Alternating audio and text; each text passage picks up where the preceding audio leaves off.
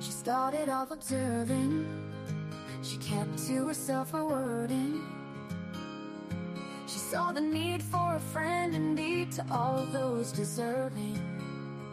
She travels the world through your eyes. She listens and sometimes cries. She wants to know what makes you whole and cares without disguise. According to Leanie, she welcomes you here. A laugh, a song, sometimes a tear, a friend, a foe, a stranger. Your life story, your moments of glory. You're sad, you're happy, your dreams and your worries. She wants to know the ins and outs of all of you here. According to Leanie, according to Leanie, she welcomes you here. A laugh, a song, sometimes a tear, a friend, a foe, a stranger. Your life story, your moments of glory. You're sad, you're happy, your dreams and your worry. She wants to know the ins and outs of all of you here. According to Leanie, she wants to know what it is all about. According to Leanie, you're welcome here while we all just figure life out. So sit back and yak, smile and laugh, have a couple or two. Leanie is coming on right now and she welcomes you. Let's hear life according to Leanie.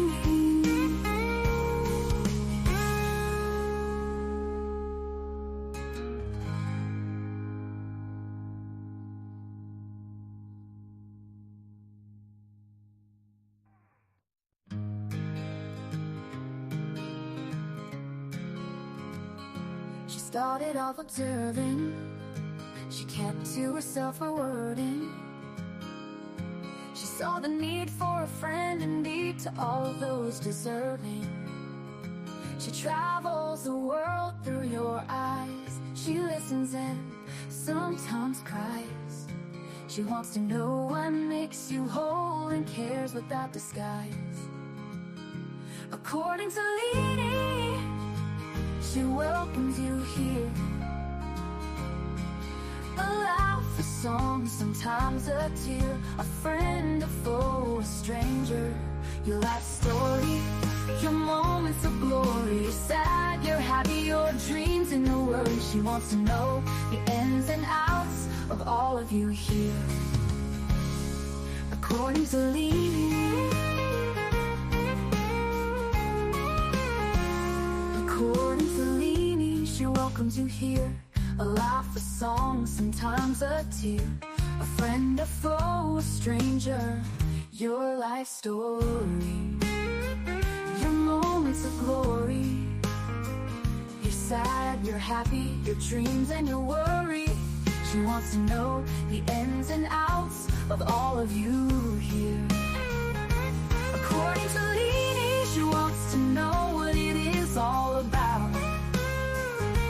According to Leanie, you're welcome here while we all just figure life out. So sit back and yak, smile and laugh, have a couple or two. Leanie is coming on right now and she welcomes you. Let's hear life according to Leanie.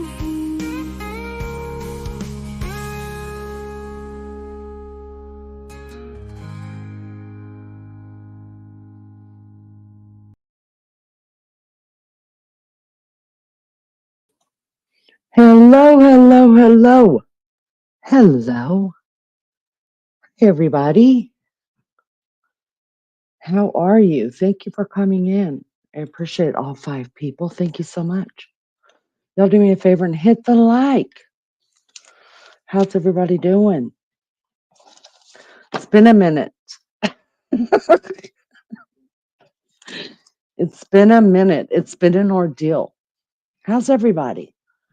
Hey, God bother. Mary Jane Doe. Hello, System Melly Joe. My beautiful friend. How are you guys? Alyssa was here. Uh, Naris, I'll never, Naris, see, hello. Lunch lady was here earlier. She'll wake up. She'll wake up, I promise. How's everybody doing?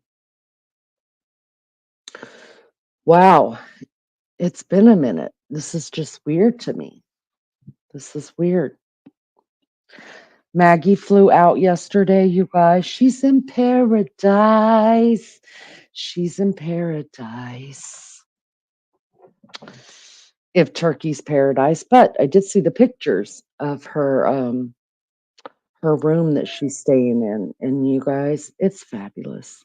It looks like paradise. She's staying on an all-inclusive island, um, a resort, if you will, and she will be gone for 2 weeks, and I'm super happy for her. She sent me a picture of her on the airplane, and she looks gorgeous, and I was very proud of her because Maggie's scared to death to fly. So, Free Side, hello, honey. How are you? Good to see you. Country jams, cold beer, whiskey barbecue in the front yard, huge bonfires and pew pews with the beer can chicken. Richie,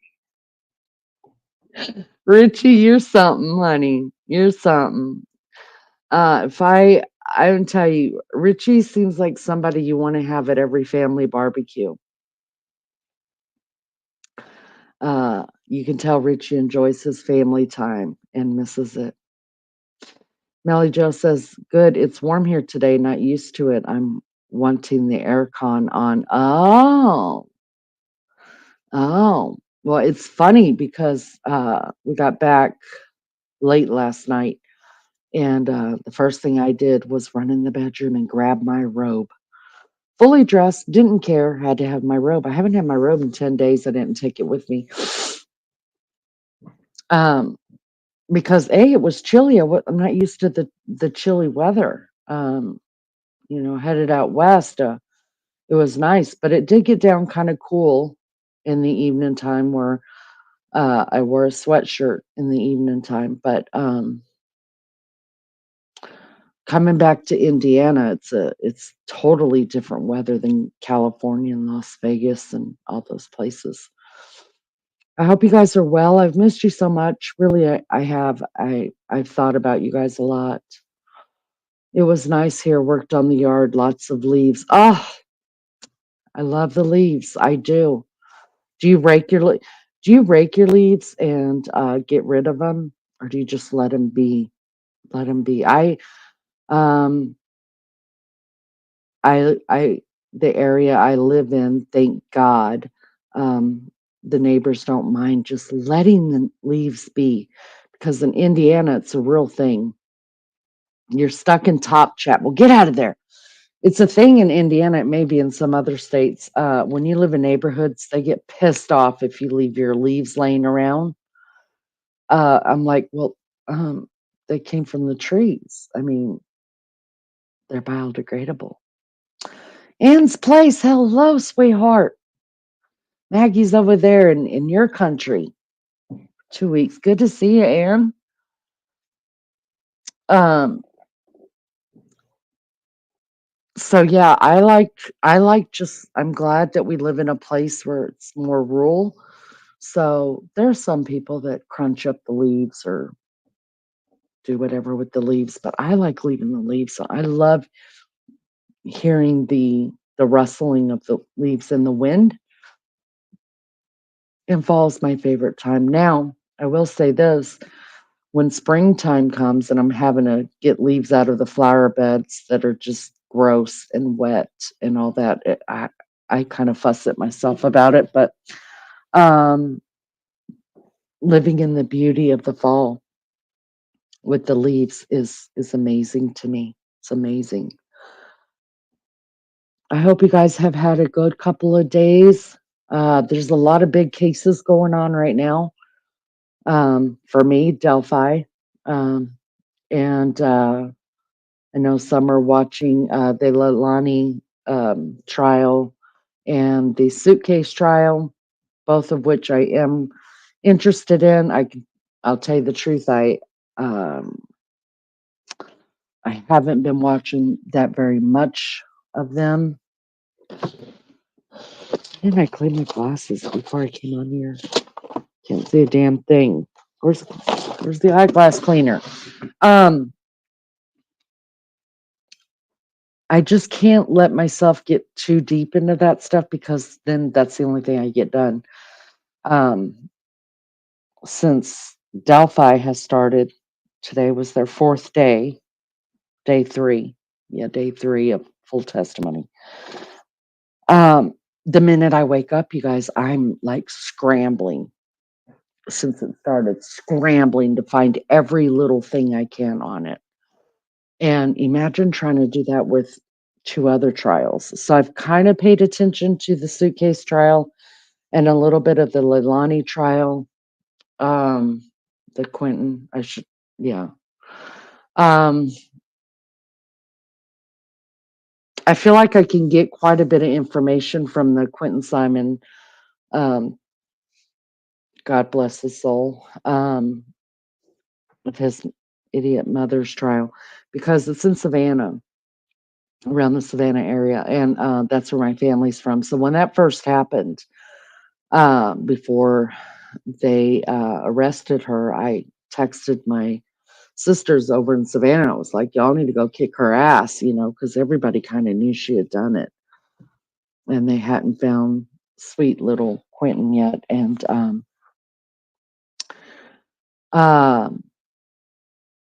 come to find out, my sisters went to school with the grandmother who Leilani lived with. And they were like, yeah, we were always fighting in school. We didn't like her. She didn't like us. And then come to find out the house that they were all living in that he went missing from is two houses down from where one of my sisters live right now.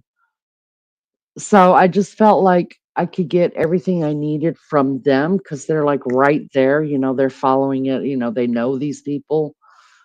And then the suitcase trial, it's just too hard. I just can't believe these trials are hitting like, all together. Miss Barbara Smith, I know. I'm so happy to be back. Melly Joe, I have been working the last 3 days. Well, I got stuck in Las Vegas, you guys. And so I had time to do some catching up with Delphi and what was going on. And excuse me, I got a cough. Hold on. Lulu, hello. Hello, my sister. You guys do me a favor, hit the like for me. I see people coming and going, and that's fine. Just hit the like. I appreciate it so much. So anyways, I had a layover in Las Vegas of 8 hours. So I got to sit in there, and Las Vegas is something I've never been there before. And the minute you step off the plane, there's um gambling machines everywhere. I mean, slot machines everywhere. Everywhere where there's not a chair, there's a slot machine. And then, I mean, I hadn't smoked in like 5 hours. I was like, I need a cigarette. You people are pissing me off. And so I asked the guy who was helping my dad get around on the wheelchair. He's like, oh, you don't have to go outside, because I thought I was going to have to go back to security and then outside and then make my way. It's just a mess. And he's like, oh, no. He said, in Vegas, we have a smoking room. I was like, direct me. So I went in there, set down my cigarettes, my Diet Coke, and at a slot machine. Didn't put not one penny in it, but I sat right there trying to get caught up on as much of the Delphi and the suitcase trial as I could. Mainly Delphi though, and yeah. So I've taken a lot of notes. I've today I woke up came right in here, started on that freaking phone and TV. I had the phone going, had the TV going, because it's closed. The courtroom, you guys, the judge and Kiwi, hello, sweetheart. Good to see you. I I'm really upset with this judge. Uh and people laugh at me when I say I've got interest in this case, high stakes for me. Um and I guess the only way I know how to explain it is like you guys watched, some of you been following Summer Wells. That's the only thing I can liken how I feel about it. Some of you been following Summer Wells for all this time, right? From the very beginning. I personally haven't. Um, and you are just every little thing you can find on it, you were just obsessed and just want justice for this baby and want this baby to be found and stuff. That's how I feel about Delphi and the Idaho 4. Delphi more so because I live right here. Um, because I've been to the crime scene, I've been to the girls' graves, I've talked to people in the town, and so I feel really invested in my family. Last and they're like, "You're not invested. Stop that mess. Nobody owes you anything." And I'm like, "Yes, they do." So that's the way I feel about it. I'm like, "Yes, this judge owes me. I've been on this longer than she has." Okay. How did I manage to miss my plane? I only missed it by 21 hours. Not bad, not bad. They didn't hold it. My sister, I never looked at. I was just told, look, we're flying out this day and we're coming back this day. And I was like, cool. I mean, okay. So we get to the airport to LAX and we couldn't check in using the computer, where you can just print your tickets out. And it said see one of the agents or whatever. So we waited in line. We got up there finally, and she was like, how did you guys miss your plane last night? And we're like, what? And she said, yeah, kind of, you know, my sister was kind of a fruitcake about it. But I could see where the mistake happened because it was 12 a.m. on Sunday night. So it didn't say Sunday night, it said the date. And so she was thinking, all right, 12 o'clock on anyways, that's how we missed it. It was a 12 o'clock thing. And we were like, well, shit, you know, what do we do now? So the only flight my dad had an appointment and he lives in Tennessee. And so we couldn't wait for the next direct flight to Nashville because my dad's appointment. So we had to take the next thing out, and that was to go to Vegas the next day, lay over for 8 hours, and then end up back here in Indy. And that's what we took. So, but the problem was that's all well and good, but my car was still at the Nashville airport. And so my sister was on the phone with her family back and forth, like, all right, we're going to fly into Indy. Who can ride with me to go and pick up my car? Because I was supposed to already be on a trip with Beefcake back to Oklahoma. So nobody could do it. And so my dad was like, look, I can drive the car back. And oh my God, you guys. First of all, let me just thank all of those who watched my dad's video of him singing. The most precious thing that my dad does, you guys, is when he sings, when he gets off by himself, or even he doesn't care if I've got 2 more videos of him in the airport where he's singing, and I love it. It reminds me of the good times of my childhood where my dad would just put on earphones and lay in the middle of the floor in front of his stereo and sing and howl, and it was the best. Those were the good times. Dad was happy, and now that dad's older, in his early 80s, Now there's not a song that my dad could sing that there's not a tear that doesn't come out of his eye. And sometimes I wonder about that, but I listen to the song that he's singing, and I can usually figure out what time of his life he's um, he's thinking about, which is a little odd, but I love it. See, hello, darling. How are you? Good to see you. So,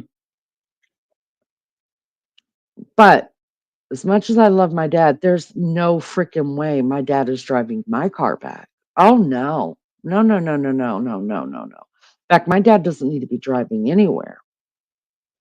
So the only thing there was to do was get back here and then leave my car there, go to Oklahoma, take the long way around to come back home, hit Nashville, and then drive home with my car. And that's what we did. So it ended up costing me $220 to get my car out of the parking lot. And it was a whirlwind, but I've got it and it's here and I'm glad. And it wasn't too bad. It wasn't too bad. One thing that I did, Kiwi says Brian Laundrie and Gabby, Delphi is a religious site in Greece. Ah,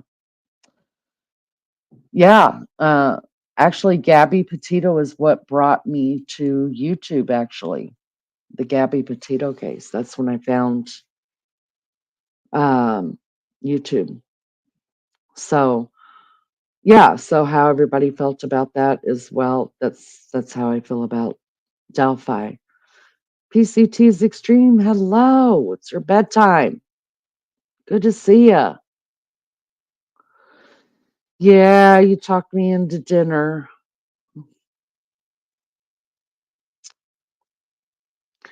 I don't mind making it. I'll make it. No biggie.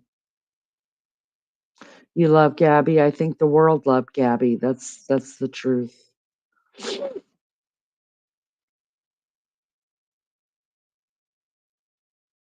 Ann's place, you didn't hear about the Gabby Petito and Brian Laundrie case? Wow. You got to look that one up. It's completely sad. Completely sad. Anyway, so as soon as I got home, you guys, and from traveling the US, I thought I saw my dogs. I was so happy, saw my kittens, and then I thought, damn, I want to go again. Um, the one thing this trip did for me is that I'm not scared anymore to get on a flight. I felt like the last two flights that I went on, because I went on four altogether for this trip. And the last two, I was like, I didn't even stress it. I just went and get on the airplane, felt like a pro. Um, I prayed while it was going up. I prayed when it came down. And I mean, I did good. So I'm not, if anything good came out, which a lot of good came out of the trip, um, is that I'm not scared anymore. So now I can go a lot more places because I'm not scared to fly. Especially my sister. My sister goes a lot. She is always getting on an airplane somewhere, and she begs me to go, and I'm like, not me. No, no, no. And now I'll be like, buy me a ticket, girl. Buy me a ticket. I'm coming. Now I don't know that I'm ever gonna go overseas with her. She usually does a Mexico trip um, once a year. I don't think I'll be doing that. I have no desire unless I can get to um, the Holy Land or England to go flirt with Chuck Charles, the King. I'm probably not leaving this country again. I already did that. I'm good to go. Don't want to do it again. So, yeah, that was the trip. Fried chicken and potatoes. Oh, you made us some spinach dip. Yummy. Bring over some bread. I have a traveling bug now. I do. I do. I'm ready to go. If I didn't have, listen, if I didn't have my two dogs, I would be in Arizona right now with my sister and my dad because this weekend was his um, what do you call it? Reunion. They get together once a year. Him and all of his old army buddies get together once a year in Arizona. And it's so nice. And he told me that he said there's not many of us left. But I want to tell you guys something. So, um, some of you knew I was a little bit nervous about taking this trip back to where I grew up, my childhood back in California. And I was nervous. I was nervous about seeing people I grew up with. I was nervous about being on this. I was nervous of it bringing up memories, bad memories, and having to deal with memories of my sister that I haven't dealt with yet, that I'm not ready to. I was scared of it. Um, and I didn't tell anybody. I didn't tell my other sister. I didn't tell my dad, and I didn't tell nobody. I just dealt with it. And I'm telling you, it was going back this time for me, which I haven't been back to that street since the early 90s when my kids were very, very little. And um, I said in the 90s, I was like, I told my friend who still lives on the block that I grew up on, I said, I'm never coming back here. And I meant that with my whole heart. But when her dad passed, I had to, I wasn't even thinking about that stuff. So it was very healing and very, I didn't deal too much with what I have to deal with eventually when it comes to my sister, but it was a healing experience, and I'm going to tell you why. Um, I don't get on a plane unless I'm highly sedated. No, I'm good. Miss Barbara, I think maybe you should just go and like jump a couple of planes and maybe it'll take it away.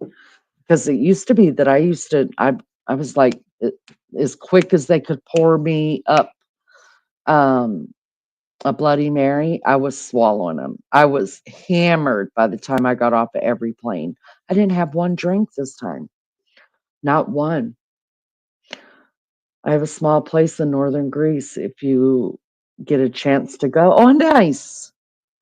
My friend is doing well. She's actually in oh, you guys, maybe I shouldn't say this on here, but I'm gonna. So my friend uh met my sister and my dad over in Arizona. The plan was they were always going to meet in Arizona. Kaz, hello, my friend. How are you? Good to see you. The plan was that my friend Tammy and her dad, who just passed, they always meet my sister and my dad in Arizona. Not that my dad and her dad were in the military together, but it was just so they could get together like once a year. So the plans are already made for her and her dad to meet my dad and my sister there, if that's making any sense. Well, my friend still went. You guys, her dad was cremated. She brought her dad. I probably shouldn't say that real loud, but because you're not supposed to carry human remains over state lines, but she did. And I totally understood her about it because there's been many my mom and my sister are not buried yet. And we have their cremains as well. Well, I don't, my other sister does. And there's been many times that I've wanted to go and get him, put him in the car and go on a road trip with him. And my sister, back one time I asked her, I was like, let me take mom. This was before my other sister passed. And she was like, you're crazy. Nobody takes their cremated mother across state lines on vacation. I was like, but I'm not, I don't care that anybody else is doing it. It's what I want to do and take my mom.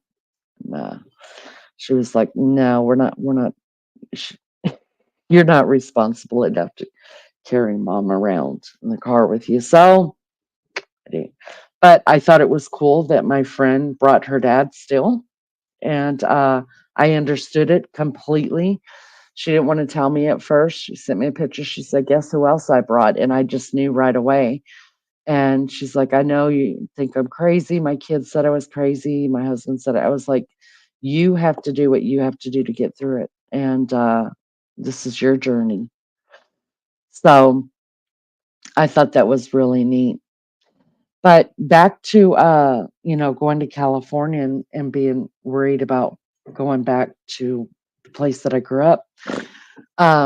Everybody had gone into my friend's house. I went in, I said hello to everybody, and went back outside, and I was standing and I was looking down the street at the house I grew up in, and it's shockingly not as far away as I thought it was when I was a little girl, looking over at my friend Tammy's house, thinking, I wish she just lived next door. Basically, she did. It's not as far as I thought it was. And I'm staring at that house and remembering, and I decided I wanted to walk down to the front of it. And my friend Tammy had come outside, and she's like, "You okay?" And I was like, "Yeah." I said, I think I'm gonna walk down to the house. You wanna go?" And she's like, "Yeah, I wanna go." And then I was like, "We probably should get my sister." And so she went in and she got my sister. Well, we left my dad there because he was having a great time talking to everybody. Well, the driveway at that's at the house, my dad put that driveway in. Eric, fresh corn. Hello, sweetheart. My sister brought her husband to sprinkle him out where the whales go to have their babies. Aw, I love that. Melly Joe, it's all good. All Greeks have tragedy. In 10 years, I might retire to Greece. That's nice. She brought him to Hawaii. Wow. Actually, now for me, there were people that had talked about, can we split up my sister's ashes weren't talked about like that, but my mom's ashes, she has a lot of grandkids and family, and there were people that asked if they could have, some of the ashes, and I just was like, no, can't split mom up. Mom can't be everywhere. I mean, that just freaks me out. So I didn't let no one have any, and thankfully my siblings, my mom's other children were just like, no, we're not splitting mom up. Mom's got to stay in the box. And everybody else just had to understand that. But like I talked to Tammy about it, and I was like, "What are you gonna do with Uncle Charlie?" And she said a little's going here and a little's going there, and we all got necklaces, and we're all gonna wear them around our neck, and then we're gonna go here. So she's putting some in Arizona right now, I guess. And Tammy's mom is full-blooded Hawaiian, and she's making a trip to Hawaii and spreading some of his ashes there. I mean, some people aren't bothered by that, but for me, I was like, you don't split my mother up. Nobody gets to split my mom up. But some people like that. Like her father wanted to be put into the Pacific Ocean so he could go places that he's never been before. And so that's what was done. I guess it just depends on, some people honor the wishes of the dead, and some people, uh, have to get through it any way they can get through it, and they have to do what they got to do to help them.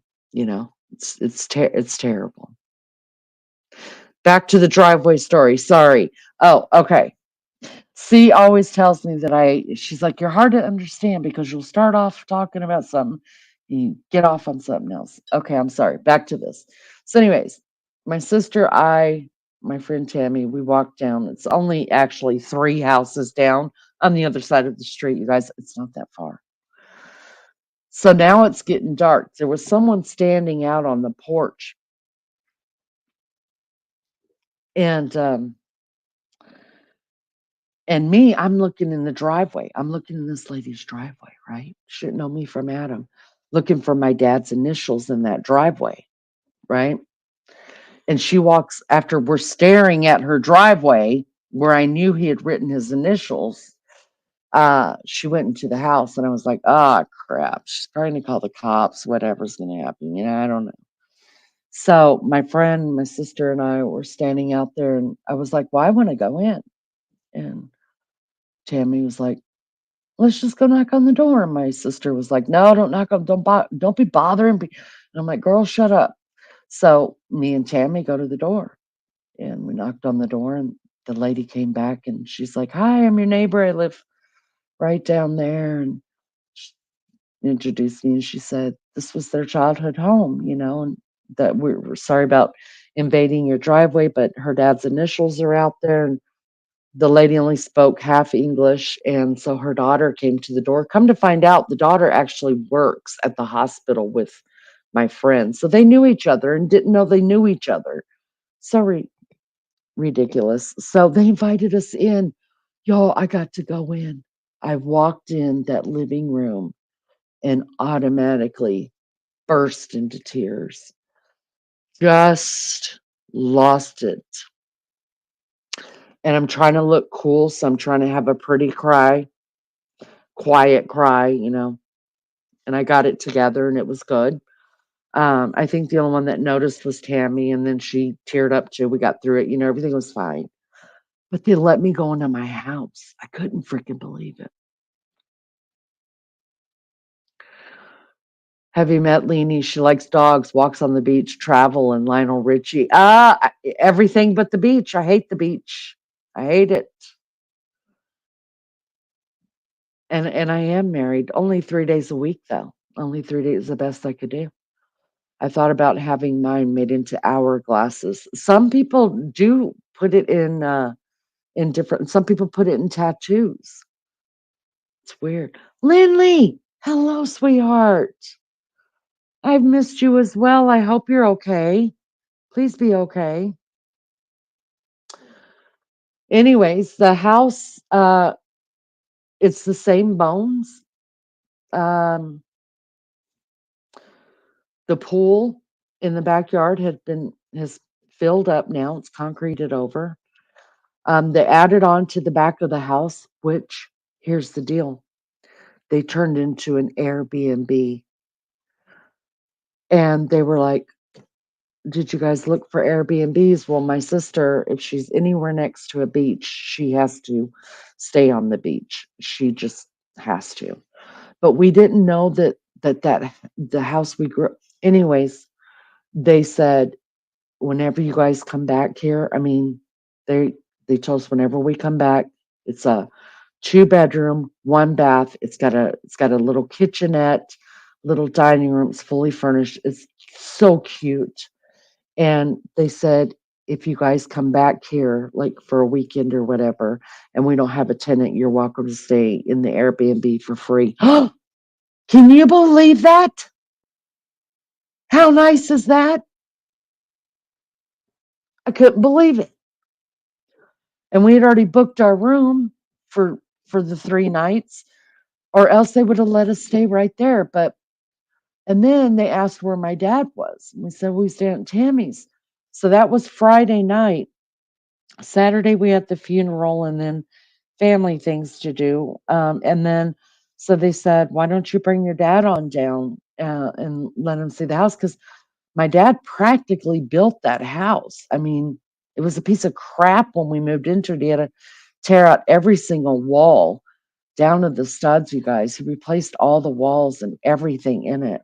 And so they invited us back on Sunday and we brought my dad back in.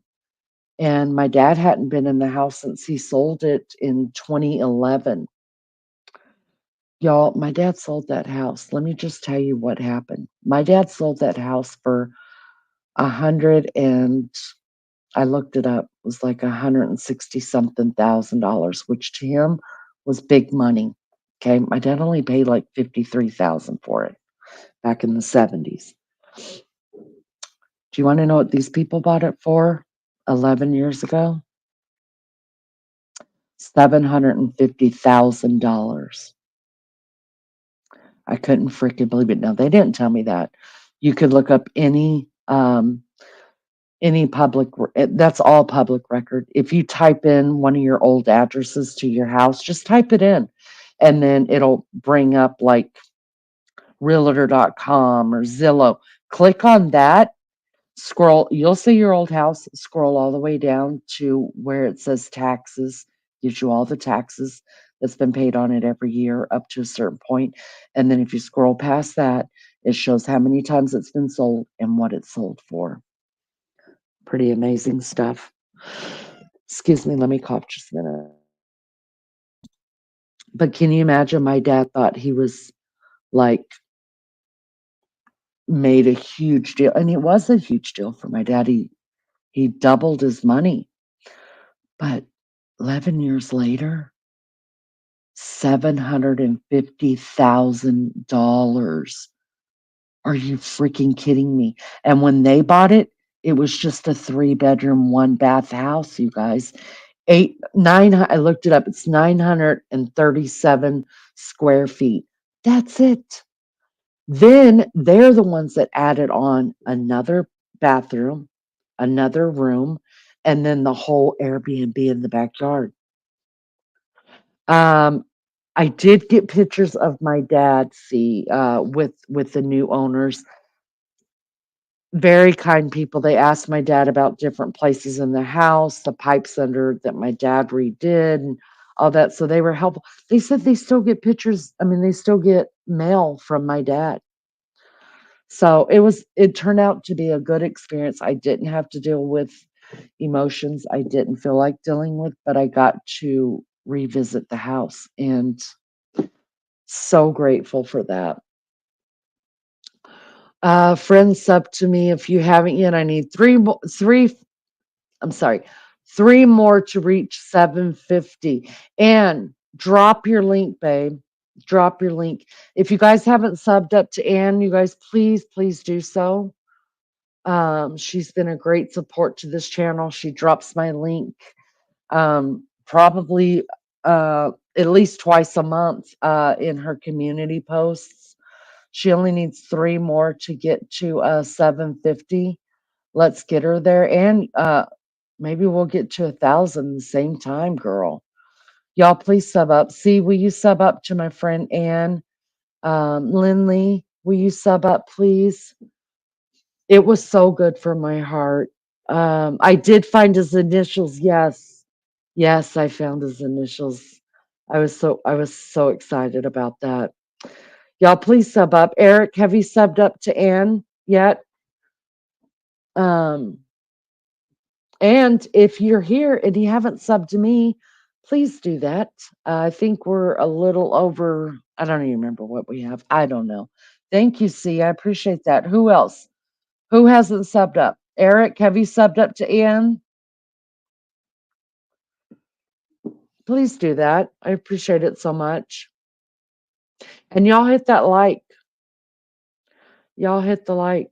We're gonna do a little bit. I am gonna talk a little bit about the Delphi case now that I've spoken about my trip, but I do want to let you guys know. Oh, thank you, Lindley. Thank you. I know, and you have. You have been subbed to me for a long time. Um, there are a couple videos that I did from California. I did get to go to one of the cemeteries, the Pierce Brothers Cemetery. There is a video on my page uh, where we took my dad, and I tried my best to keep everybody off of video. But took him to see Marilyn Monroe's grave, and Hugh Hefner's, and Don Knotts, and there's so many people there, you guys, that I couldn't get everybody. Um, I'm being driven around by people, so I'm kind of I'm playing, when they're ready to go, then they're ready to go. And so, but it was funny because the last day there Monday, we weren't supposed to be there Monday, but we didn't know that. I told my sister, I said, look, I'll do it. If you need me to go to the beach with you, I'll go to the freaking beach with you. I mean, y'all, I was so good, so nice. And so accommodating. But I was like, look, I'm going to a cemetery here. So I picked the one that was the easiest to get around, the smallest one that was easiest for my dad to be pushed around in a wheelchair and that he would be able to see. Um, Nobody was excited. They were like, why are we going to hang out with the dead? We didn't know, they're all dead. And I was like, well, obviously I'm in California to hang out with the dead.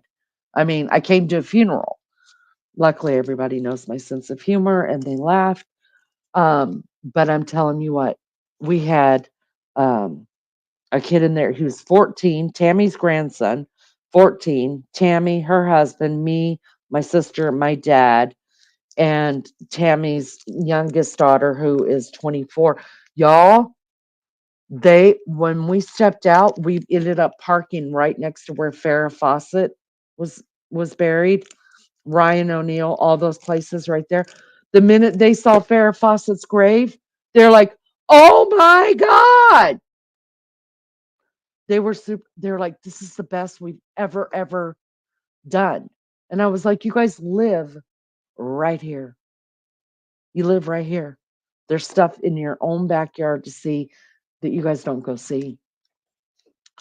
Um, so there's a couple of videos on there. There's one where we're driving down Sunset Boulevard and we're doing the Walk of Fame and seeing crazy stuff that's going on there. And then there's a short of my dad singing, and I was super happy to tell him. I was like, Dad, because I asked him. I was like, Dad, I never asked him if I could video him.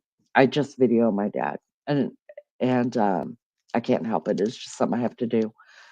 But I did ask him. I said, Dad, is it okay if I put it on my YouTube channel? And he's like, well, of course. He's like, am I going to be famous? I was like, hell yeah. Hell yeah, you're going to be famous. Y'all, when I told him the next day, he almost had 1,000 people that that watched his video. You never seen a man's eyes brighten so much. He said, you got to be kidding me. And I was like, no, Dad, I told you you're going to be famous. So to all those that watched my dad's video and liked it, thank you so much. Um, it meant a lot to him, and it meant a lot to me. And he's precious. He's a precious man. Lindley said, "I'm so upset there are no cameras in Delphi. I think this should be an all high profile case." Lindley, I'm right there with you. Sister, my Indiana sister, I'm right there with you. I'm so pissed off at Judge Gull. I cannot see straight. I'll say true crime. Hello. We have the cast members from Bewitched buried in Ohio. Well, maybe I need to go over there. Love Grandpa, of course. You love Barbara Smith. I read everybody that left him a message. I read it to him, and I just love. He just couldn't believe it, and ah, people just don't realize it. Ah, it's just something so small like that. 750. Woo! All righty, we're on our way. Forrester, hello. But something so simple as like just hitting a thumbs up or saying, like just something sweet. I mean, just the smile that it really does for people and easy happiness, and people don't realize. I wish everybody realized. But anyways, even if you don't want to listen to it, it's less than a minute long. Just click the thumbs up so that whenever I think he's coming back for Thanksgiving, and will be the next time. And then I would love to show him that he's gotten even more viewers. I am well, Forrester. Thank you so much. I'm not bringing him up on panel. Oh no. I am well, Forrester. Thank you so much. I hope you're well. I hope everybody's hit the like. We're gonna do some true crime tonight. Um with Delphi. Like I said, like Lindley said, there are no cameras at all. Pissed me off. Um Let me just put it to you this way. There's a lot of Hoosiers that are really, really pissed off about that. And I really hope Fran Gohl was ready to retire because there's no way she'll be elected again. No way. No way. Leanie is lunch lady, your sister. No, but we could be. I feel like she is. I feel like she's my sister. I feel like we were always, you know how you meet people and you're just like, I was supposed to meet that person my whole life. That's the way I feel. Yeah. We're so much alike. And I don't know. She's just, I don't, there's something really special about her. Um, she's probably um, one of the most listening people I have ever met. Like sometimes, when you talk, like even sometimes when you talk one on one to someone, and you just kind of get a vibe like they're not listening or they're not hearing. That's two different things, right? Listening and hearing somebody, it's two different things. Miss Barbara, he's looking for another love, and I told him to find one. I'll hook you up, sister. Um, Lunch Lady is definitely one of those listeners, and she hears you. And when you find someone like that, you don't let them go.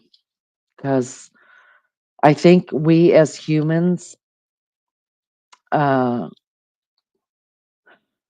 there are a couple things that are essential for a happy life, to be loved, to be cared for, and for someone just to you know, hear you. And she gives that freely, and it's a gift. It's a gift. And God sent her to me at a time in my life where I needed her, and through YouTube, who knew?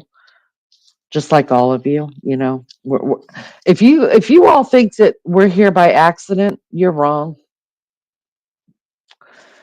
You're wrong. We're not here by accident. And the reason why I know that, first of all, is because I prayed and for this channel and what I wanted it to be like, and feel like God gave me those people, and nobody can take that from me. Um, but second of all, um, just the way the channel is, right? I mean, we could all sit here and just bash and rage and let whatever happen in chat happen, and put people up on panels that don't value humanity or kindness or any. We could do that, and we could be a huge channel. I mean, that's how channels grow. Drama and hate and stuff like that's how it grows. Um, but the reason why I know that we were all put together and we were supposed to be in this place together is because you all stayed, and slowly people still trickle in and stay. And let's be real, we haven't had a whole bunch of crap. We've been blessed. We've been blessed. We haven't had a whole bunch of crap. And when the crap comes, the mad mods just do what they do, and I don't even know half the time. And sometimes even you guys don't know. So we were all meant to be here, and all of us bring something different to the table, and this is why it works. I think we all have the same goal in mind. We all want the same thing for the channel, and we just want to hang out and be real and be okay and be vulnerable and laugh and be silly. And so when I look at those really, really big channels that, have thousands of people in it, I just think, and I'm watching the chat go by because I'm not gonna lie, the last 3 days I've been spending more time on YouTube looking through all these channels because I'm trying to get as much information on this Delphi as I could get. Because basically the only information we're getting out of Delphi is by what people in the courtroom are reporting. And there's only 23 seats, 23 seats for the public. That's it. That's why I was like, there's no way I'm going to go. First of all, I'm not going to stand out there all night long in the cold, try to get me a seat. And so you could get in the morning session, right? And then if you leave the courtroom to go to lunch or to go pee or whatever, you don't get back in. You don't. The next person comes in, and that's how it's handled. It's nuts. It's nuts. So what we lack in quantity, we've got in quality, and that's what counts to me. Anyways, Lunch Lady is awesome, Lindley. Thank you so much. Miss Barbara, my dad is 3 years older than my mom. Hold on, let me figure it out. 46. My dad was born in 43. So how old does that make my dad? 81? Is that right? My dad was born in 43. So I think that's 81, right? Awakened! Hello! Girlfriend, I thought about you when I was at that OU game and we got slaughtered.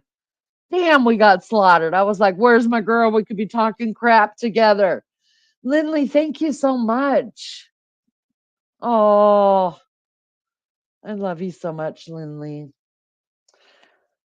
Wow. Thank you guys so much. Thank you for being here. We should at least have 25 likes. I'm scared to go look. So if you forgot to hit it, you guys hit it. Maggie is in Turkey vacationing. And you should look up where Maggie's at and go crash it. So that tells you I'm too damn old. What? You're too how old are you, Miss Bar? You're not too much older than him. You're not too much older than Dad. And he's handsome too. I'm not telling you that because he's my dad. I know I was so upset. I was actually on camp. You were? Campus Corner Live worried so much because we were hoodlums. You were? You were on the Campus Corner? Oh wow. I didn't know that. We could have hooked up. Oh, wow. Maggie is on vacation in Turkey right now, guys. She's going to be on vacation for 2 weeks. 2 weeks. She comes back on, I think the second or the third. Oh, okay. On the Tubes Live. Oh, girl, I'm telling you what. I first of all, I forgot how hot the Oklahoma sun is, and I was sitting there in those bleachers, and at halftime, I was like, first of all, I'm ashamed, and I can't believe we drove this far for this, but still, I would still go watch, an OU game even when they're losing. Anyways, I ended up going back to the truck at halftime because I was burnt so bad on the top of my head. My scalp burns, and I didn't wear a hat because I forgot where I was at. Down the side of my arm, I had a farmer's burn on my face, and I didn't even feel it. I did not even know I was burnt. And Beefcake finished watching the whole game. He came back and he was a lobster. I was like, oh God, you're gonna feel that. So we ended up getting back on the road after the game, and by the time we stopped for gas, it was like later in the evening, and that sun had set in and I looked terrible, but it's all faded now. So it looks like I I've gotten some tan, so that's nice. Been thinking of you though. Uh,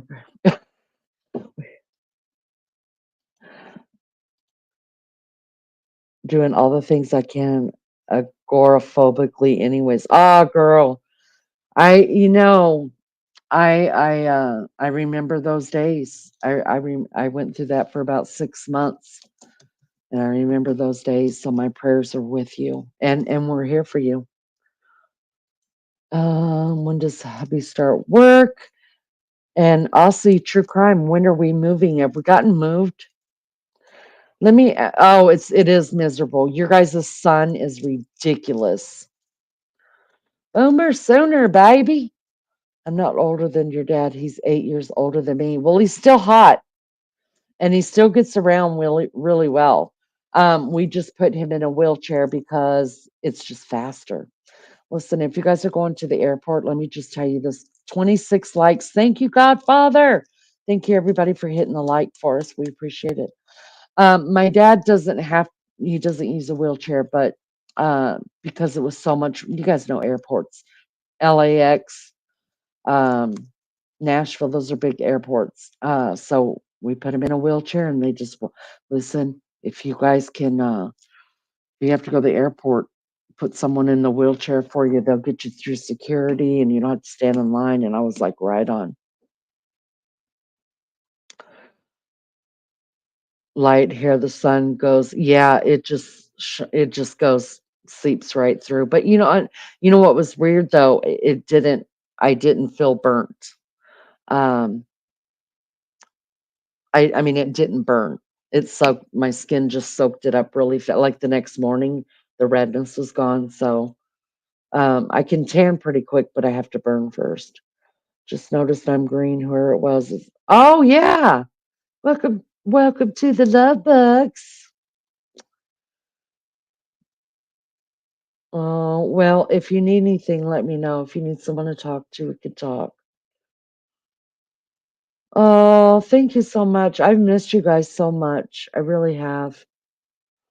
I use a wheelchair at the airport here because it's too damn big for me to walk at all. Well, I'm gonna tell you what. I'm gonna tell you what. Put somebody in a wheelchair.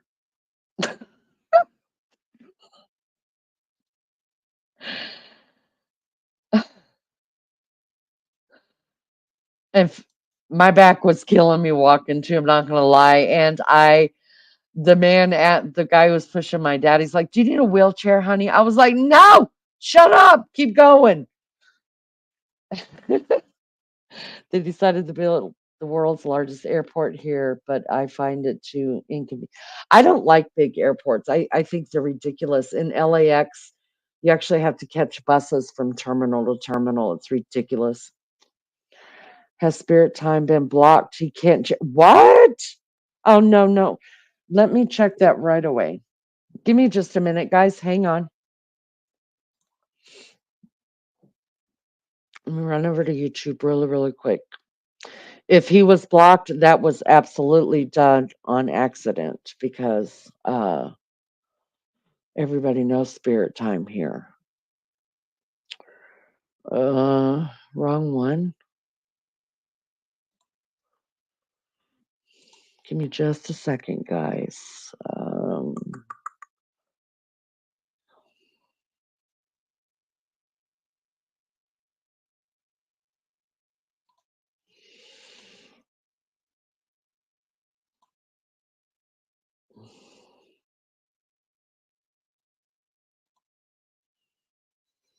829 subs. I need one sub to get to 830, you guys. If you don't mind, if you haven't subbed up, please do so and hit that like. Let's see. Community. Here we go.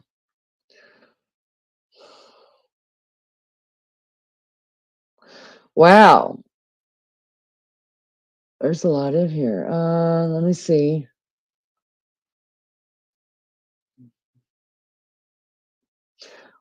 Why is Freeside blocked in here?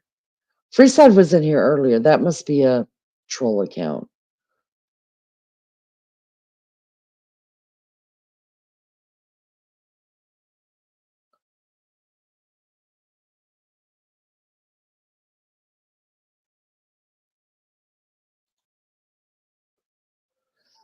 Um,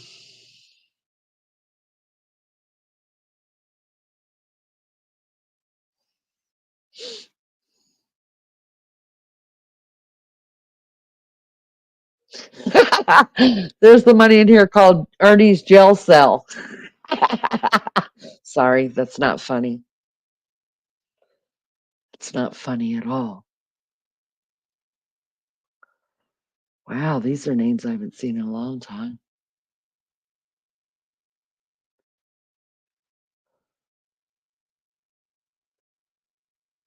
He is not even in here. Let me go back through it one more time.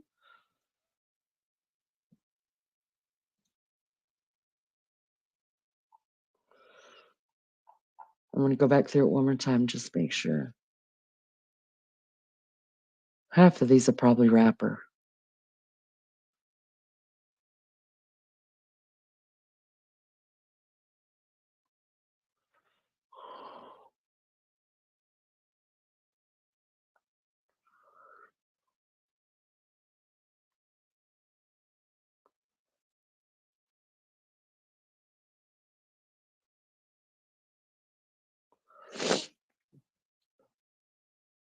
Nope, he's not blocked.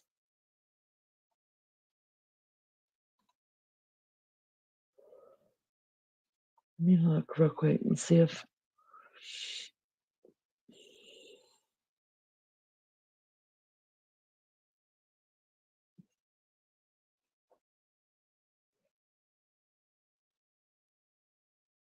Must be YouTube. Ask him if he... Spirit Time, can you come back? Ask him if he'll sign out and then come back, because he's not blocked at all. Maybe YouTube muted him like they did you a while ago. I remember Annie saying that. Lindley says, what do you think Richard Allen's defense, stating they believe Libby and Abby were murdered at another location? I believe that Lindley not to be true. If you guys will give me just a minute here, hold on. I just checked twice. Aussie, please ask them to check out and then come back just a minute and see if that works. Thank you guys for being here. You guys will give me just a minute. Let me make me another cup of coffee really quick, and then we're going to get on this Delphi thing. Lindley, if you feel, I don't remember, do you come up on panel? If you want to come up on panel. I'm at 8:30. Woohoo! Thank you, everybody. He's trying that now. He has chat and can see, but nowhere to write. He knows it's not you. Okay, good. Just as long as he knows it's not me, because we didn't do that, and everybody here knows him. Hello, Lady O. Hello. All right, let me make some coffee really quick, and then thank you guys. Thank you so much. 170. We need 170 more people to sub up, and then we're done getting subs. Anything after that, it's just a blessing. All right, let me get another coffee, and then we're going to talk Delphi, because you guys, they're going to court 6 days a week. That's a lot of court time. And so let me get my coffee. I'll come back. Lindley, if you feel like coming up, you're welcome to. If not, then we'll talk about it through chat. Give me just a second. I'm going to put on one of Lunch Lady's songs. And then we'll get into this Delphi trial. Give me just a second, guys. Y'all sub up. Hit the like. All right, BRB.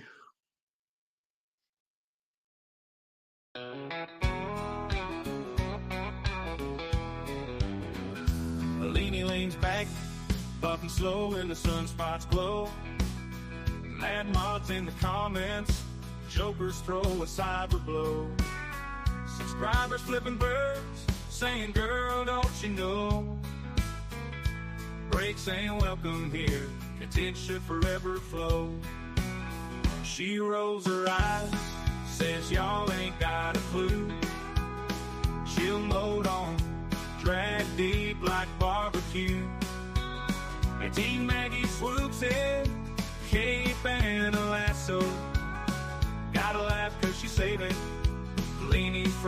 is that so?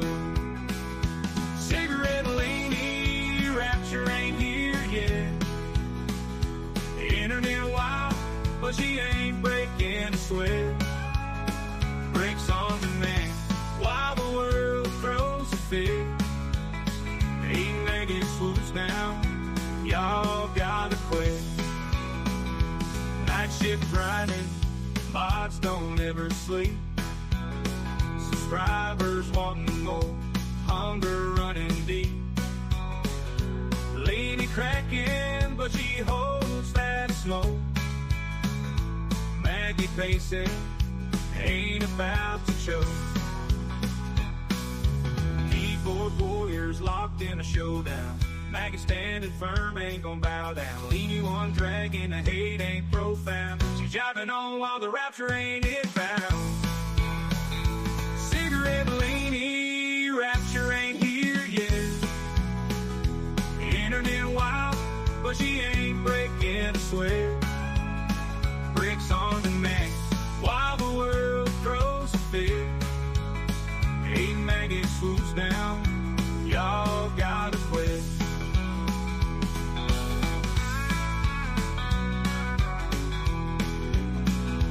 Keyboard warriors locked in a showdown. Maggie standing firm, ain't gon' bow down. Leaning one dragging, the hate ain't profound. She's jiving on while the rapture ain't inbound. Cigarette leany, rapture ain't here yet. Internet wild, but she ain't breaking the sweat. Breaks on demand while the world throws a fit. Ain't Maggie swoops down, y'all gotta quit.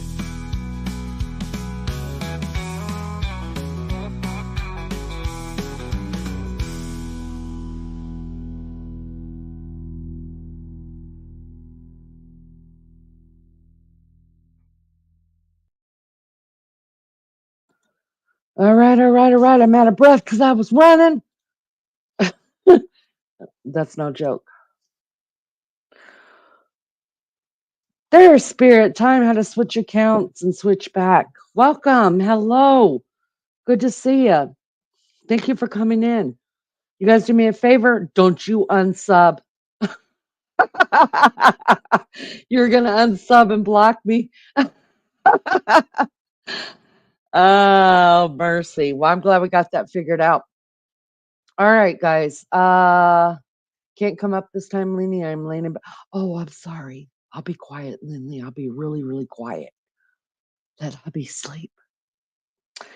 It's happened to Miss Barbara before. You know, YouTube does what YouTube does. YouTube has me a little shitty right now, you guys. Maybe I'll talk about it sometime, but I don't want to get into it right now because I want to get into this this trial with you guys. I'm gonna.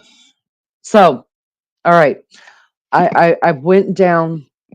I went into people's lives that I try to stay away from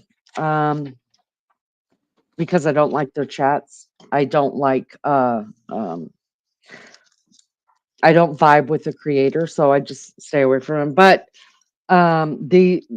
these people that I did go into some of their chats, some of them I didn't just go into everybody's because I went to the ones that I knew of back in the day when this happened. This happened February the 13th. Let me just give a little bit of background, okay? On February 13th at 2017, it was a warmer day here in Indiana. Usually around that time, we still have snow on the ground, but we didn't. And the kids, for some reason in Delphi, I don't remember the kids in my area. They were out of school that day for whatever reason. I don't know, but they were out of school. So because it was a nice day, I guess that's why the girls had decided to go to the trails there in Delphi and take pictures and videos and stuff like that.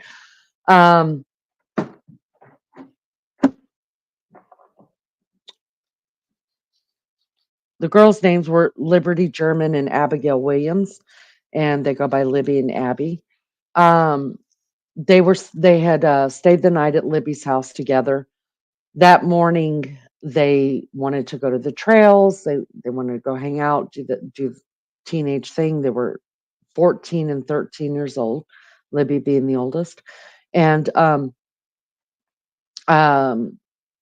Libby was being raised by her grandmother, Becky Patty. Um, her father also lived in the home with them. Her mother is Carrie Timmons. She lives in um, Alabama. Okay. Uh, her sister Kelsey also lived in the home along with an adopted son named Cody that lived there, along with the Patties, Mike and Becky Patty. Libby had asked her grandmother Becky if she could take them to the High Bridge, the Monon High Bridge, and she didn't have time. She had work that day or whatever, and so Kelsey, her older sister, was going to go hang out with her boyfriend and then go to work. So Libby asked Kelsey, "Hey, do you mind taking us?" I'm just doing this fast, you guys, just to give you a background really quick of it. You guys may already know this, um, so just bear with me a second on it.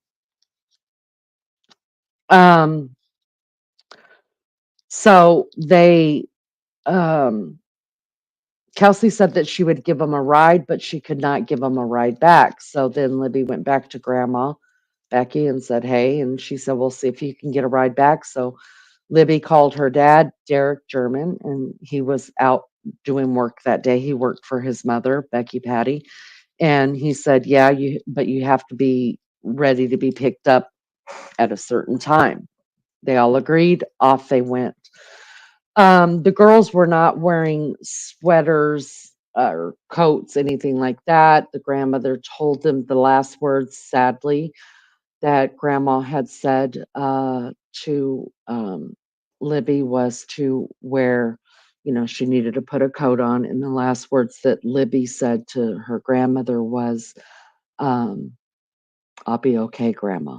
That's so sad. So sad. So because they didn't grab coats and stuff like that, Kelsey had two sweaters. I call them sweaters. They could be sweatshirts, sweat jackets, whatever you call them, in her car, and she threw one of the girls that, and they wore it. Anyway, so she drops them off. They bebop their way in. Now, what we have found out through this trial so far, like I said, there's no audio or video allowed in the courtroom at all. So everything that we have to go on is by the people that are in the courtroom that are coming out doing their YouTube channels, reporting. There's some reporters there from the news, things of that sort. So that's how we're getting the information that we're getting. Hope everybody's doing okay. I lurk in those. Leanie just reminded me why I don't go there. Right. Yeah. That is so quick. I'll see true crime. Wait. Did not. Must have been well prepared. What did I miss? Found out last Friday. Packed the truck. Saturday we left. Got here about 9 on Sunday. Wow, that is quick. Good for you, girl. You're gonna be all set up by Christmas. Go ahead, girl. Spirit time's in the pool. He's naked. I love a naked man. Um, my chat is so beautiful and lovely. I'm horrible channel though. I still haven't been able to get everything figured out and chat. Hard for my Er, Awaken. Every time I've been in your chat, you have a great chat, and I think you do well. Um, Whatever you need help with, I if I know how to do it, I can help you. But I think you have a great chat. If I could get one of the mods to drop Awaken's chat for me, her channel, you guys sub up to her. She's in Oklahoma. She does the times I've been in there with her. She does mental health awareness, um, real true talk about stuff as well. And I think you do some true crime as well. Um, Now I know someone in Queensland. Whoop whoop. All right, so let's get back to this little. Somebody drop that link for me. I appreciate it. I struggle, but yes, chat is like yours. Wonderful people. Yeah. I mean, they've always been very kind to me when I've gone in there, and you have a great co-host as well. Like her a lot. There's her channel. If you guys want to link up with her, that'll be great. All right, so back to this. So anyways, I when this all happened, I didn't know anything about YouTube. I thought YouTube was just for music, but I did have Facebook, and I was involved in a lot of Facebook true crime stuff. I think that's where a lot of people came from. And so immediately when this all happened, I found a couple of good Facebook groups to get into, and followed that around for a while, until it got really bad. And then you know how those get. You just yeah, you gotta. I mean, the conspiracy theories that go on in those groups is just something I couldn't deal with. I mean, I don't mind all the morbidity. I don't mind all of the, that someone may have an opinion or something. I can understand that. But just I think when they started blaming the family, like Kelsey, I just found that disgusting because we all know. Hold on, I gotta take a drink in my throat. We all know that the very first people that are always looked at is the family. So here we were 6 months into this, and people are starting to blame Kelsey and Mike Patty, and it just started going crazy, right? This was even before the Odinist bull crap that came out. Um, sorry. So that happened. They disappeared on February the 13th. They were found on February the 14th, uh, and the following month on March the 13th, I think it was. And I have pictures to prove it. I went to Delphi and found the crime scene and all that. I didn't find it. My son found it, brought me there to it. Okay. The tape was all down. I have a live done on this already. I can link it if it needs to be linked. My day in Delphi.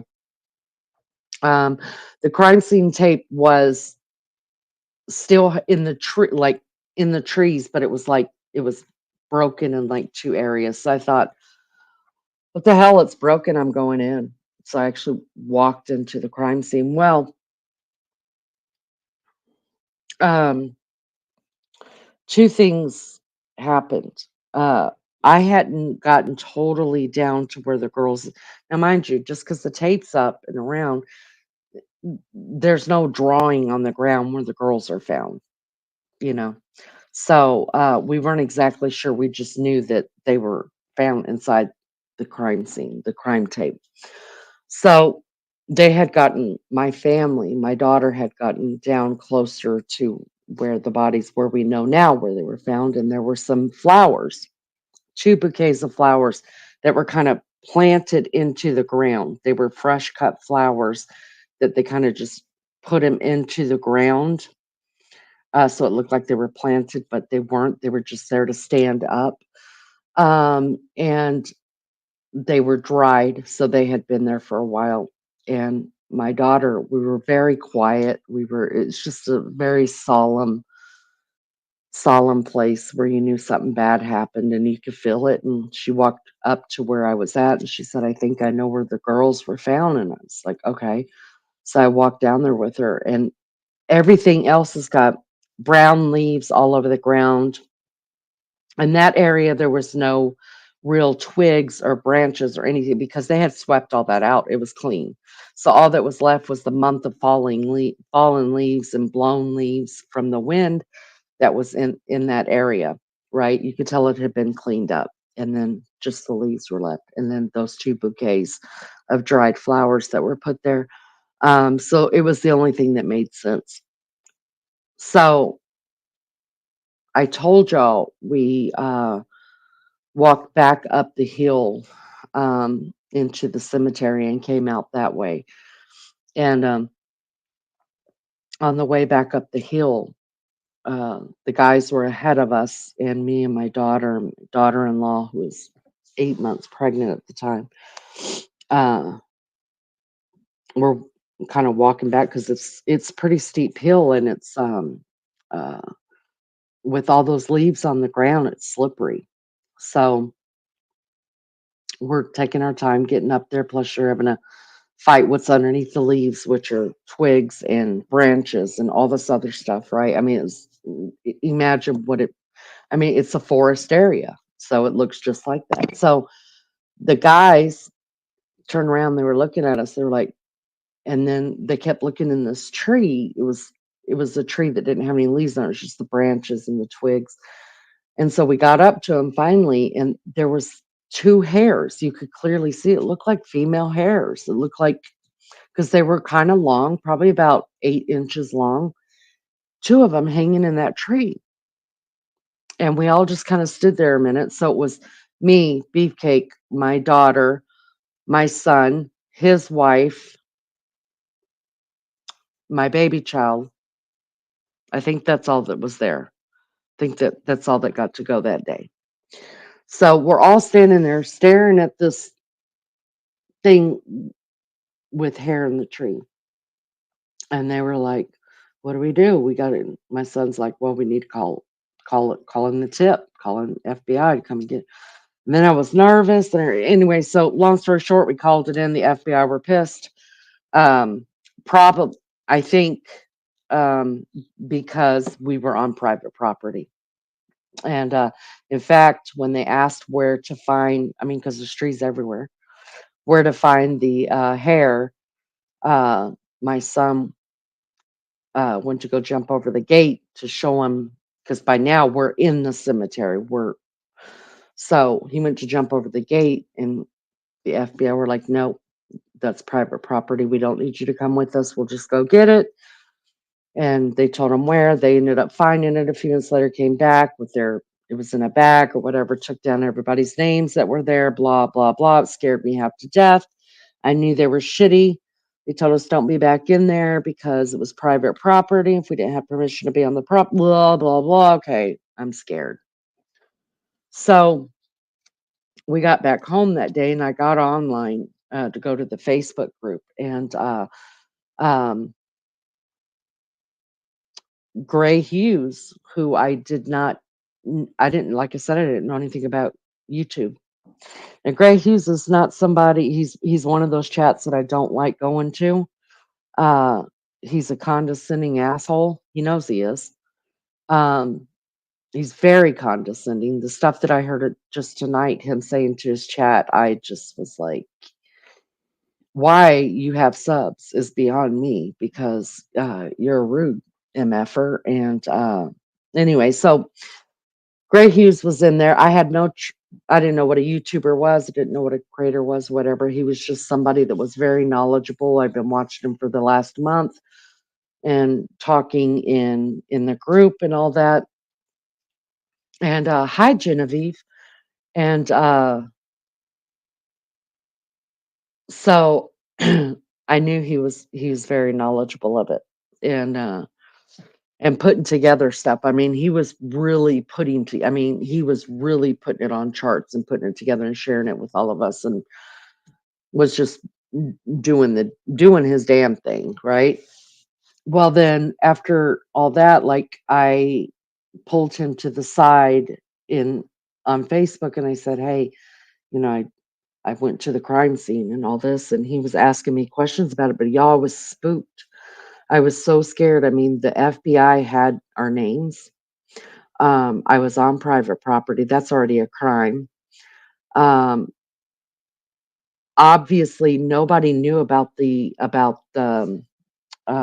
flowers that were placed there. We didn't tell the FBI we were inside that tape. because they didn't ask. If they'd asked, then of course I'm going to tell them. But if the tape is broken, you just figure it's been a month. Surely they're finished. So I was scared, and I said, I think I'm pretty sure I know where the bodies were found. And so he was just like, go ahead and just tell me and I'll put it on the map, blah, blah, blah, this other stuff. And I couldn't do it. I was so scared. I was scared of him. I didn't know if I could trust him. I didn't know if I'd get arrested. I didn't know if the FBI were going to get in contact with us, what was going to happen. So I was like, I'm scared to say what I saw. And he said, well, then I can't help you. And I never spoke to him again. I just stayed in the chat, but just watched. I will say this, even though I think he is a condescending, mean, just, uh, I would, uh, he's a terrible person. He's smart. He is. And I will say this, I have to say this for the man. Out of everybody I've watched the whole time I've been watching this case, which is from the very beginning, uh, his theories make the most sense. His the way he presents it is totally uh, understandable. Makes a lot of sense just from everything that I've heard and I know about it. And then I go over there and I watch him and I'm like, yeah, I mean, you guys, he's got it down pat. He does. He has talked to the FBI. In fact, he was one of the people that someone called a tip in and said Gray Hughes actually killed the girls. Did you guys know that? Yeah, he was had to prove where he was that day. A lot of shit happened from that Facebook page, and even then, I left the Facebook page and then just started, listening to the police and everything that was put out, things that were leaked, blah, blah, blah. And that's how I've kept up with the case, going back to Delphi a couple times, talking to the people that live there, things like that. So that's how I've got my information. But I will tell you this, if you can stand to listen to Gray, which I cannot, Diamond Lucidity, hello. Um, if you guys can stand to listen to him, I'm just going to tell you everything that from what I know and believe to be true.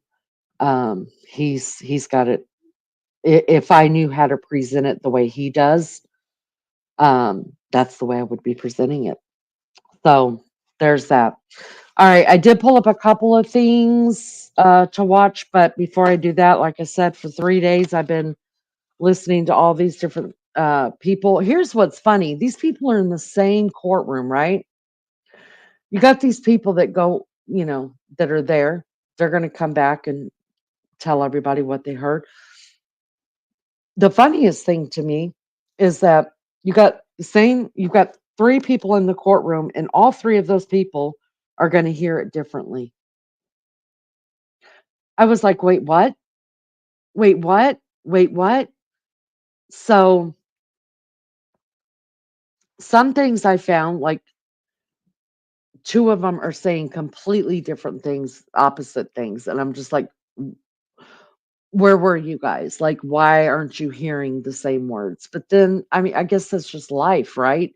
We all hear and see sometimes what we want to see and hear, I guess. I don't know. But, and then you're trying to jot down all these notes as fast as you can, and so some things could get lost in translation as well. So, um, these are just some of the things that I took from the last 3 days that I know to be true because I've gone to different channels of people that have been sitting in the courtroom, and also listening to the news of the reporter who's been sitting in the courtroom. Um, so that's why I believe these things that I have written down here are true. There were some things that were debunked. Gray comes across so mean. Yes, I think he is a mean guy. Nelly Joe, he has been on court TV a couple of times. Yes, him and Grizzly True Crime, Gisela. Now Gisela and I are fighting, and she doesn't even know it. I'm like, gee, shut the hell up. You don't know what you're talking about. Um, because I found Gisela whenever the Gabby Petito thing happened. And I loved her coverage. The way she covers things, I could never be that. That's why I don't do true crime that much because I'm not versed enough in it, and I don't have those big words, and I don't know case law, and you know, I'm just no.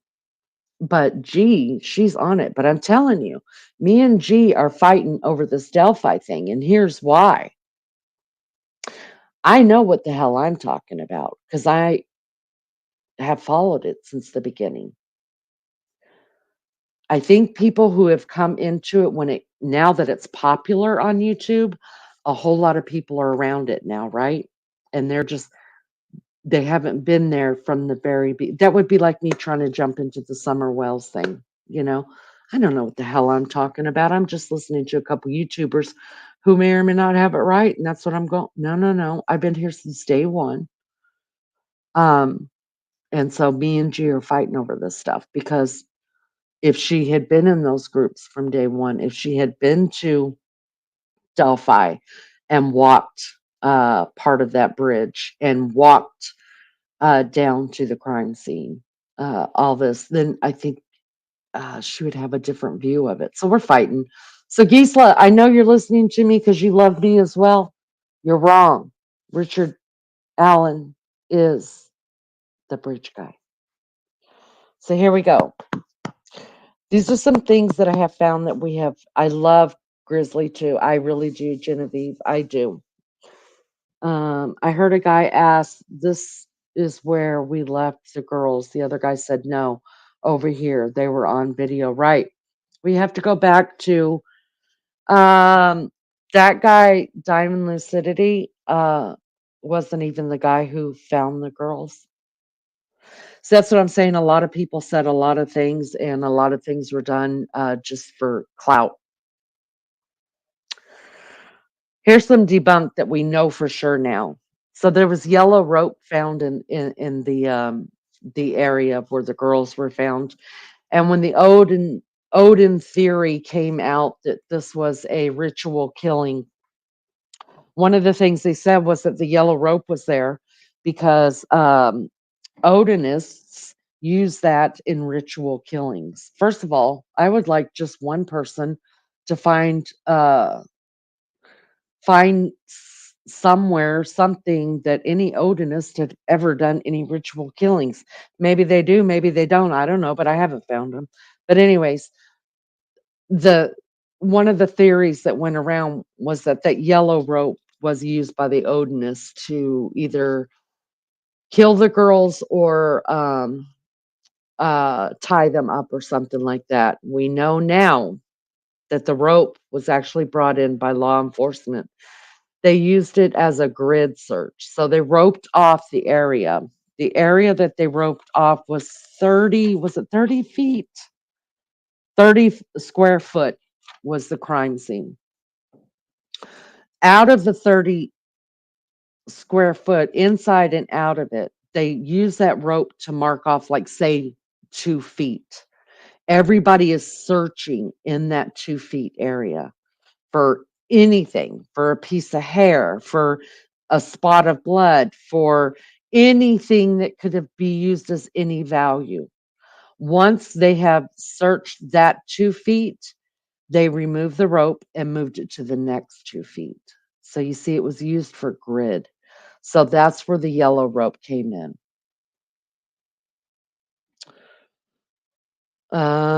Left the girls. Yeah, they weren't with the girls. Uh, Diamond, if you go back and you research that, that was all debunked a long time ago as well. There were people that said stuff like that did stuff like that, and I don't want to name any more names than what I've already named, Gray Hughes, but there's been a couple of YouTubers that got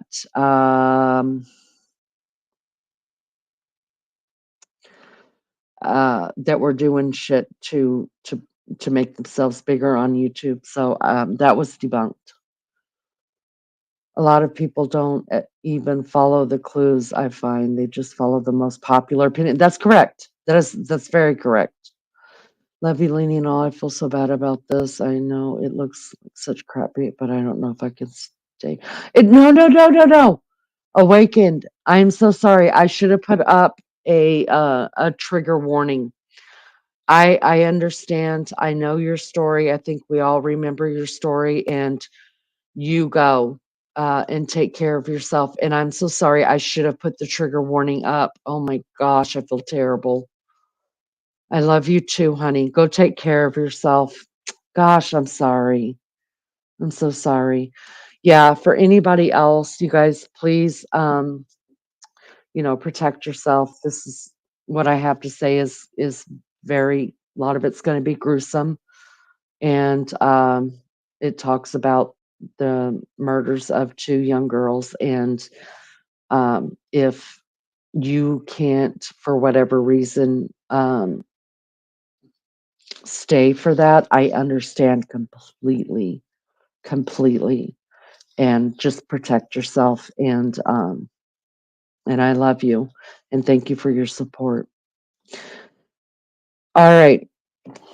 Another thing that was debunked was that had to do with there was a couple things about the bullet that was found there, right?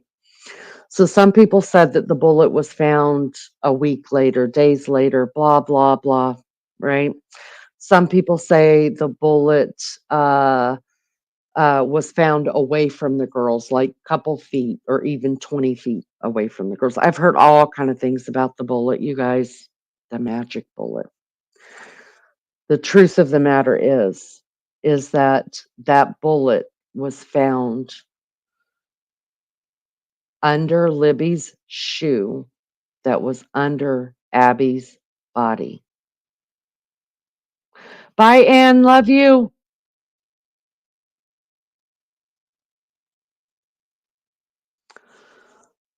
Yeah, Genevieve, it is terrible.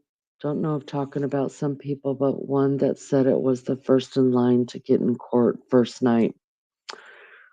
All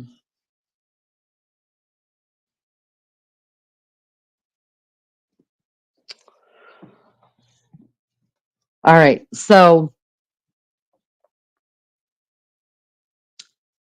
the bullet also was found. So they removed the bodies. So the girls went missing on the 13th. The girls passed, or they were found on the 14th. I believe they were killed on the 13th, found on the 14th. Their bodies were not removed until the 15th. When the bodies were removed is when the bullet was found. The bullet was kind of pushed into the ground, and the backside of it was sticking out just a little bit. And when they were using their flashlights and stuff just to go over the areas of where the bodies were laying, the light flickered off of that, and so that's how the bullet was found. They say that it looked like maybe somebody had stepped on it, but nobody will ever really know. That's why it was, I guess, pushed in the ground a little bit. It looked like it had been walked on.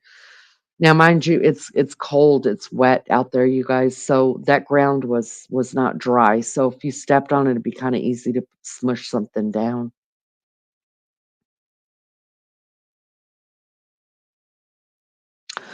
So who I'm talking about is not debunked.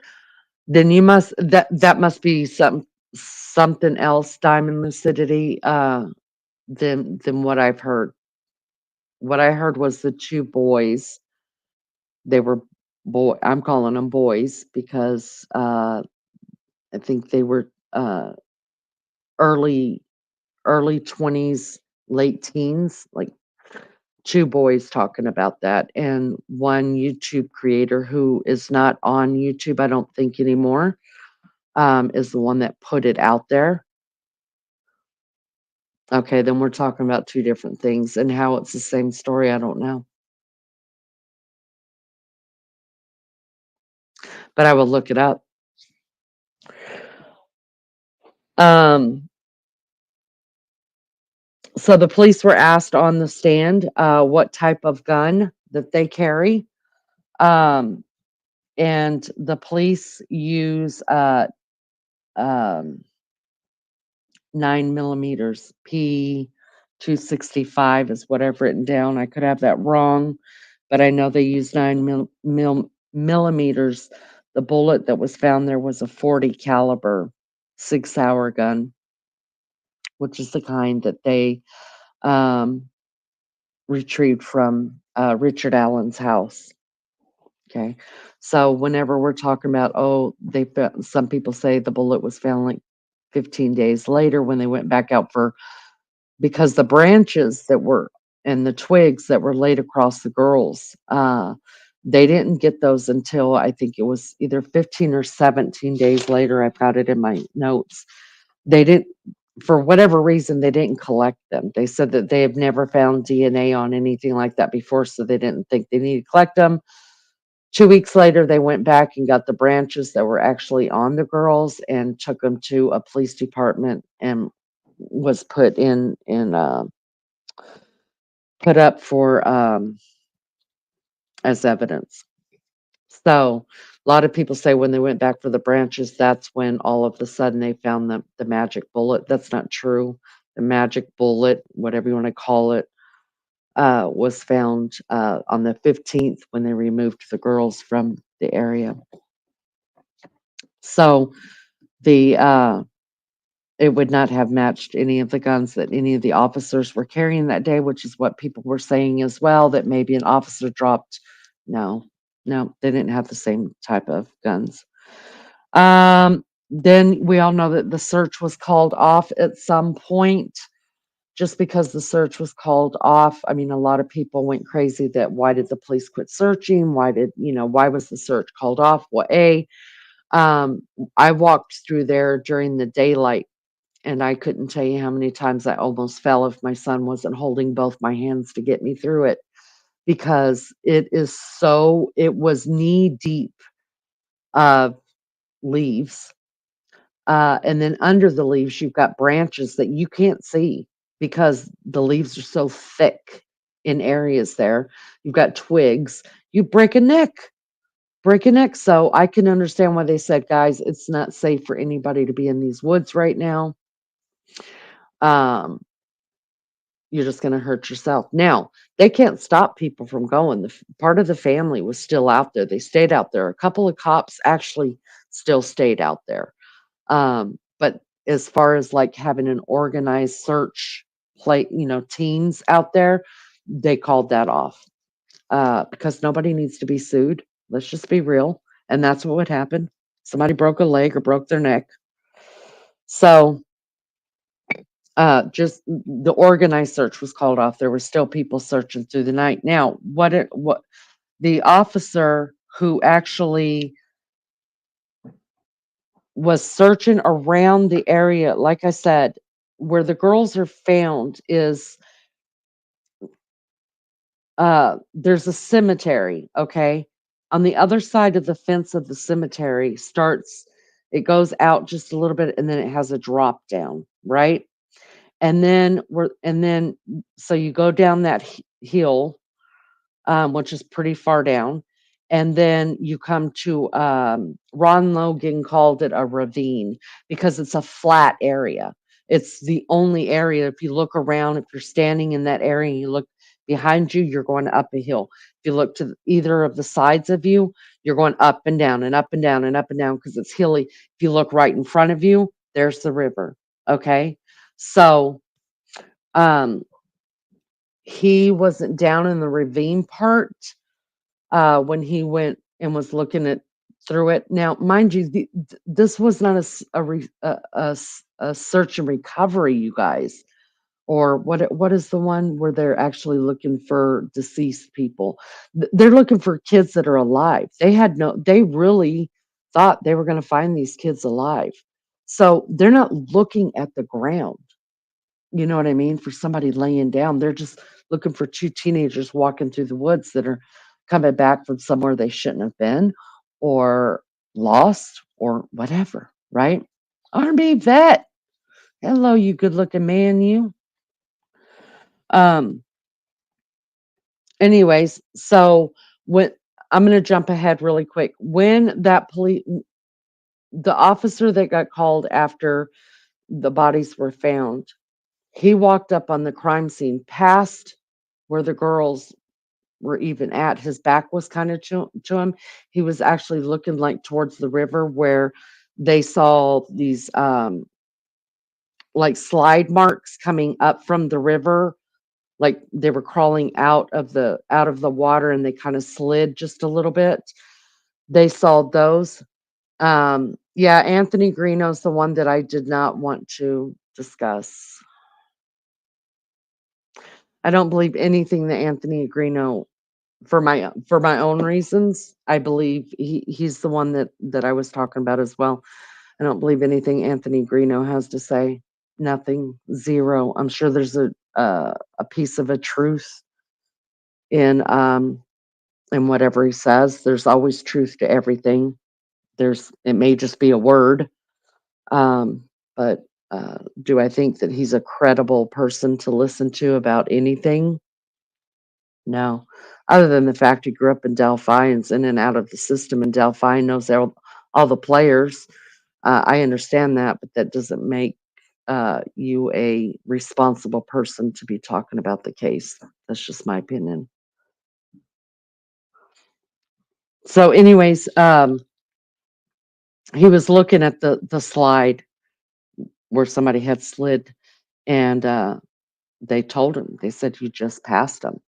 You guys, they said he said he didn't even notice them because they're you know both of they had no color to them anymore. uh there was no blood, if any, left in their bodies. There was no color. Abby was the only one wearing clothes. She was wearing her shirt, a sweatshirt of Libby's jeans, no socks, and her own shoes. Underneath her was one of Libby's shoes. Libby was not clothed. Her shirt and her other shoe was found in the water. There's a white. If you look at the pictures are out there. You guys can find the pictures of the water, the stuff in the water that they found. There's also an article of clothing that looks white to me. Now, I don't know if they're socks or an undershirt or what. I don't know. But it's never been said what that white thing is. So, um, also the guy who ended up finding the girls, as he was walking up to him, you guys, he thought they were mannequins. Their videos make them look guilty. I think they did it on purpose. Diamond Lucidity, I really do. There's a reason why they're not in jail. I mean, you're not. I mean, I think at some point you just got to you got to think critically, and you got to think, common sense wise. If I'm guilty of something, there's no way I'm going to talk about it on a video camera. Place myself there. That I was with the girls before their deaths, and that I mean, who does that? Come on. So those videos, like I said, and Greeno was a part of all of that crap. There's a reason they're not all in jail for it, because they were sensationalizing themselves to make themselves bigger on YouTube. That's what happened.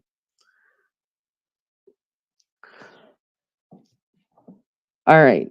There were here, and Lindley, you asked me about this, and this is why I say for sure now that I do not believe that the girls were taken from there, murdered, and then brought back. And here's why.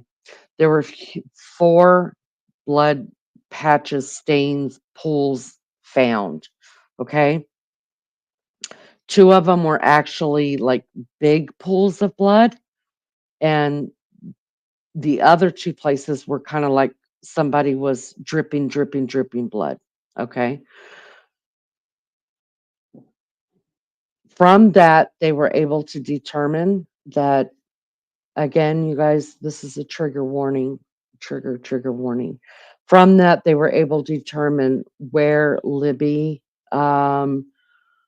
was unalived, and she was from the time that, so both girls received wounds to their neck. That's how I'm going to say it. From where she received the wound to her neck, the police say that they think that she actually sat up, kind of, and that's where the dripping was coming from. There was a big pool of blood there. Then she was dragged to where she was found at was 10 feet. And that's where the other huge pool of blood was, where she finished.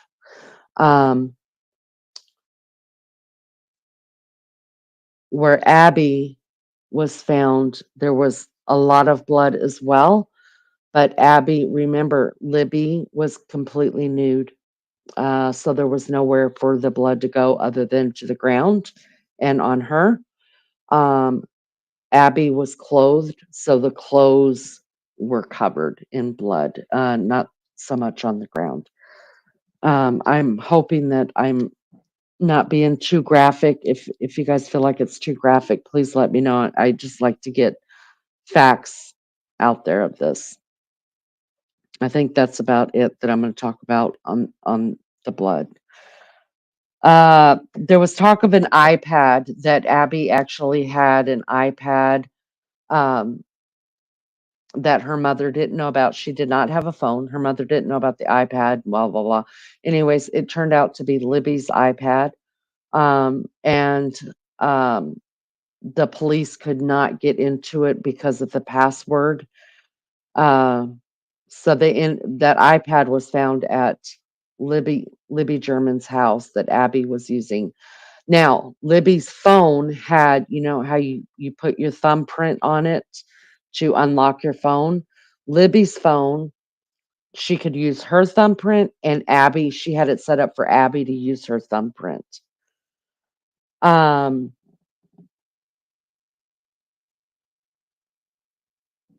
I have info, but holding it back because it's triggering. I'm curious, where'd you get it from, Army Vet? I want to know.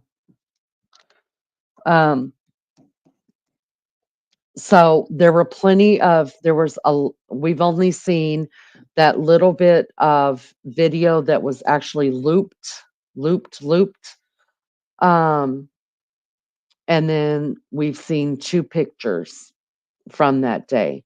But you guys, there was plenty. Now, the video that we see looped, I think, is 43 or 46 seconds long. But there were other videos taken that day. I don't think of Bridge Guide, just of the girls being together, and pictures. They even took pictures of selfies of each other and stuff like that in the car driving over. My heart just breaks for the family in a sort of way that those were their last pictures they took together. But at the same time, it's like, wow, to have something that tangible, but it's kind of like a double-edged sword. It's sadness because that was it. And then I know for me, I would be like, I want those pictures and that video forever, because those were the last times that they were happy. Indiana News said one girl did not die immediately from wound, but hypothermia contributed. If only they could have. Okay.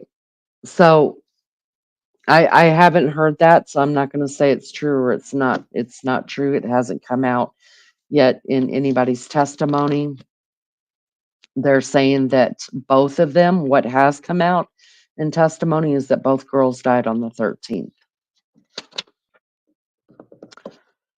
Lulu says, "Oh my word, this is horrific. Poor dear girls. What an absolute demon to do this. May justice be served."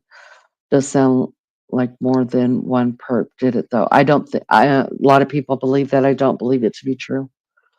I am completely of the thought that he tried. His thought was to. He had a gun, and that's how he ordered them down the hill, paralyzed them. They did what they were told to do. His thought was to SA them, whether SA what because SA is a broad spectrum, right? You can SA someone in your mind, like have them do certain things and then never once touch them, but you're still SAing them, right? And I think that there was too much. I think he got spooked or something happened, and he ended up killing him right away.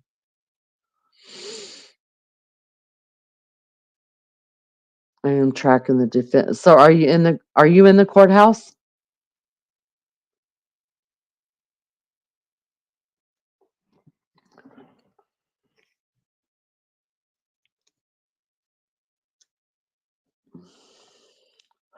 Idaho 4 off by 4 people at the house allegedly. I believe that it sounds like maybe you don't. I do believe that I do believe Brian Koberger acted alone. But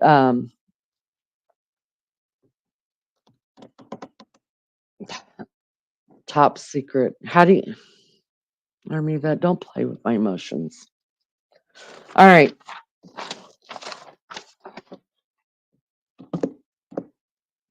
So there were 60.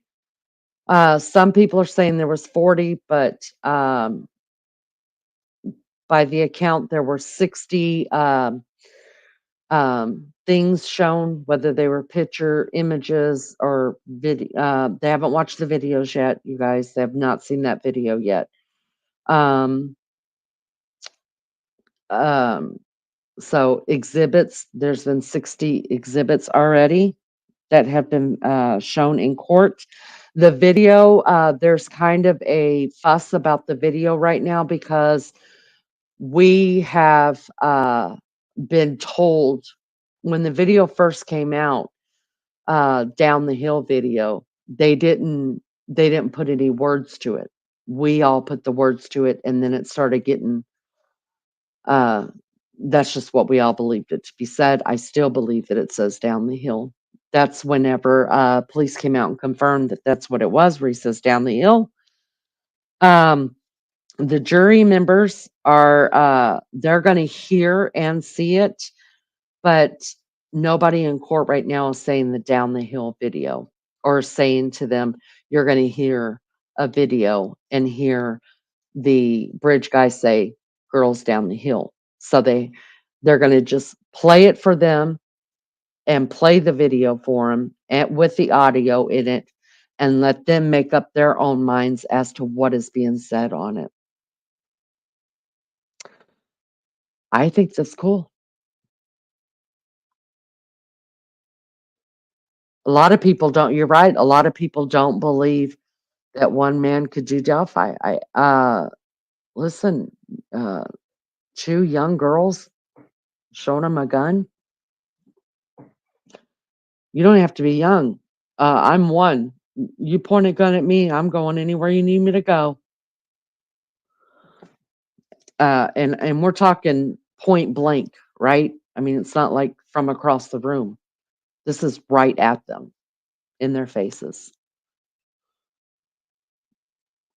Will they release? So we don't know what all's going to be released. It's only 43 seconds. I have heard that just people say that the only other thing you really hear on that is, and I think Anna Williams, who is Abby's mom, actually said it in a video. They asked her if she had seen the whole video. Excuse me, let me cough. Anna Williams, who's Abby's mom, said in an interview once that yes, she had seen the whole video, and that all that's being talked about is you hear Abby say she either said, Libby, he's got a gun, or she just said he's got a gun. There's a gun, and then you could hear the sound of the gun being cocked. But will they release the full thing? I don't know. I think they're going to seal everything up because they're minors. I don't know. Maybe the family will want it to be sealed. I don't know. But I mean, who knows? I mean, if the family doesn't stop the autopsy photos and all this other stuff from coming out rather quickly, we saw what happened with Gannon, right? Gannon Stauch. I mean, YouTuber was able to grab those pictures that quick and put them up. So, that's public record. So hopefully the the family will get to at least the pictures and or the judge will seal them.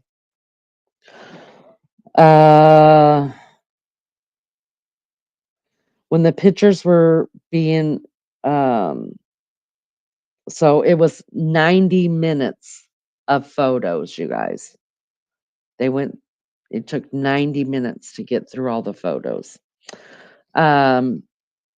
Some people in the gallery were looking away from the photos.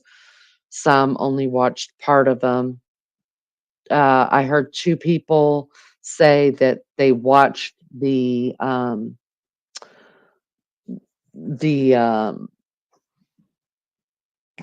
shit, what am I trying to say? The jury the whole time. There was one gasp out of a jury member. There was another one where a man rubbed his head. Another lady shook her head, and then there was something else that was done, but they all watched the video of the pictures. They said that, and then somebody else said that they watched Richard Allen and he was watching the pictures as well, and he just had a straight face, and but I have to be fair, even though I believe this is the man who killed these girls. I have to be fair. What kind of reaction were we hoping to get? He has seen these pictures already. He already knows what he was up against. He saw the pictures already. So, we can't say, oh, he's just a cold-hearted man sitting there. They prepared him for that. So, also he is in street clothes, you guys. He is not shackled at all. He's in street clothes. So he's not, he's an innocent man until proven guilty. Does the family believe the right perp is on trial, or do they feel it's someone else or more involved? Am I right remembering that families fell out? The two families did fall out over a book that was written. And I think they still, they're in this to see it all the way through together. But as far as how it's going, what one family agrees to and the other one, Abby's mom, who's a single mom, and that was her only child, Anna, is very, very, very private, very private. That's why you don't see her on a lot of videos or a lot of. She didn't go to any of the crime con. She's very, very private, so she doesn't. In fact, like I told you guys, I didn't even find out where Abby was buried until last year. And as soon as I found out the next day, I went to Delphi.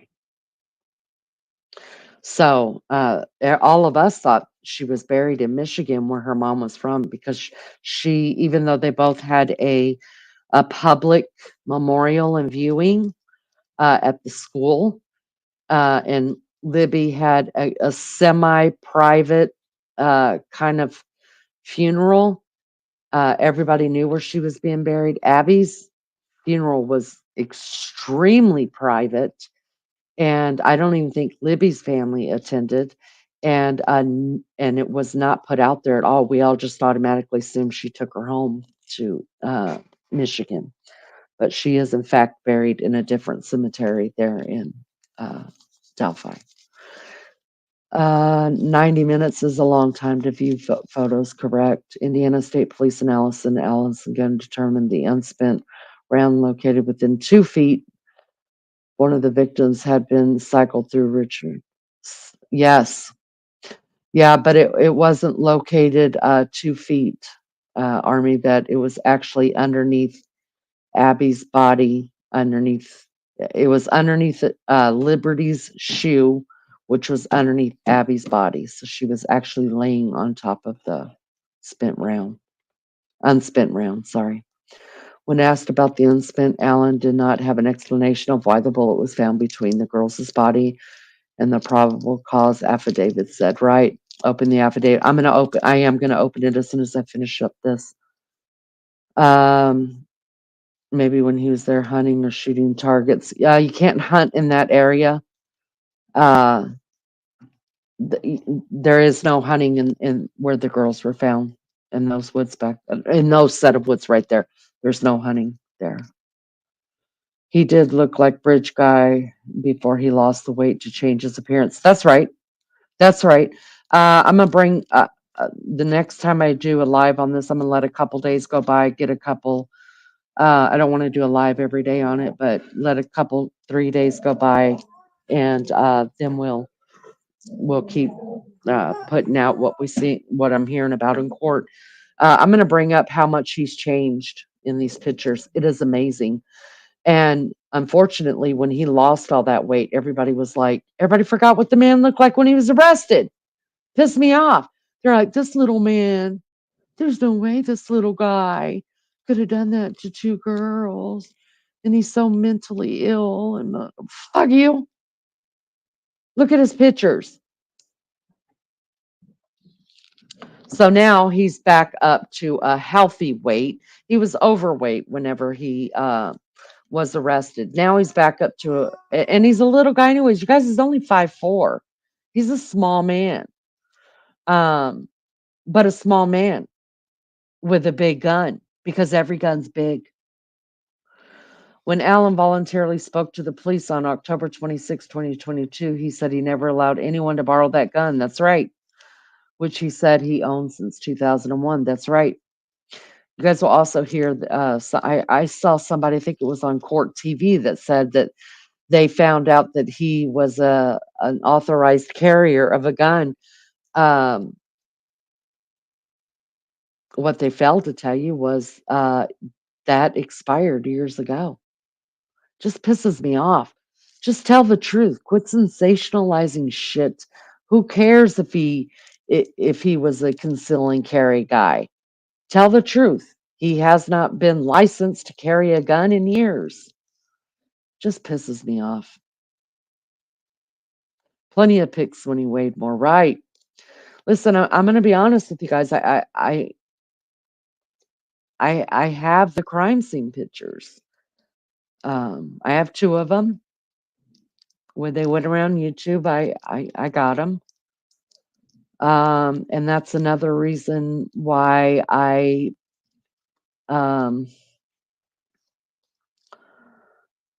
even before they came out with the evidence of the blood pools, I believe that the girls were never taken away killed, that they were killed right there.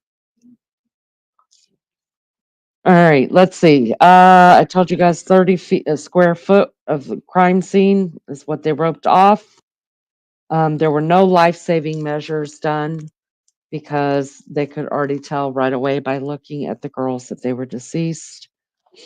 And I told you that they looked like mannequins at first until you walk right up to them.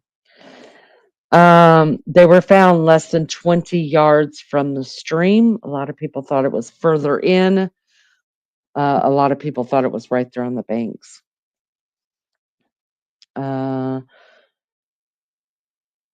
Here's a problem I have with the police, you guys. There's no video or pictures of the bullet being pulled from the ground. I think there's pictures of the bullet in the ground, but none of them being pulled out of the ground. And when the defense asked the police officer why they did not take a picture of it, like when they had it in their hand, the police officer said they never take pictures of evidence inside their hands at all. So there's that. You have to be, what's fair is fair. There will be a ballistic expert that will come in and be able to testify that the bullet did come from Richard Allen's gun. Apparently there's, I don't know, I'm not an expert. I'm not a ballistics kind of girl. Some say that even an unspent round will have markings on it that is only comparable to the gun that it came from. And some people say that's not true. We will find out. I wrote that RA looked passive as pics were shown, but has seen them before. Like I said, the family also had seen them before. Yeah, they went back for this. They went back and retrieved the sticks 17 days after the murders, you guys. All right. There's so much in this. There's so much we could go through. I thought, I mean, I could just keep taking notes after notes after notes. But I thought, you know what, I'm just going to bring up the notes and we're going to read them together. I also want to read the PCA so you kind of know why Richard Allen was, you know, what points him in this direction. Like I said, I don't like to give Gray Hughes a shout out, and he specifically will say, don't talk about other YouTubes in my channel. He's a condescending asshole, and I would love for him to come on my panel, because I would have a few things to say to him, because when you're that smart of a guy, and I believe him to be, I think I know smart people. When you're that smart of a guy, you don't need to be an asshole. But unfortunately, people that are smart, that know they're smart, they are assholes. And I don't, no, they were not, no, they were not shot. No. Yeah, they received wounds to their necks. So it's terrible. And I could go into that more. There was more that was gone into about that. But I won't. All right, give me just a minute, guys. I'm going to take a really quick pee break. We got to go potty. And then we will come back and we'll bring up the affidavit. We'll also bring up the minutes, the bullets, should I say, that the court, not the courthouse, the reporter in the court does. Delphi always saddens me. It's completely sad. Think about it. What was his bigger plan that day? Go find random girls. I think he did. I think he knew school. I mean, he had a daughter in school. He knew school was out that day. I think it's going to come out in court that he was addicted to pornography. I think it's going to come out in court that he, you know,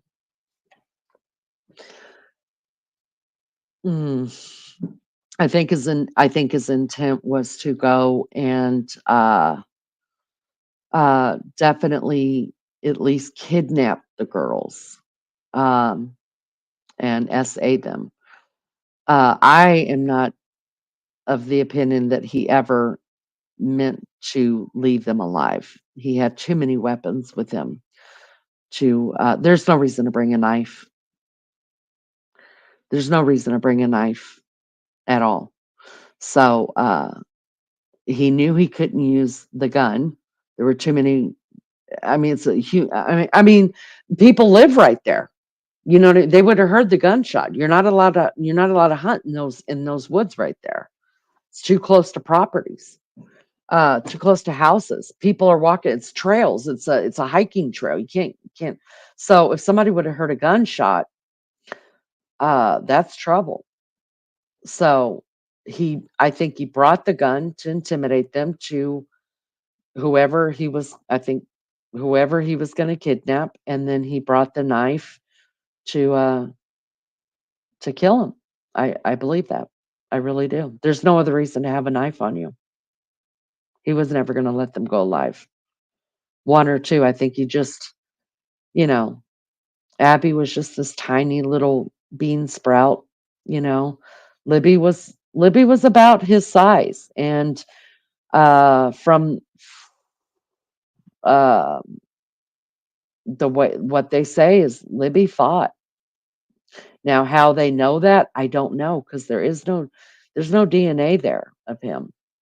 There's no DNA. Now there was a piece of hair that was wrapped around Abby's finger, and they know that it is a female hair. Um, they think that when she put on Libby's sweatshirt, um, when they were told to reclothe, that maybe there was a hair in the sweatshirt when she stuck her hand through it got wrapped up on her hand. That happens to me more times than I can count with my own hair. Do you think they do you think he knew who they were being a small town? I think he knew Abby's mom. Yes. He was a drinker. Him and his wife both were a drinker. She worked in a bar part-time, the same bar that they drink at. And actually they've got him on video in in jail, where I don't know if he's praying in a chapel or praying in a cell, and he's asking God forgiveness over Abby, what he did to Abby, not Libby. That's why I think he allowed Abby to dress. Uh, there are different things that killers do that we know, and that they'll have in common. Like somebody that they feel bad, if a killer feels bad that they've actually harmed this person, sometimes they'll cover their face so they're not looking at them, or you know, they do different things for people that they have some type of remorse over what they've done, and people that they don't give a shit what they've done, they leave them any which way.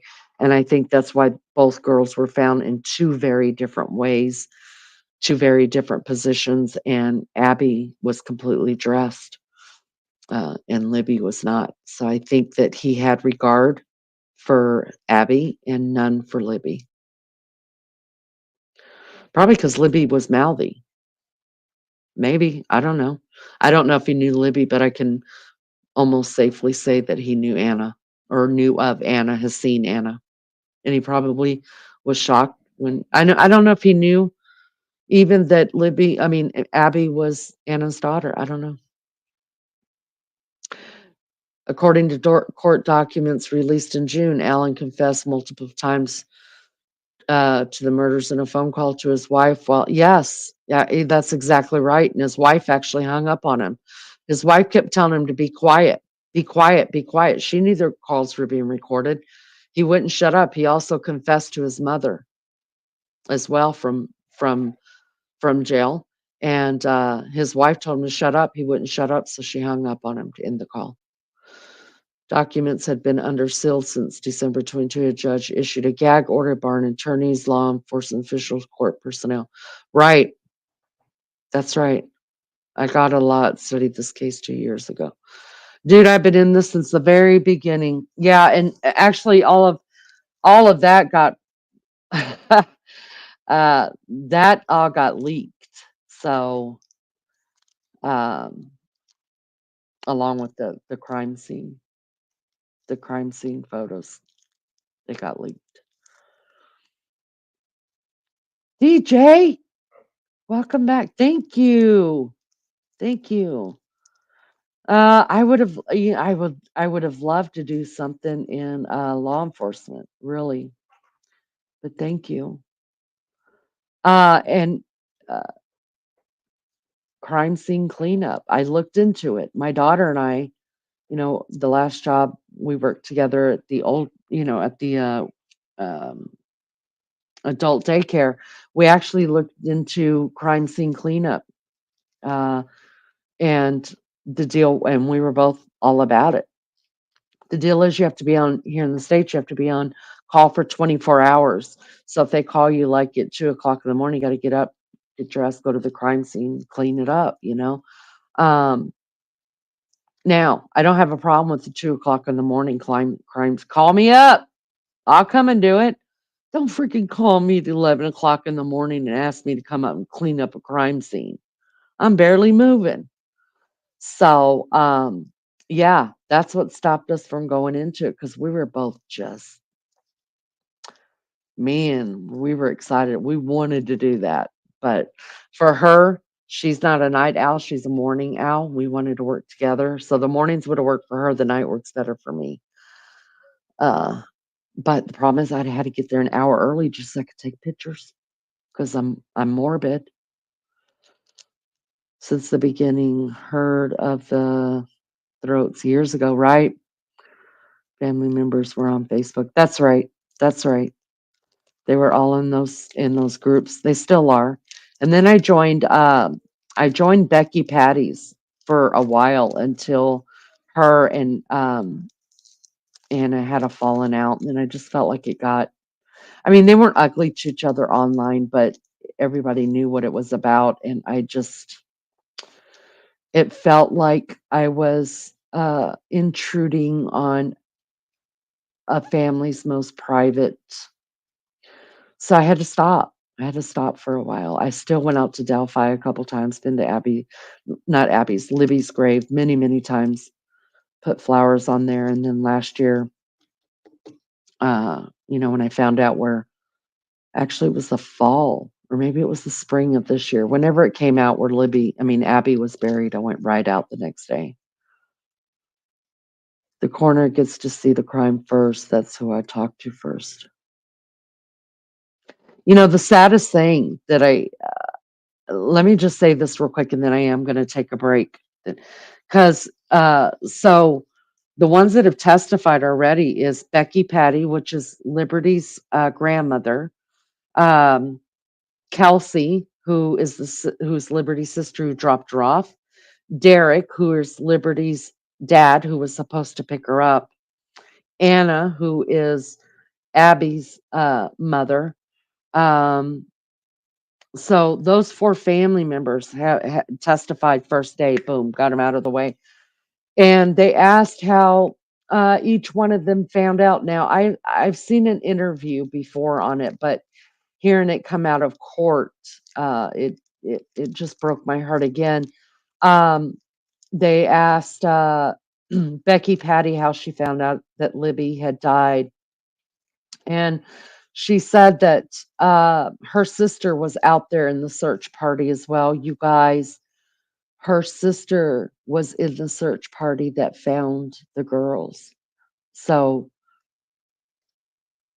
when they realized that was the girl, she took off running up that hill. Remember, I told you the hill behind.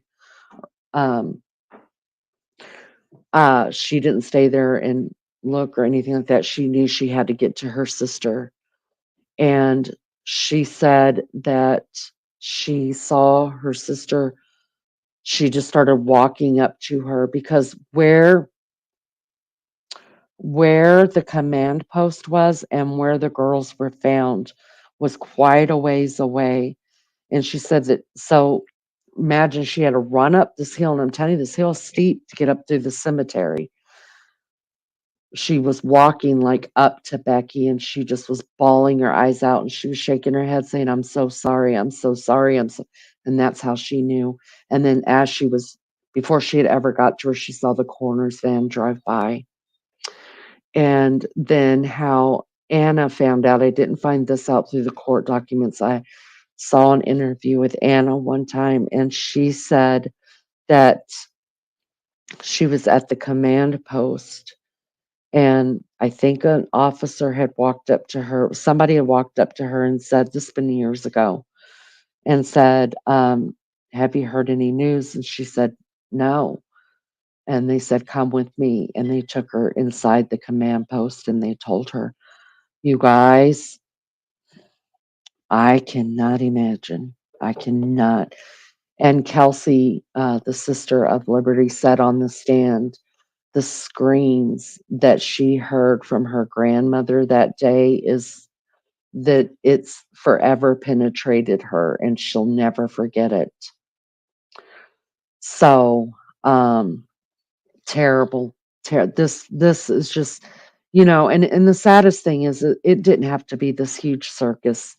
I blame the defense for a lot of shit that they pulled and put the family through. This Odinist shit, y'all, that was all something the defense put out to put doubt in people's mind. Remember, all they got to do is make one, just one of that jury have doubt. Just one. That's it. They don't need all 12. They need one.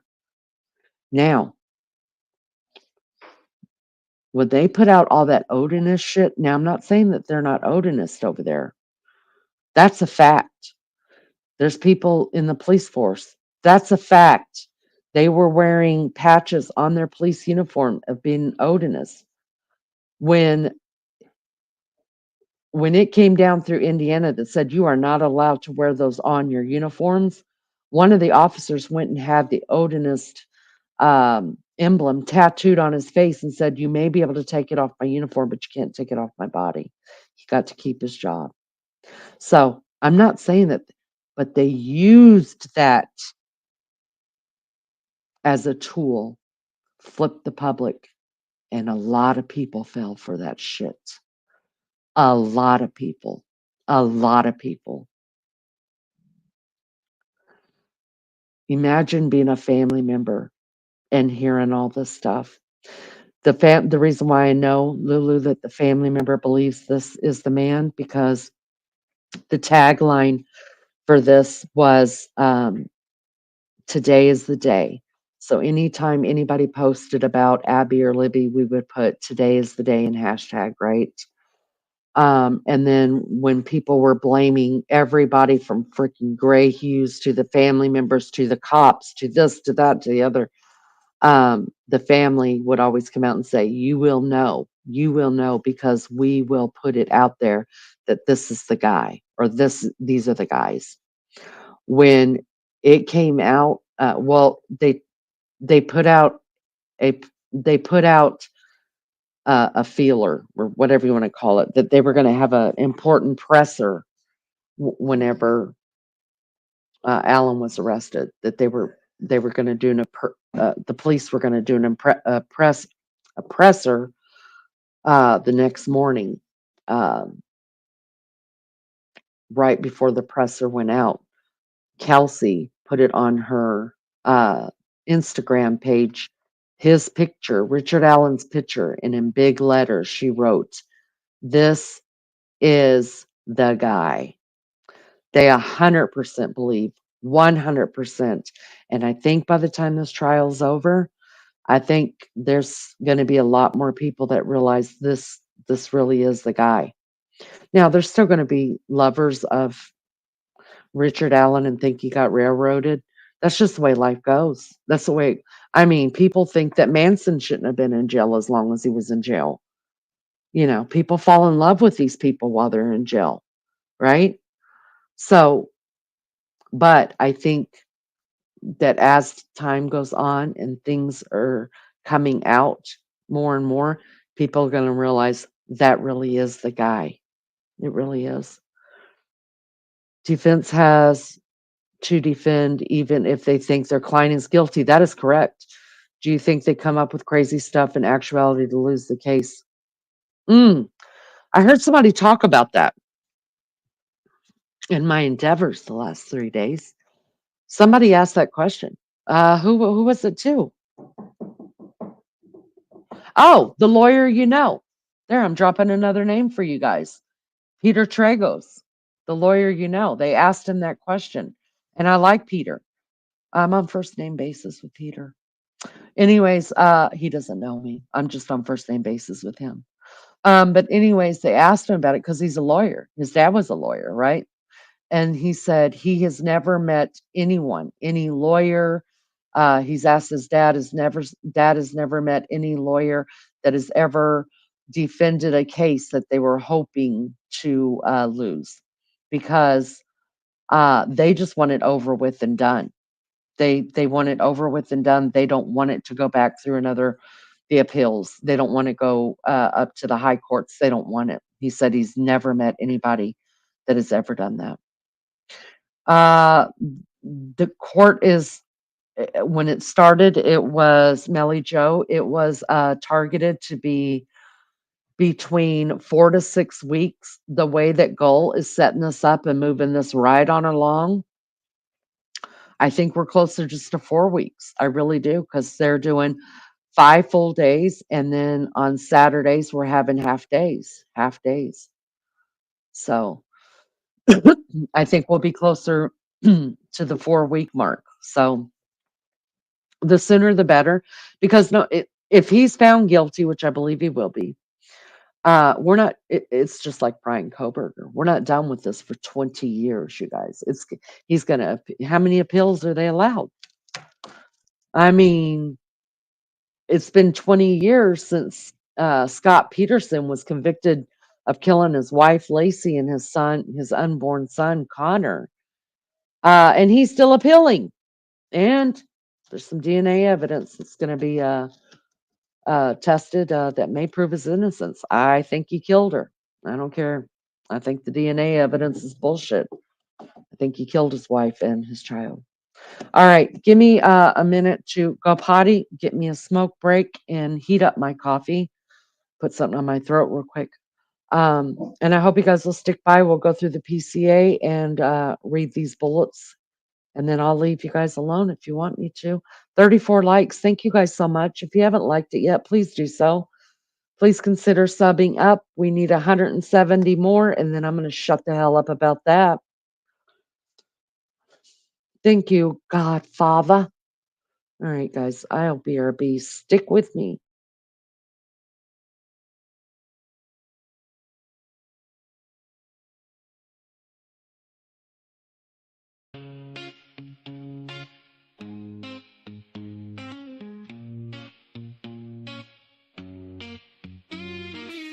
In the studio we laugh all day. She's got that sass in every way. Talking fast, not a pause in sight. Leanie's got my head in a spin tonight. Oh, shut up, Leanie, can't you see? You talk so much, it's drowning me. With your white hair and sassy flair, just give me a breath, let me share. Podcast queen with a wicked smile, running jokes mile after mile. Try to speak, but in she slides. Leanie makes it a wild ride.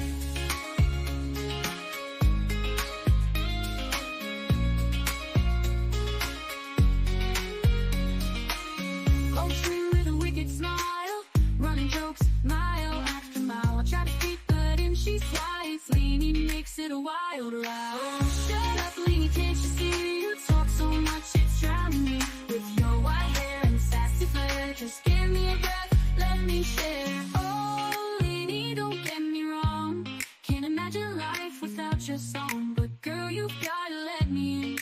This ain't just your show to win. So here I stand with my mic in hand, trying to keep this show as planned. Leanie laughs, guess it's gonna stay a little secret every day.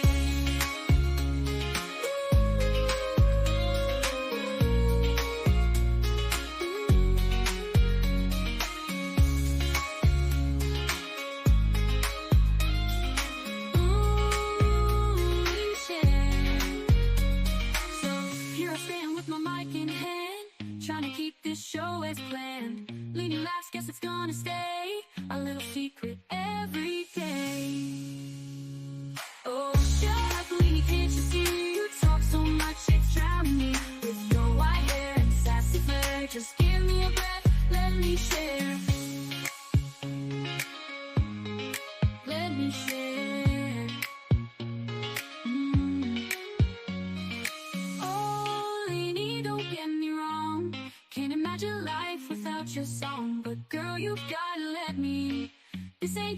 a show to win. Oh, shut up, lady, can't you see? You talk so much, it's drowning me. With your white hair and sassy flair, just give me a breath, let me share. Oh, lady, don't get me wrong. Can't imagine your life without your song. But girl, you've gotta let me in. This ain't just a show to win.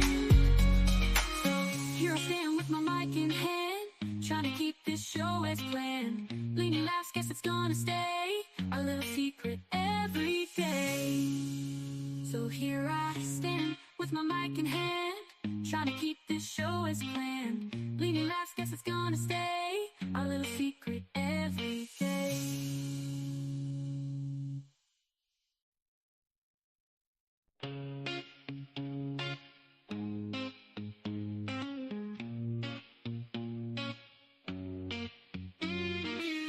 In the studio we laugh all day. She's got that sass in every way. Talking fast, not a pause in sight. Leanie's got my head in a spin tonight. Oh, shut up, Leanie, can't you see? You talk so much, it's drowning me. With your white hair and sassy flair, just give me a breath, let me share. Podcast queen with a wicked smile, running jokes mile after mile. Try to speak, but in she slides. Leanie makes it a wild ride.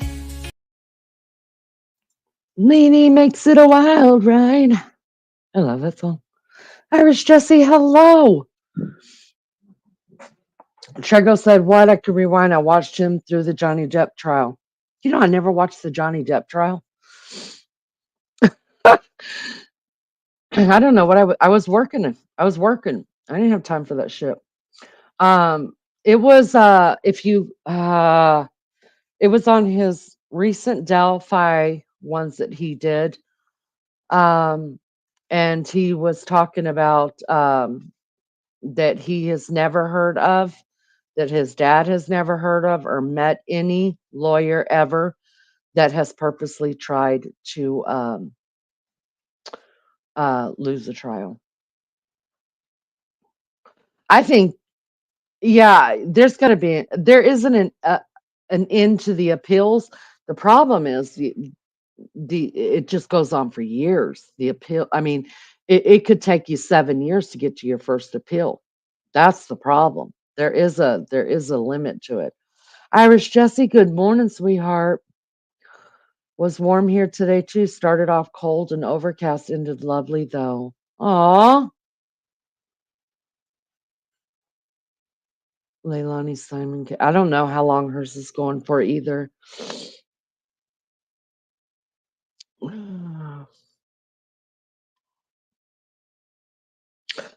RC, thank you for being here. Love you so much. Take care. Thank you for your help tonight.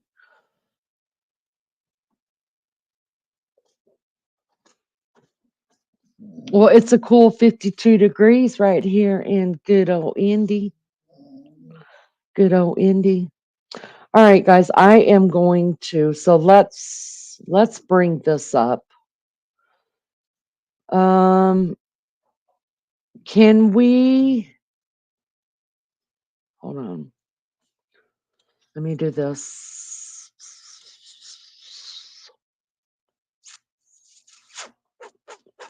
Let's put the fair use up. This is the disclaimer for fair use. Copyright Act of 1976 gives allowance for this content to be used for the purposes of criticism. Oh yeah, that's me all day. Comment, news reporting, teaching, scholarship, and research. Don't come at me, YouTube. I got it scrolling. I said it. There we go. We're okay.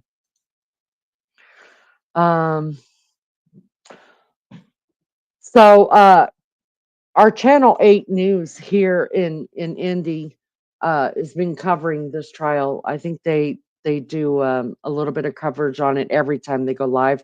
I've been watching the 1 o'clock, 12 o'clock, 1 o'clock one because that's when the first set of people come out of the courtroom to go to lunch. So we get an update then, and then I try to watch the 6 o'clock as well to get the update from the afternoon session.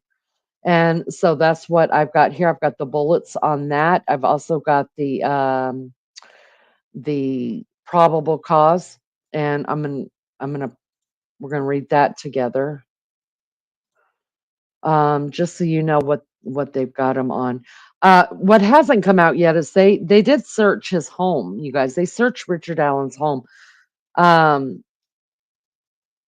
but and we got a list of things. They put out a list of things that they confiscated from his home. Um, but it hasn't come out in court yet, and I don't think the whole list has come out. We've known about the gun that they got. Um,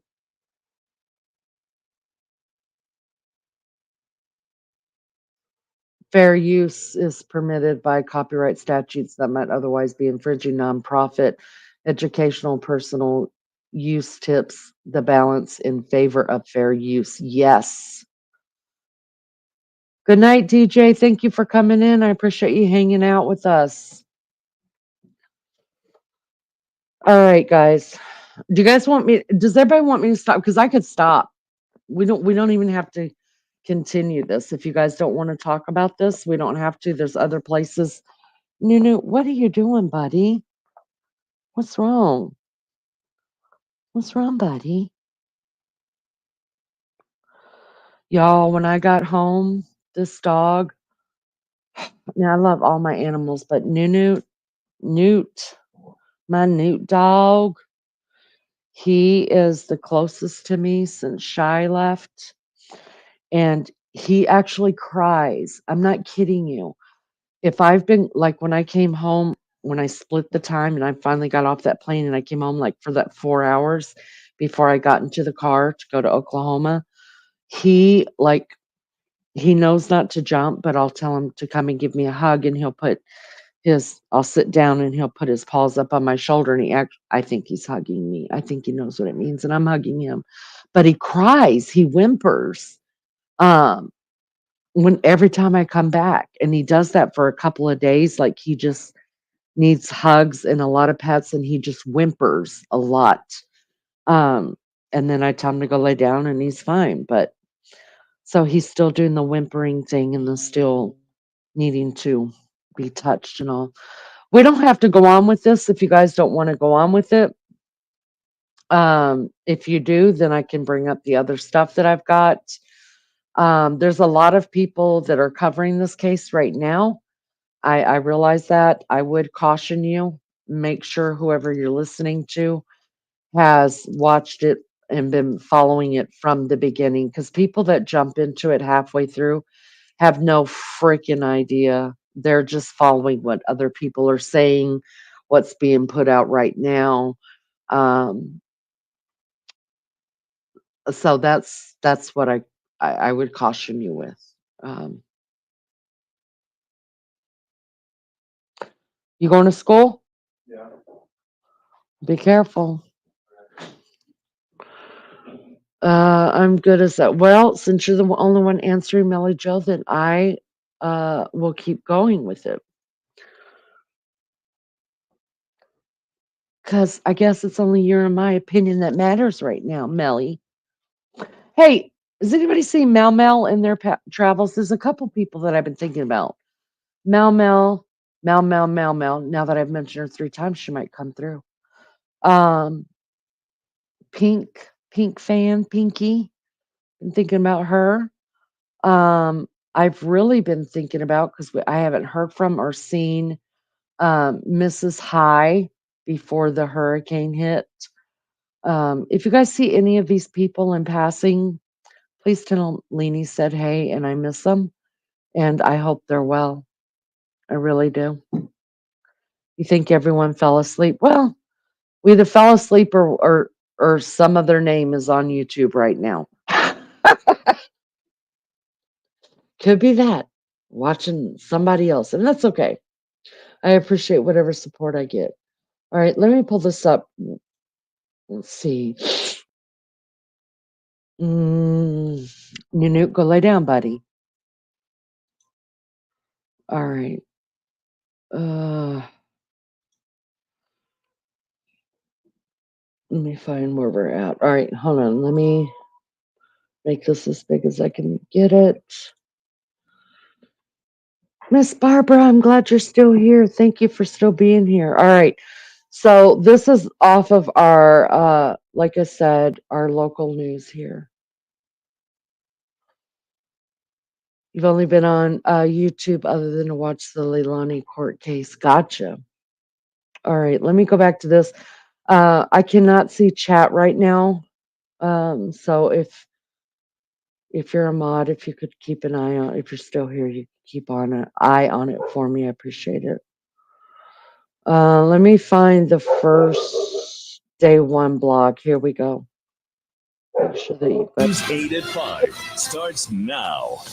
And right now at 5 o'clock, we are following breaking news in the first day of testimony of the Delphi Murders trial. Jurors have heard emotional testimony from family members of Abby Williams and Libby German. Let's get you right to Carroll County, the courthouse there. News 8's Kyla Russell has been in the courtroom for every minute of the testimony today. Kyla, good evening. Now, let me remind you guys really quick, this is for fair use. And this is not my work. This is wishtv.com's work. Also, I want to let you, oh, shoot, fire. I didn't mean to do, let me stop it. Also, let me tell you guys, this is Delphi, Carroll County, Indiana. The jurors came out of Fort Wayne, Indiana, oh God, what county is that? Can't even think right now, guys. I'm getting tired. Doesn't matter. They came out of Fort Wayne. And the reason why they pulled the jurors from jury over there is because it's quite a ways from Delphi. And they felt like they could not get any kind of a jury anywhere around Delphi. So they went and got bussed people in to pick the jurors.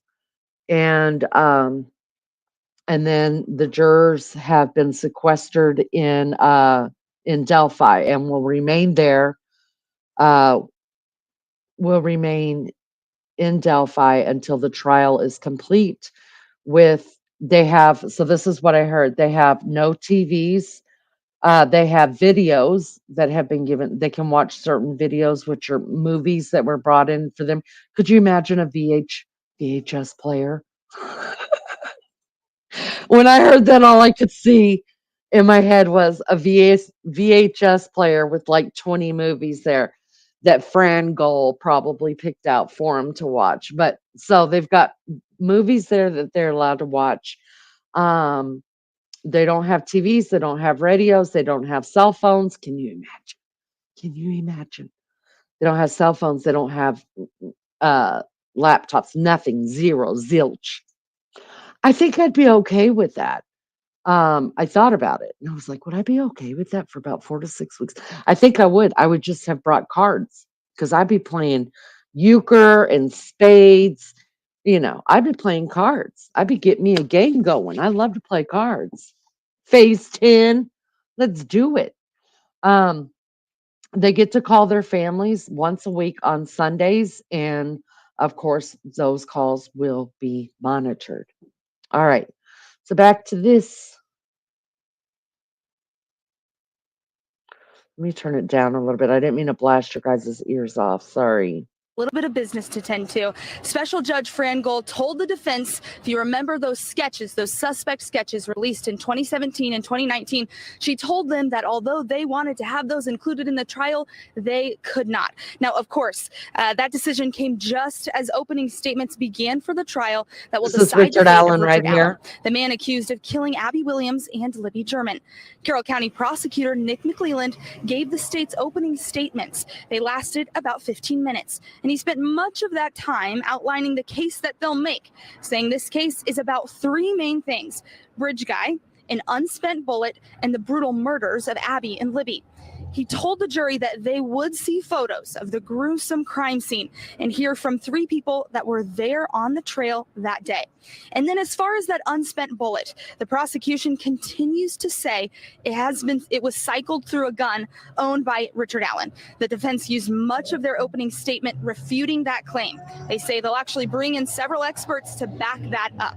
And then one of their biggest notes, that the hair found in Abby Williams' fingers could be from one of Libby's Libby's relatives. Now, both Libby's grandma and sister said today that they have provided their DNA to police. I want to say something about that. I am shocked. I thought I heard early on that all the family members had already supplied their DNA, but maybe it was only the family members who could not be accounted for. But I could swear all of them had provided DNA already. I don't know. But regardless, here we go. Owen's attorneys also outlined their belief the girls were killed somewhere else and that their bodies were returned to the crime scene. We spent the second half of the day hearing from the people closest to Libby, her grandmother, Patty, her sister, Kelsey, and her dad, Derek. Each of them recalled their last moments with Libby, how they found out that she had died, and the type of teenager she was. All three were very emotional at times, recounting the sports that Libby loved and her kindness to all. Her sister, Kelsey, even described the moment that Libby asked her to go to the bridge that day to drop them off, where she was. These two right here, this dude and this dude, are the defense's attorneys. I mean, all of them are, but these are the two. No, this dude right here, cool cat and glasses, and this guy right here are the two main ones. Standing in their house and how she felt. She said Libby was more of a. Do you guys see how this looks? So down over here is the river. This is the crime scene. It's just like a square. They were found somewhere. A lot of people thought it was on the bank. It's not. It's a little bit inward. In fact, I heard one of the witnesses say, or one of the people say in court that if you're looking down, because this area right here is the only flat area. That's why it's called a ravine. Everything else is really hilly there. And I heard one of them say you couldn't even really see Abby because there was a tree that was kind of blocking Abby a little bit. And that's true. That's true. The best friend to her than a sister. She was 3 years older than her. Abby's family was also in the courthouse, including her mom. We'll hear from them in the coming days. Now, we'll be back in Carroll County tomorrow as the second day of trial kicks off. Now, just a reminder, Special Judge Frangel plans to run court 6 days a week for the remainder of the trial, which is set to last until November 15th. We'll have the latest here for you. I'm Kyla Russell, reporting here in Delphi for Wish TV. WishTV.com, or follow us on Facebook for updates. Wish TV is proud to join the fight against. Okay. How are we doing? Everybody okay? I occasionally watch Michelle Walks After Dark. I think I remember her being quite adamant that they had the wrong guy and the Odinist theory was viable. Who doesn't love a good conspiracy theory? Right. I think probably, I mean, when it first came out, it definitely was viable. I mean, it was, especially when you realize how real it is, you know. I mean, cops are wearing them on their uniforms and such as like that. But then as time's gone on, you realize how it just in no way is even connected to any of this. Now, do I think that Richard Allen has probably suffered some hazing by Odinist while he's been in jail? Yeah, probably.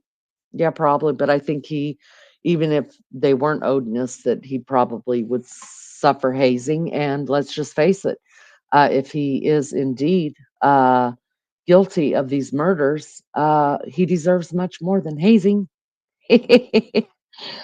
Y'all know how I feel about that, prison justice, prison therapy. I love it so much. Oh my God, euchre. I haven't played you. Let's play. Let me some euchre. I love it. Those woods have creepy look to them. Looks like an eerie place. It is. Jovel, hello. Thank you for the welcome. Good to see you. Good to see you. Thank you for coming in. Y'all hit the like for me. All right, let's scroll down.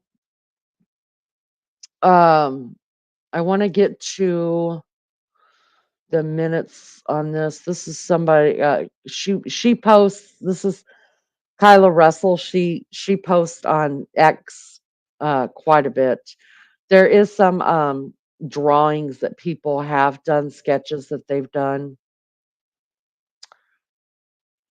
This right here is Libby, and this is Abby right here. Libby's 14 at the time, Abby is 13 at the time. All right, so we'll get down here to the minutes. This is Liberty German's father. His testimony started at 4:52. This is just the minutes in his. The prosecution called Derek German to the stand at 12. I'm sorry, she posted it at 4:52. This is when he was called to the stand at 2:50 p.m. Derek told the jury he lived in the home with the Patties, Libby's grandparents, with Libby and her sister Kelsey. Derek told the jury that he communicated with Libby via text and took her to Abby's house a lot. Derek said he picked Abby up for a sleepover the night before and made banana pancakes for their breakfast on the 13th. Now, I want to say this. The good news is we know what they had for breakfast, right? Supposedly they were killed between around the 2:30ish hour, somewhere like right in there. The good news is that they will be able to. They probably already know. It'll come up in court when they talk to the coroners, when they have the coroners come on, about how many hours it had been since breakfast and the time of their death when their body quit digesting food. So that's a good thing to listen out for. What I cannot wait for the coroner's report. Derek told the jury he left the home at 1:20 p.m. to take photos for an appraisal property in Frankfurt owned by the Patties.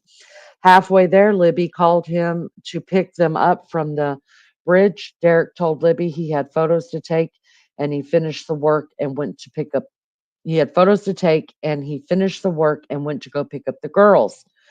Derek told the jury he called Libby to tell her to come back to the entrance to the park. She never answered. He told the jury he ran into a man and asked if he had seen two teenage girls, and the man said no. Derek then went to the water and to the Freedom Bridge, which he told the jury he continued to call Abby's phone and begin yelling their names. Prosecutors asked Derek to show on a map where he searched. He tells the jury others were searching south of him. He told the jury he parked at the CPS building, which is no longer there, you guys, and went back to the entrance. Derek told the jury that the next day during the search, I heard from Mom, which is Becky Patty, screaming.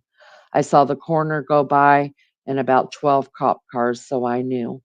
The defense asked Derek what the last digits of his phone number was. All right, Kelsey Germany's testimony. This is Liberty's sister who dropped Libby and Abby off at the trails that day. The state called Kelsey German, Liberty's sister, at 1:34 p.m. to the stand. As you could see, they're not keeping them on the stand very long, you guys. Kelsey told the jury she was a junior in high school in 2017. She now has a daughter and is expecting another. She said Libby was more like my best friend than a sister. Kelsey told the jury that Libby wanted to go to the trails with her, wanted her to go to the trails with her, but Kelsey couldn't go. She told Libby that she would drop them off if they had a ride home. And she told the jury Abby wore a gray zip up jacket that day that she had borrowed from Kelsey. Remember, I told you in the car, Kelsey threw her a sweater. I call them sweaters, they call them jackets or sweat jackets, whatever. Kelsey was shown a photo by the prosecution of Abby and Libby inside Kelsey's car. Juries, Jurors were given a copy as well. Kelsey was asked to stand up and show on the large map how she could have taken the girls to the trails. Kelsey said she dropped the girls off and went to her boyfriend's house. Kelsey is asked if Libby knew where her phone was most of the time. She told the juries it was always in her hand. Kelsey told the jury she got a call from Becky Patty that Libby was missing while her boyfriend had just left for work. The prosecution showed a closer view of the map, of the earlier map that Kelsey explained that lots of people at school go on this, referring to the trails near the bridge. Kelsey was asked if she was aware it was private property. She said no and laughed. Kelsey told the jury she communicated with Libby via Snapchat for the most part. Kelsey described the bridge to the jury as different than it was in 2017. The bridge is quite different. I think almost, if not all, half of it is redone and it's safe to go on. So it looks nothing like what it did that day. She said that you can't cross it in other areas have that you can't cross it in other areas have been paved, right? So they have where they've paved the tracks, they've got a gate around it. So the part that the girls walked on, the wooden uh train ties, can't be walked on that for good reason. Um Kelsey described several changes to the area to the jury. Uh Kelsey asked if she would agree that the area has approved to, yeah, I got that. The prosecution asked Kelsey, if you were at the end of the bridge, could you see someone at the beginning? Kelsey answered, no, that's the truth. Kelsey told the jury about Snapchat and the texting feature and discussed timestamps on the Snapchat stories. Kelsey said she was texting and calling Libby the night of the 13th. Kelsey told the jury that she became emotional after finding out the girls had been found, but did not know that they had died. Defense attorney Andrew Baldwin asked Kelsey if Libby was outspoken. Kelsey said yes. Baldwin asked Kelsey if she would run across the bridge. Kelsey replied, that would be dangerous. The defense showed Kelsey a photo of Abby on the bridge taken by Libby. He asked, you don't see anyone behind Abby on the bridge, do you, in that photo? Kelsey said no. Baldwin asked Kelsey how long into the bridge was the photo taken. Kelsey said 1/4. Kelsey told the jury she gave DNA to the police a few days ago, and it was not the first time she had been asked that. Baldwin asked Kelsey if she had worn the sweatshirt worn by Abby. Kelsey said they had washed it, but she had not worn it. Huh. All right, and this is Becky Patty's testimony. This is Libby's and Kelsey's grandmother who they lived with. After a lunch break, court resumed, and Libby's grandmother, Becky Patty, was called to the stand. She described Libby as very smart, and she participated in math bowl and was active in swimming, volleyball, softball, and soccer. She said Libby had many sleepovers with friends and vice versa. She told the jury that Abby Williams went on spring break with her and her husband and Libby. Patty said that Libby had just turned 14 the previous December in 2016, and that her sister Kelsey, having her driver's license, helped Libby with the activities. Patty told the jury that February 13th was a typical workday, but that school was out. Abby spent the night on Sunday, according to Patty. She told the girls if they find paperwork for her, she would pay them. Patty began to cry as she described Libby and Abby asking to go to the trails. She tells the jury the last thing Abby said to her was, Grandma, I will be okay. Patty had asked Libby to bring a coat to the trails. She described Libby as wearing gray sweats and a tie-dye shirt with Nikes. She said Libby loved photography and loved the Monon High Bridge. She said she always knew Libby was going where she said she would be. The prosecution asked Patty, was it a concern of yours to know what time Abby and Libby would be picked up from the trail? Patty responds, she always coordinated with us. She told the prosecution that they took the girls to the trail at 1:30 p.m. Patty told the prosecutors that she herself had not been to the bridge, but all of her kids had gone there to take photos. I didn't realize how high it was, she said. She said Libby was polite, but if you were out of line, she did not have a hard time telling you. She also told the jury that Libby loved crime shows and had a great intuition. Patty told the jury that at 3:30 p.m. that day, Derek German, Libby's dad, called to say they had not heard from Libby, that they decided to start looking the trails. Checked both directions they could have walked and didn't see them. They called AT&T and could not ping Libby's phone. She said Libby was scared of the dark and it was after 5 p.m. at that point, so she felt like they needed to call the police. She tried to get a hold of Abby's mom but was unable to. Patty told the jury her husband Mike called the police. Patty told the jury that the search continued the next morning and a friend came up to her and said they found them, they found them. She told the friend, you need to take me to Libby. So a friend of hers did come up before she saw her sister and said they found them, they found them. So she just thought they were found. She did not know that they were already deceased. It wasn't until her sister came and was saying that she's so sorry. The defense asked Patty, did you provide your DNA to the police 2 days ago? Patty, Patty responded, yes, one of the times. That's what I thought.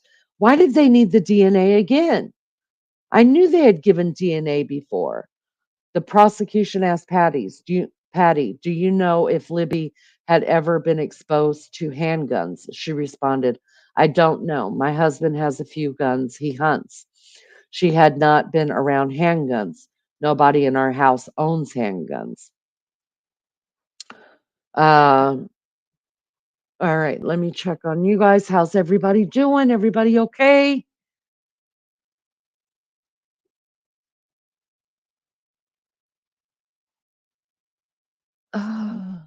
So I thought I was leaving, but some things don't make sense to me. Ballistics and DNA. That's ambiguous. Now I've heard that big ass word, ambiguous, but I don't know what it means. I'll look it up. Ambiguous. Let me just think about this. That's ambiguous. That's ambiguous. Does that mean that's questionable? Delay tactics. I'm going to look up the word. I need to know. I've heard that word. That's a big ass word. Let me see. We're fixing to find out.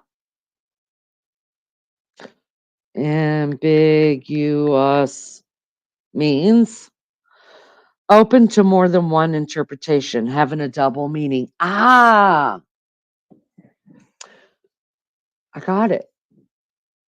So I thought I was leaving, but some things don't make sense to me. Ballistics and DNA. That's ambiguous, meaning they have different meanings. Delay text. Well, ballistics would be they're going to come in. Ballistics is like talking about the bullet and things like that. Unambiguous. Oh, okay. I told y'all I wasn't good at this. I told y'all that. Okay, unambiguous. It means it doesn't have more than one meaning. Got it. Delay text. Okay, so ballistics, those are people that are versed in firearms and weapons and um, bullets and shit. DNA, you know what DNA is. So they're going to have two different witnesses, two different specialists come and testify. The ballistics, they need someone who is knowledgeable in that to come and testify that an unspent round that comes out of the gun that has not been fired could actually still have the markings from the gun on it. So when you shoot a bullet out of a gun, it will have a marking from what I understand, it will have markings on the casing as to what, like the DNA of the gun on it, right? It has the markings. So that's how it's easy to tie up if this shell casing came from this gun or that gun, right? So that's what ballistics is going to do. They're going to come in and say one way or the other, because some people say that if it's unspent, if it hasn't been shot through the gun, that it wouldn't have those markings. And some people are saying no, if it was cycled through in the handgun and it came out, it unspent, it would still have markings on it. So that's, I hope that does that answer your question? I hope so. Thanks for staying, DJ. Well, let's see. All right. So the opening statements, yeah. Let me just, at 9:42, prosecutor Nick McClelland began his opening statement. He described the events of February 13th, 2017, that it was a nice summer day in the middle of winter. That's true. I remember the day. Actually, we had a couple of days like that. It was nice. The wind was cold. The wind's always cold to me. That the girls were laughing and joking at the park. Now, he knows all this because he's seen the videos and he's seen their pictures that they were posting. McClelland says he will refer to the girls as Abby and Libby. He then describes the Monon High Bridge and how dangerous it can be and how it is a rite of passage for kids to cross it. McClelland says Libby posted photos of the bridge with Abby and noticed a man following them. Libby was on Snapchat and her video cuts off after the man says, "Girls down the hill." Now, he says girls down the hill. I hear guys down the hill. We'll find out. I don't know. I guess that's left open to interpretation. And that's why they're letting the jury figure it out for themselves as well. McClelland tells the jury about the witnesses that he plans to call to testify, and that Allen admitted he was on the trail that day. He did. We'll get into that another time. He admitted that he was on the trail that day. Allen shakes his head furiously. Oh, really? Did he now? When McClelland speaks about guns and his alleged admissions, Allen's wife, seated in the courtroom, shook her head when McClelland said Allen told her he killed the girls. McClelland concluded after speaking to the jury for 13 minutes. I thought when you're in court that the accused is not allowed to make any kind of gestures like that, but hey, whatever. The defense's opening statement is Andrew Baldwin begins his opening statement with Richard Allen is an innocent man. He's an innocent man until you guys say guilty. He tells the jury the investigation was messed up from the beginning, middle, even the last couple of days. Baldwin says the state of Indiana kicked out the FBI and that a strand of hair was found in Abby's fingers. He says DNA from the family has never been provided. Yes, they did. I remember. Where were you at? Where were you at, Andrew Baldwin, in the beginning of all this?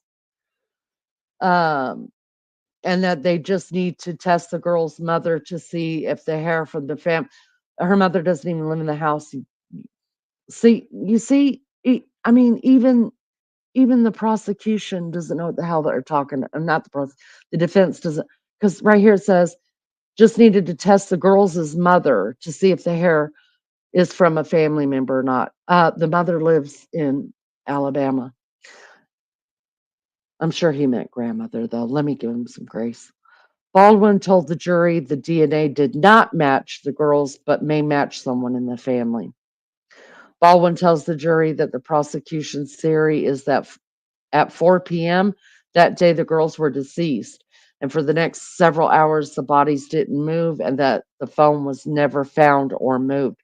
Baldwin tells the jury about the CPS parking lot near the trails and that the state theory of Allen's parking does not make sense. Allen, okay, see, I'm getting shitty because in Allen's own first statement he gave to the police that first week, he told us that he told them that he parked there. He says the defense theory is that Allen was never on the trail at the same time as the girls and that Allen was gone by 1:30. He changed the time. See, they need to pull up his first confession. That's what they need about him being on the bridge. That's what they need to pull up.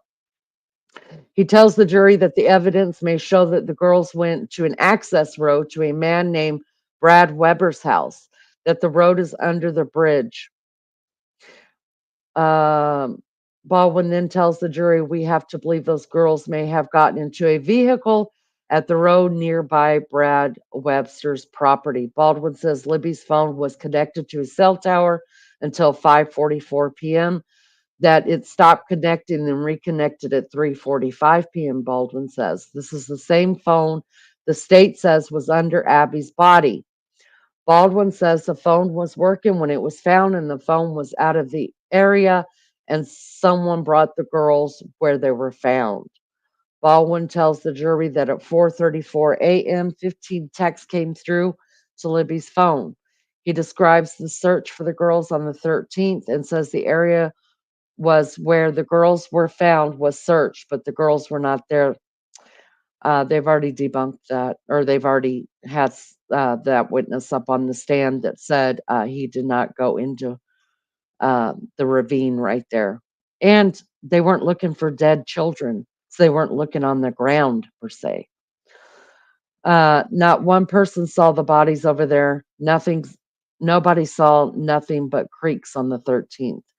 Baldwin describes Allen and his family and talks about false confessions.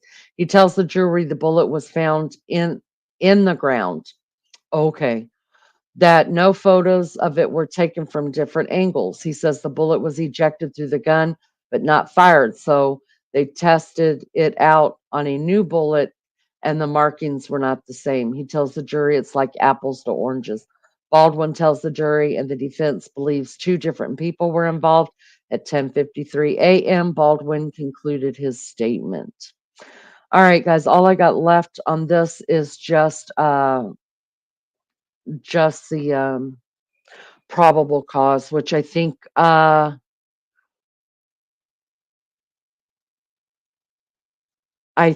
it is important at this point to read the probable cause and how they got him there. And then we will stop this for the night. Did not learn either the court case is filling the way through the case and hoping for a smoking gun, or they're discrediting future rebuff for their goal. 3-Dot Dave, who knew? Leanie knew. Why no? I try to know. And if I don't know, I want to know. You've been on my mind. Hope you're well. Yes. I'm going to have to cross-examine Liney. Not won the lotto yet, so doing the best I can to slave to the tax man. Oh, Lulu.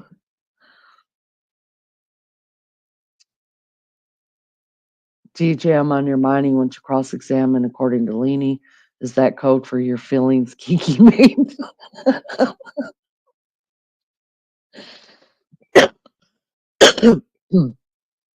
Well, DJ, I'm glad of anybody who can think that way because I'm so involved in it, I think, and that I'm like, that's a lie, that's a lie, that's a lie, that I can't look at it from an unbiased standpoint. So you looking at it as an unbiased standpoint makes me feel good that you could see that maybe that's what's happening. Honestly, this smells of amateur hour in court. Me? Well, I'm not a professional, Deej. Or the court. Maybe the court you're talking about. You know what? I don't know. I don't know. I'm not going to say that this case does not have its flaws. I'm not going to say that McClellan, the prosecution, doesn't have its flaws, and I'm definitely not going to say the defense doesn't. It's because of the defense lawyers that there's these photos in my email address right now. Okay, I have them. It's their fault. So they were neglectful and left those photos. Anyways, that's a whole nother story for another time. Uh, th- they interviewed an officer, that the old sheriff, and he said, "Look, hindsight's 2020. Would I have done some things differently? Yes, but that's in every case. But not every case is a nationwide case. You know what I mean? So, all right, um, let's read. Let me read the PCA, and then we'll be done with this for tonight. I've kept y'all way too long for this. I'm sorry. All right. Here comes the state of Indiana of Carroll County versus Richard Allen. Uh,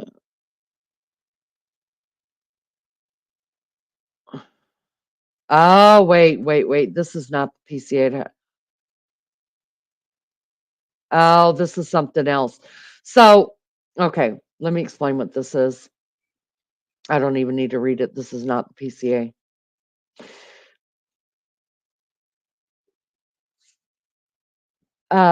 What that is, so there were two sketches released. You guys probably have seen them, right? The first sketch was of an older gentleman with facial hair that was released in 2017, right after a couple weeks after the murders, right? If you've seen, because there were three eyewitnesses, you guys, three. I think there was four, but I know for sure three right now. Um, and so they released a sketch. Now, if you ask me, the sketch looks just like him, hands down. Um, then 2 years later, they released a sketch of a younger person. I mean, as a young kid. Uh, and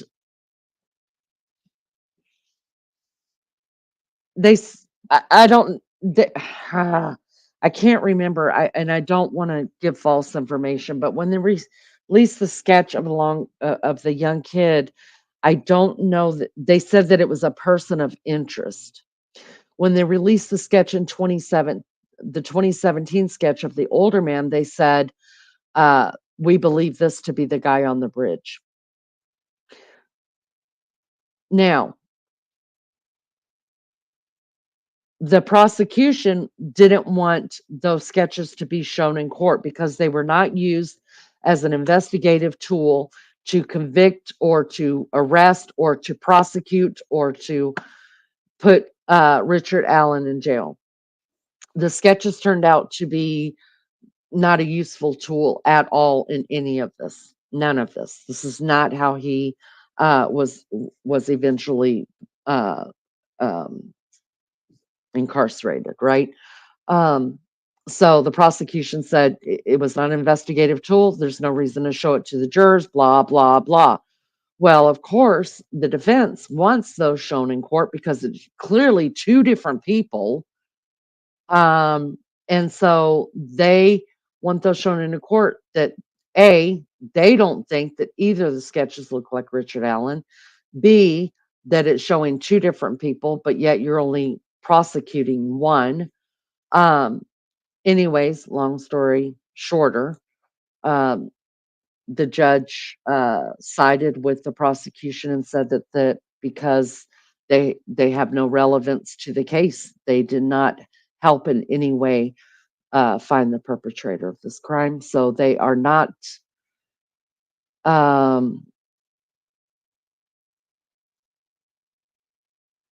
They're not the perpetrator of this. There's no reason to show them in court. So that was a win for the prosecution. That was a win. I could drop you a link Absolutely. The court is amateur. Well, like I said, I'm glad that somebody who's non-biased, because I'm so biased. I'm gonna straight out tell y'all right now. Hold on. I'm gonna do this really quick. Wait, is Lulu leaving? At the end of the day, the lawyers are show ponies. They want the attention to feed their ego as long as they're in the news. Paid. They're all bottom feeders. Correct. Be back later. See you later, Lulu. Good morning, lunch lady, my sweetheart. Dozing in and out since you came on. Just got the wits about me to say, hey, y'all. I love you, lunch lady. All right, I want to show you guys this real quick. I'm going to bring up how to get out of top chat. All right, hold on just a second. Let me do this real quick.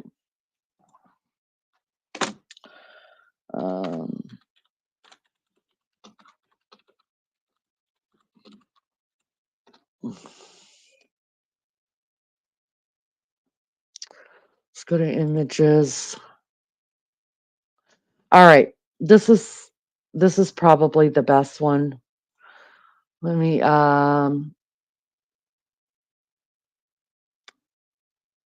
this is the Fair Use Disclaimer. Copyright Act of 1976 gives allowances for this content to be used for purposes of criticism. That's me. I'm your girl. Comment. That's me. I'm your girl. News reporting, teaching, scholarship, and research. Don't come at me, YouTube. All right. I want to show you all this. Now this, you guys, is the two sketches and Richard Allen. Now you tell me. Now be honest with me, because if you see no resemblance, please tell me. I won't be offended at all. If you do, let me know.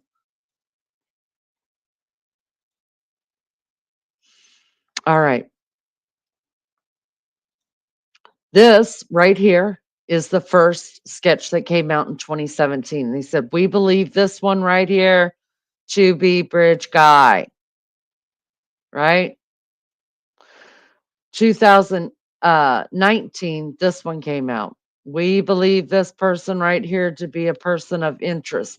Believe you me, everybody in the whole state of Indiana that saw this was like, what the fuck is happening?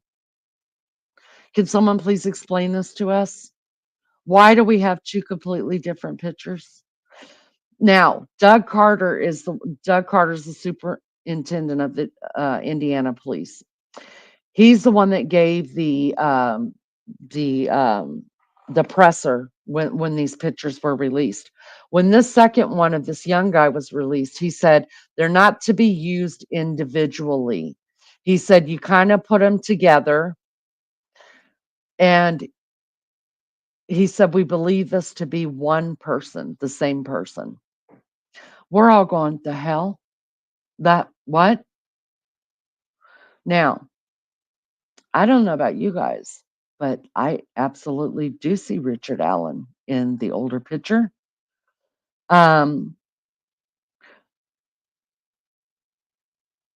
These pictures are drawn from somebody's memory to another person who's drawing what they're telling them. It's never going to be 100%. It's just not. But I think it comes pretty damn close. Now I want to show you this one. Hold on.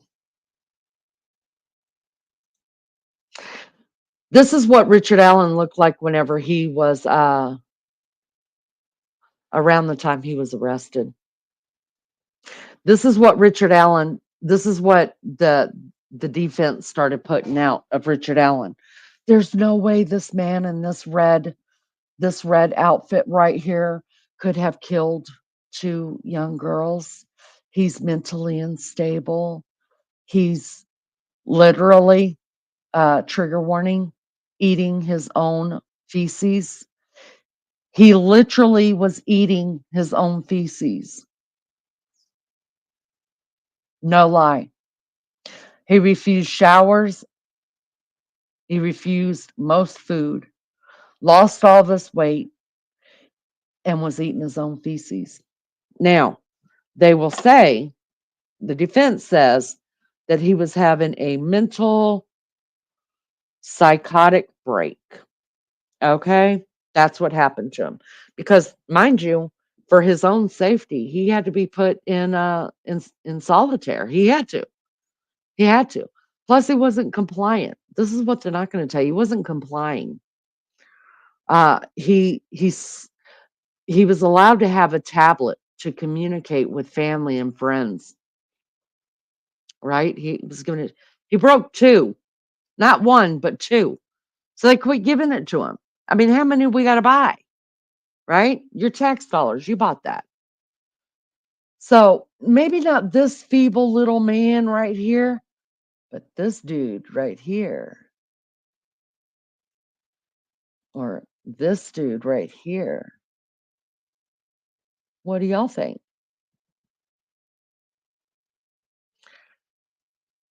What says you? Trying to find some pictures of him together, where it shows the different, I call it the different faces. Oh, here's a good one. Here's what I want you guys to see. So this is old Richie at the bar, right? Are you guys following me? Can y'all see this shit? This is good shit right here. This is old Richie at the bar. Look what's up here on the wall. You probably can't see it because you guys are probably looking on the phone, but go research it. Right here above his head is a picture of the last drawing on the bar wall of the wanted poster of himself. So there's that. There's that. Yeah, all kind of fun stuff. Hold on, I'm gonna see it. I think it's already been taken off. Here you go. Here you go. Here's a crazy dude right here. See, this is when he started coming out of the crazy. Started eating food. There was a picture whenever it was, of course, whenever it was first put out. Richard Allen, all of us, me too, not kidding, went to Facebook, went to Reddit, Googled his name, went everywhere I could find and snapped a whole bunch of pictures of what I could find on Richard Allen. Because the minute in any crime story that they we got it, we got the first thing everybody does is run to social media, find out exactly who this person is, because it's going to be all taken down, right? His daughter graduated in 2020, 2021. Can't remember right now. Don't quote me on that. Now, this may or may not have anything to do with it. Me, as a biased person who says this MFer is guilty as sin, I think all this was done on purpose. Here's just a couple things to think about. His daughter, when she graduated, was well after the girls' murders. One of her senior pictures is done on the bridge before they fixed it. Now, you could say, Lainey, come on. Most teenagers, it's a beautiful area. People like train tracks in their pictures. I'm going to go with that. Yeah. I'm sure a lot of, people go out there and get pictures made, senior pictures, engagement pictures, things like that. So I'll go with that. There was another picture on his Facebook page of his daughter laying on her tummy on a bed with her feet up in the air, and she looks so damn cute. But here's the problem. When Abby and Libby were killed as a fundraising thing, because they have built a softball park in their name, and everybody was raising money to go towards the softball park, which is almost completely complete now, and it's gorgeous, and it's for a good cause, and it's the Abby Libby Memorial Park, and they sold T-shirts. It was well known that Abby liked tie-dye. In fact, that was the shirt that she was wearing that day that was found in the water. So they sold T-shirts to raise money for this park. And guess what his daughter was wearing? the day that picture was taken. An Abby and Libby tie-dye t-shirt. Now, I mean, I'm sure a lot of kids in Delphi were wearing those t-shirts. I said those two things to say this. It's really eerie. It's really eerie. Imagine that he did do it, right? Let's just go down, the lane here. Imagine he did it. His wife brings home this, supporting the cause, the t-shirt, and he about shits himself because now his daughter's walking around in the reminder of what he did. I don't know. But if that happened, I sure would like to be a fly on the wall. Wonder if his balls shriveled up whenever that happened, or when their beautiful daughter is sitting, on the train tracks that he abducted the girls from, and a big old picture hanging over the fireplace as a reminder every day of what he did to them girls. Yeah, I hope he lost a ball. I hope it just went up back to his kidney and got stuck there. I hope he wasn't a pompous ass that was able to see his daughter walking around in that t-shirt, or see the picture hanging on his wall of his beautiful daughter on those same tracks, and wasn't a pompous asshole that thought he got it. I think he thought he got away with it. I'm on the fence, I think, because they have released such little info. I would like to see more of the bridge guy video, even compares voice to Alan's. The facts aren't lining up. GJ, did you hear the Odin's theory? Like something out of the Twilight Zone could be ridiculous if it's true. Thank you so much, Lunch Lady, for dropping that. I appreciate it. I don't have all the facts, but the courtroom discussion are only creating doubt based off speculation. Too weird. Imagine if he didn't do it. I think he did it. I'm going with it. Or he loves that she's wearing it, right? If that's much of a freak, he could be loving the pictures and the t-shirt, right? Disgusting. Lulu, let me see if I can bring up the video for you really quick.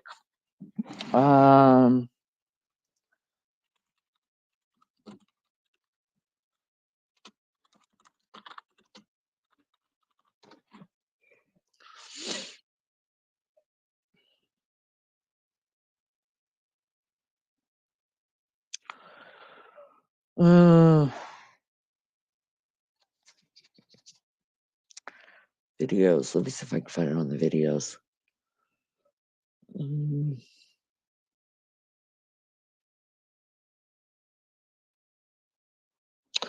Let's see what this one is.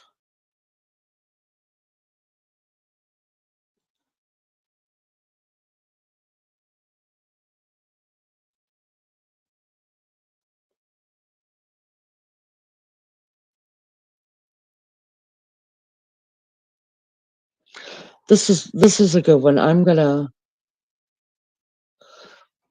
How do I make this go back? Can I not?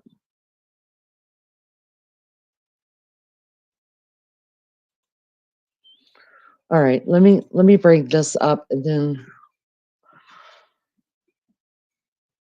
look at this. This Lulu, DJ, Melly, Lunch Lady. Let's look at this.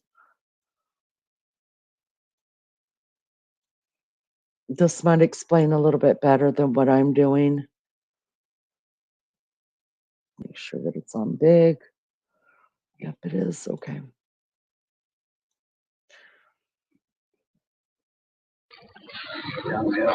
It is this video that turned this case on its head nationally. Abigail Williams and Liberty German were on this bridge in February 2017. One of their cell phones actually took the video of this man that was on the bridge also. But is it the defendant, Richard Allen? It's believed that a short time later, they were murdered. Down the hill the next day, their bodies were found. What was the motive of these murders? Is there DNA at the scene that actually is the defendant's, Richard Allen's? Richard Allen admits he was at the Monon Trails that day, but he says, I didn't do this. Delphi, very small community, less than 3,000 people. Everybody knew who he was. After he was arrested, prosecutors say in jail, he confessed over 60 times. The defense says, wait a minute. He was in solitary confinement for a long time. He started wetting his legal documents and eating them. And then he started confessing. This is not trustworthy. During jury selection, there was a potential bombshell from the defense. They said that there was hair in the hand of one of the victims, and it is not Richard Allen's. It is this video that turned this case on its head nationally. Abigail Williams and Liberty German. I'm going to see if I can find just the guys down the hill thing. Now that's okay. So what we got first. Okay. So that is Libby's video that she took. Okay. Libby had her phone out. She was taking pictures. They were just hamming it up, having a great time. And hamming it up, having a great time. And she must have got some kind of spooked by this guy. I think that she knew that I think they both knew that they were being followed, and he was creeping them out. Listen, when you get to the other end of the bridge, there's no way to get back on that side of where they had to meet their dad that was going to pick them up, other than going without getting wet, was to go back through the bridge, right? So he kind of had them cornered. So there's that. So that video was taken. That video is actually 43 seconds long. At first, they just gave us a still. They took a still picture of him just like walking on the bridge. You don't hear anything. Then they released that picture with the video of, or with the audio of guys down the hill. Then they looped it, like where he's taking 2 steps and he's saying guys down the hill. Now that's only him. Like I said, Abby's mom said that the only thing you hear on there is her daughter telling Libby he's got a gun, and then you actually hear the gun cocked and him say girls, guys down the hill, whatever. That's all that's on that video. So Ron Logan, that's who you're talking about. This is why I won't climb the hills by myself anymore. I hear down the hill. Yeah. I heard guys down. That's what I thought I heard. Guys down the hill. Guys down the hill. I think Bridge Guy looks like the old fellow who has since passed. I think it was his land. Yes. Alan could have been involved, but just not sure it was only him. That was Ron Logan. It was his property. Yes.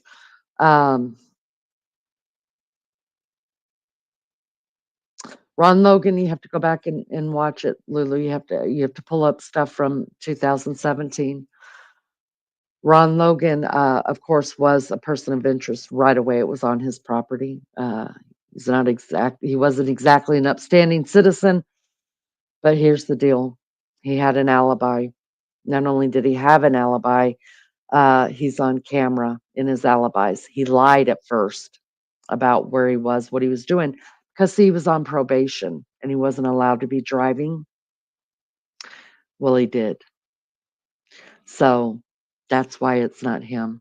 When he finally came clean and had to do some jail time because of he was on probation. When he finally came clean, they were able to establish the alibi for him. So who else other than the deceased that saw it to provide an accurate sketch?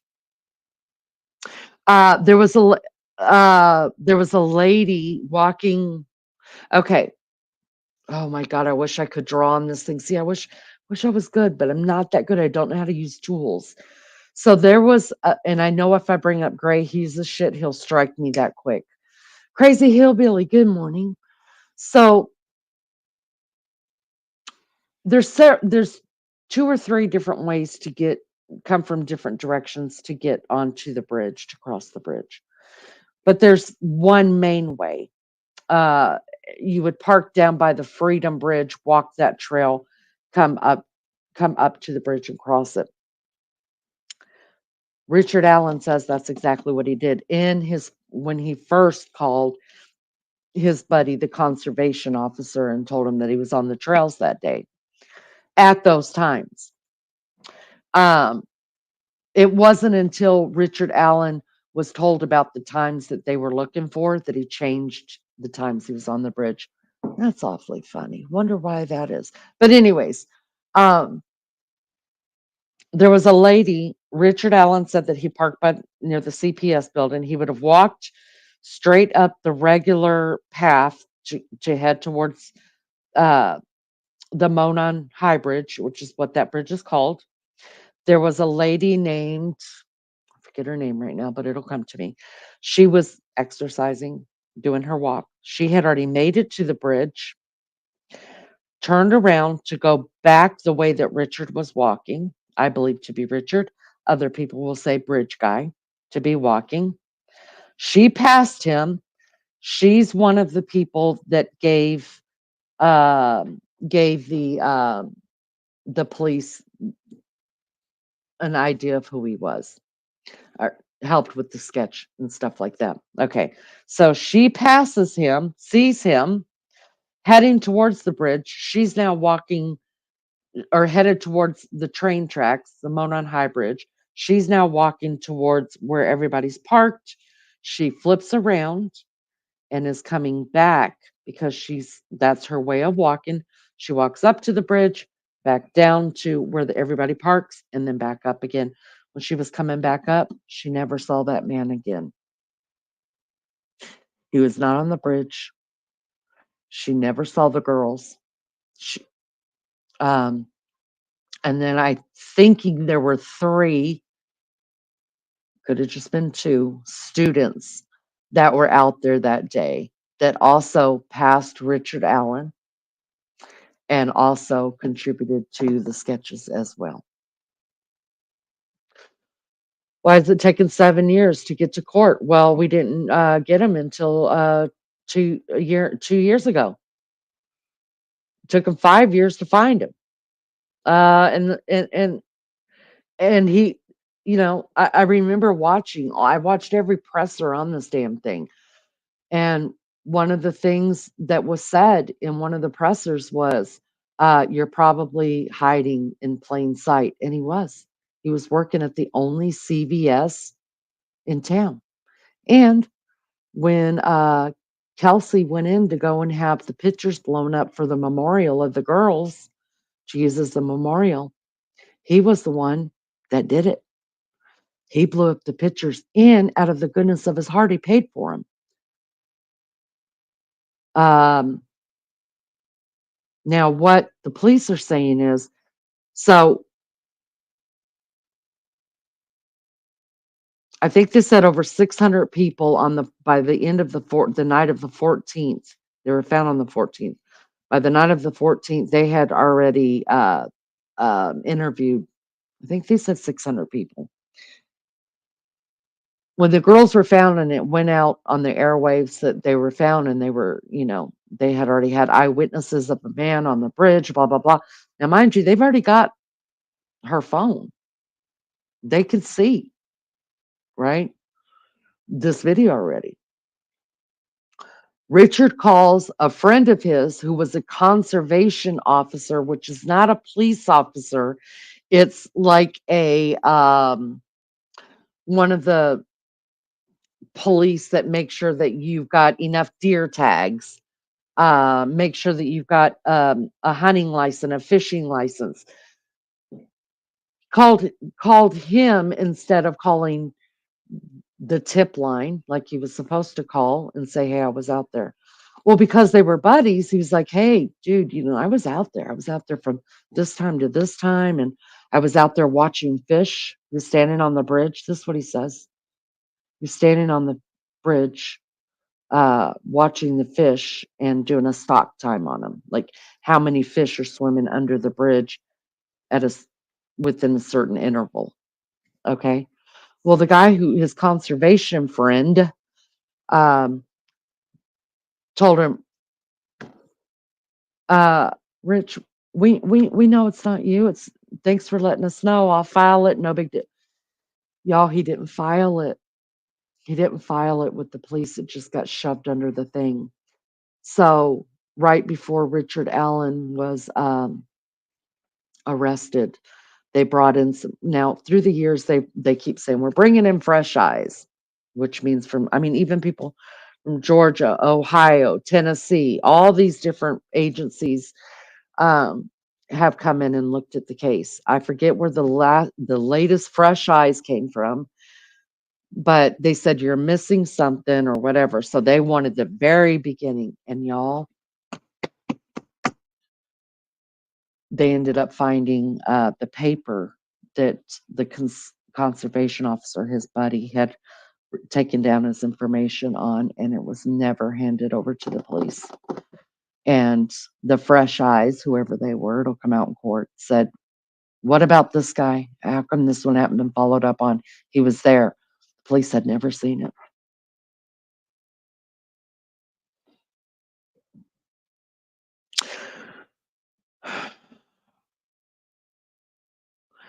According to Lainey, who did you see at the supermarket last week? Could you provide? No, absolutely not, DJ. The reason, for me, the reason is though, is because I don't look people in the eye. Um, I was trained for many years of my life not to look at people, not to look at their faces. So I literally, over the last 20 years, have been training my brain to when I'm talking to someone to look at them in the eye. So I'm the wrong person to ask.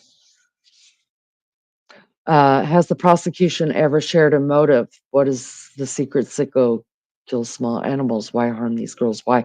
Like I said, I think it's going to come out that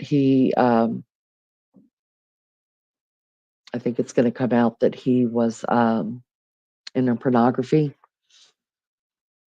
He has not been charged as a sexual offender or with any kind of child P, right?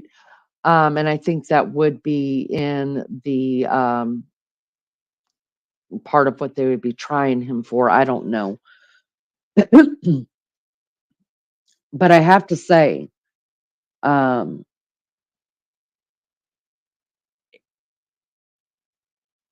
I mean, I can't say it. I'm not going to say it. I can't say it. Um, let me put it to you this way: if it is proven that he actually was the one to murder these girls, I think they need to look a little deeper because I think it's safe to say that he is a child predator. I don't think that you don't. I mean, you have to be pretty ballsy if you're a child predator that your first thing that you ever do to children is to go do what he did, right? I think it starts off smaller than that, and I think they need to look deeper. If in fact he if they haven't already and they're not going to bring it up and they bring it up in court, I think they need to look deeper and see that he's a child. There's a huge ring. Now listen, it's in every city, you guys. It's in every city. But there's a huge ring that goes from Delphi to Kokomo to it's been proven Delphi, Kokomo, um, where's the other one? Muncie. That circle right there, there is a child predator ring that's in that circle. They all go place to place to place to sell their goods, if you know what I mean. That's documented. It's well known. Fort Wayne's also in there. The hunting and fishing cop. That's right. That's a better way to say it. I got my coffee and I'm driving. All right. Safe to say he has one. Off what evidence? Exactly. And talk to his daughter. Right. Now, his daughter has gotten married, and she has not been in not one court proceeding, not one. Now, if it was my dad, and I thought my dad to be in, there would be no shutting me up. Zero. I've got someone very close to me, not any in my immediate family, but the next step up, that was accused of a crime against a child. He went to jail while waiting for trial and all that. He ended out on bond. I bonded his butt out. Listen, I didn't just believe that he didn't do it because he said, I didn't do it. I believed he didn't do it because I looked at his probable cause. I let's just say I've got connections when it comes to police departments. And I had a couple connections, and so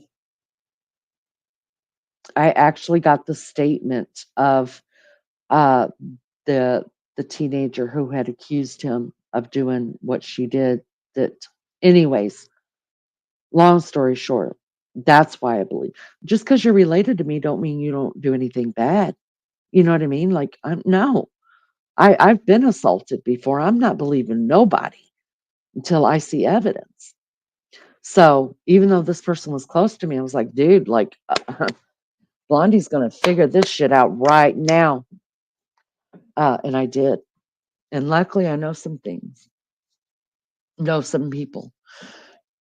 After that, I got to tell you, I bonded his butt out. He went to trial.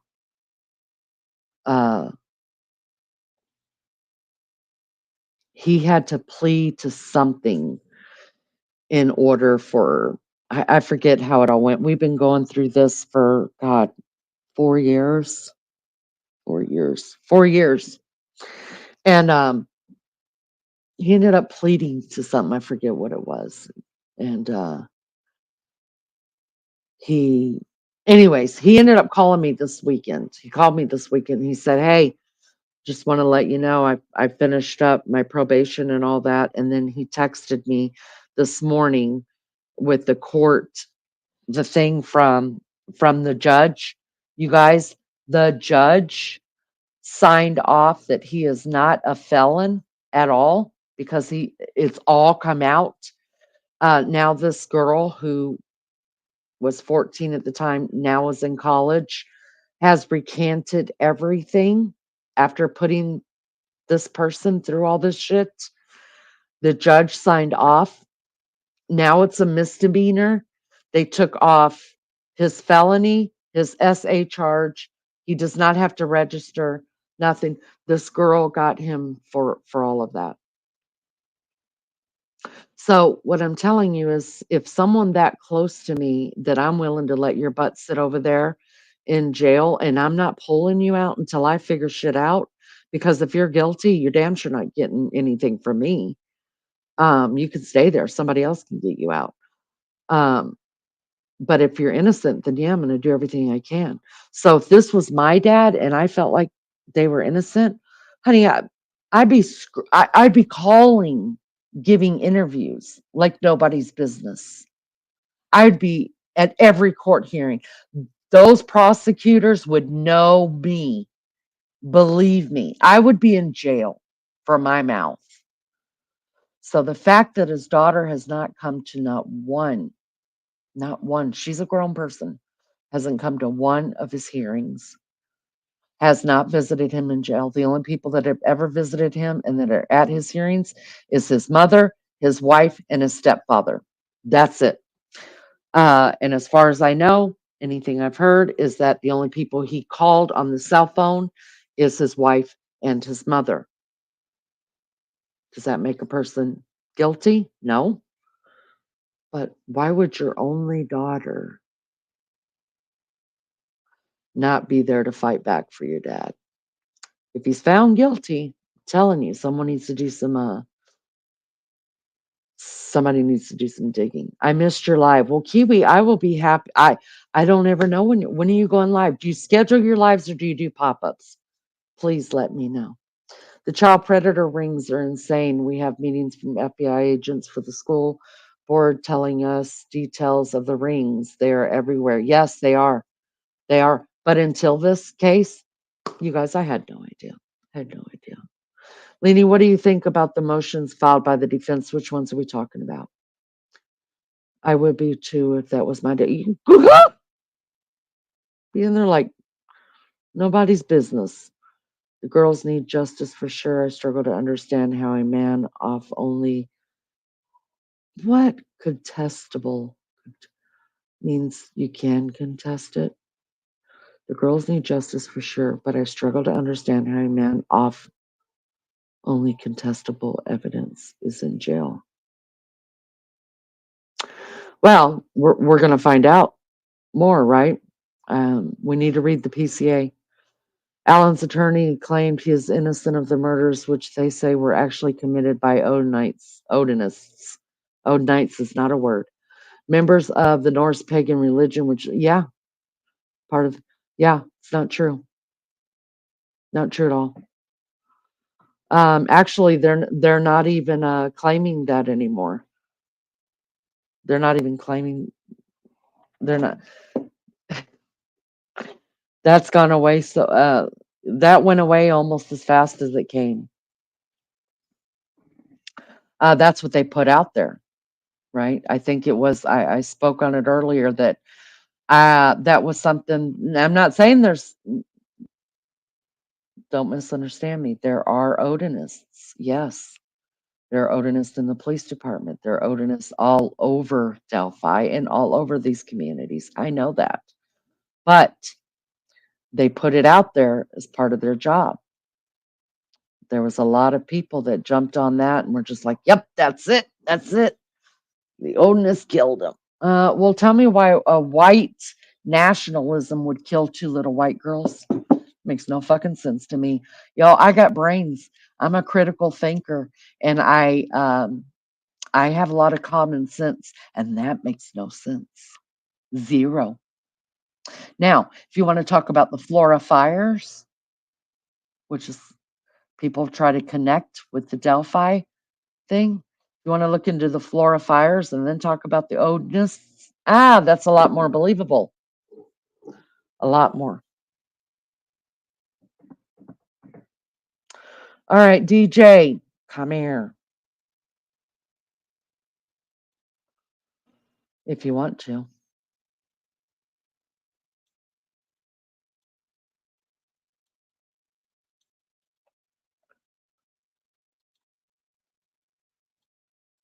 Let's have a discussion.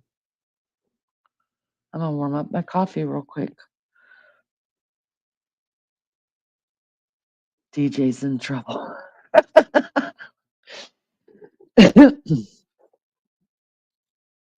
All right, I'll BRB. I gotta warm up this coffee. DJ, take that link and let's have a discussion about it. Lulu, take that link. Melly Joe, y'all, Army, y'all take the link. I'll bring it. Yeah, you're in trouble. No, you're not in trouble. Take the link. Let's have a discussion. But give me just a minute. I'm gonna pee again, since I can, and warm up my coffee. I'll probably hit a Dari too. I'll BRB.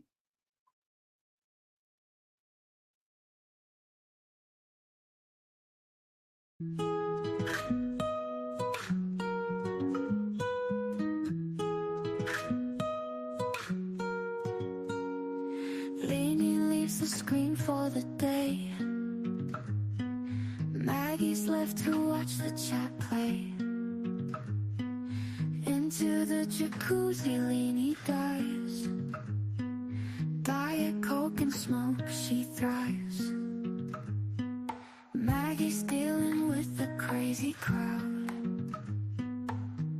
Questions flying way too loud. Typing faster than she blinks. Leanie's sipping bubbles, she thinks. Leanie's floating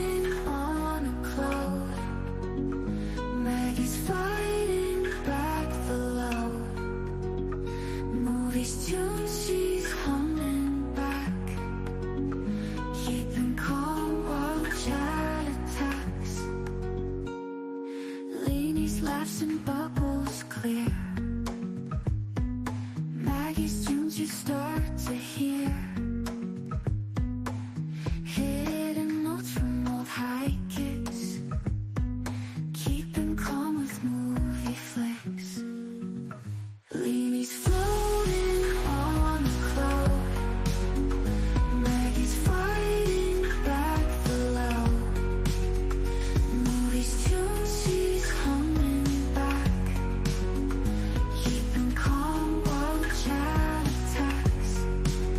Two worlds collide on internet streams, one in chaos, one in dreams. Against the storm, Maggie sings. Leanie's joy on the spot springs, brings. Leanie's floating on a cloud. Maggie's fighting back the loud. Movies tunes she's humming back, keeping calm while chat attacks. The world's collide on internet streams, one in chaos, one in dreams.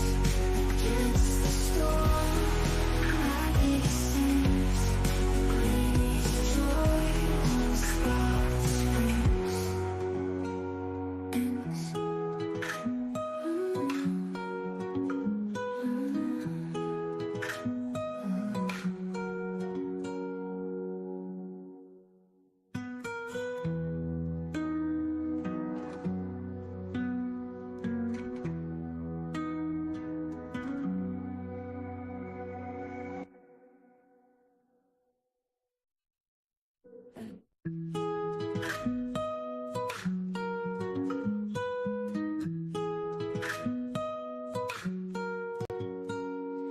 Leanie leaves the screen for the day.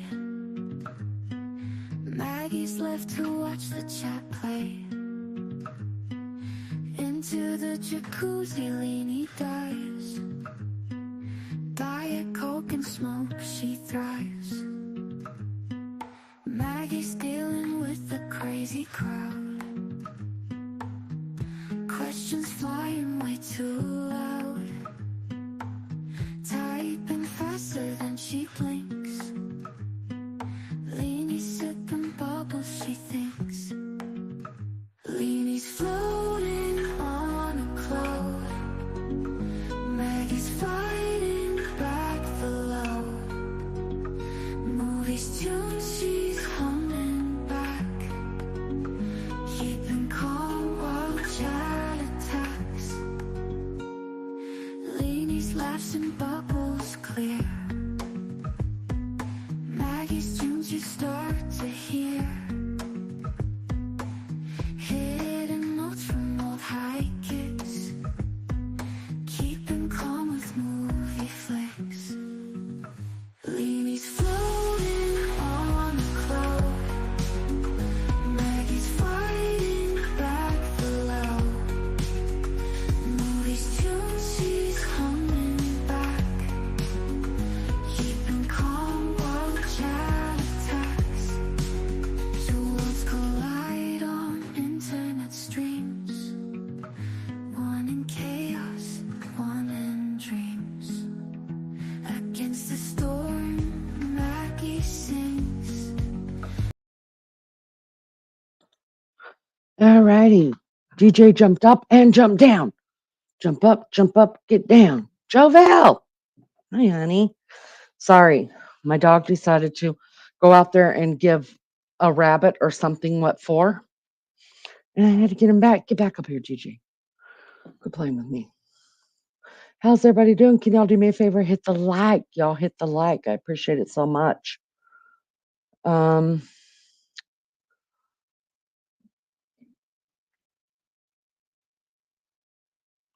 How many likes do we have?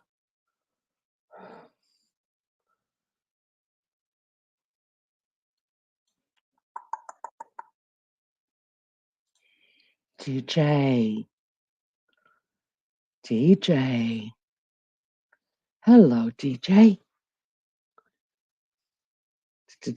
DJ. How you going? How you going? How you going? How you going? Are you done? Yeah, I'm done. I'm done with my Aussie talk. Yes, you can come up. Crazy. Give me just a minute. Let me talk. 36 likes. Thank you guys. Some Crazy Hillbilly. Give me just a second here. I want to answer some of DJ's questions and get his think on this. So, I have a question for you. What is what seems so um amateurish about what Well, is it? okay. So just humour me. And we don't have to agree, but just humour me in principle here. So, what do we, as in you and I, think we know about DNA? Just in principle. Um well, you can find your mama and daddy. Well, okay. Yeah. Actually it goes, yeah, in principle, that's what it is. We So, share the same DNA with family members. Got it. so basically, it's a genetic fingerprint that only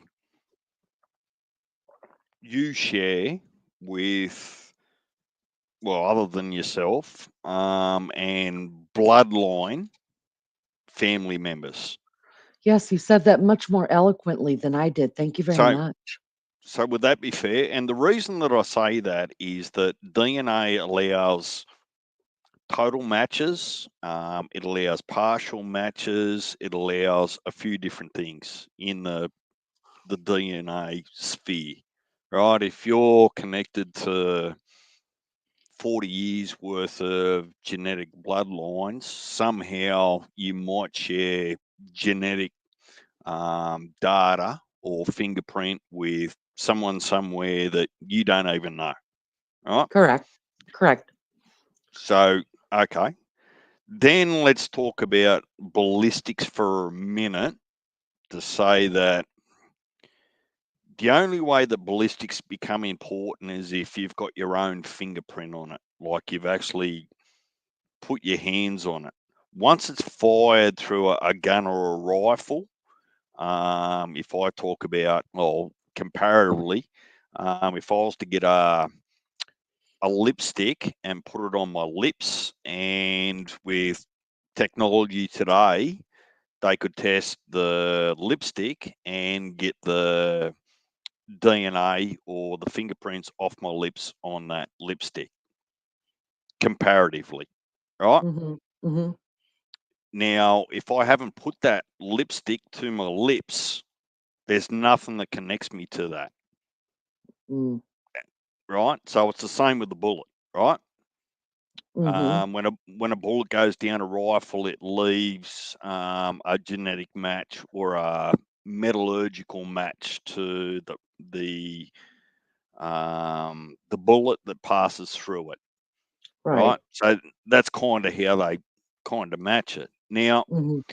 from a jury standpoint, you hope that a jury only looks at the facts, not perception, not storytelling, not any of that, and that you go into the room after the court case and you say, well, I can definitively say that either DNA, someone was there, fingerprints, whatever it might be, rather than speculation says that this man, woman, or otherwise needs to be sentenced to death. Now, what I'm hearing from all of the conversation and even the sketches is sketches are still circumstantial. And I use the supermarket as an example. Whether it's you, whether it's me, whether it's someone else, right? How good is your memory, right?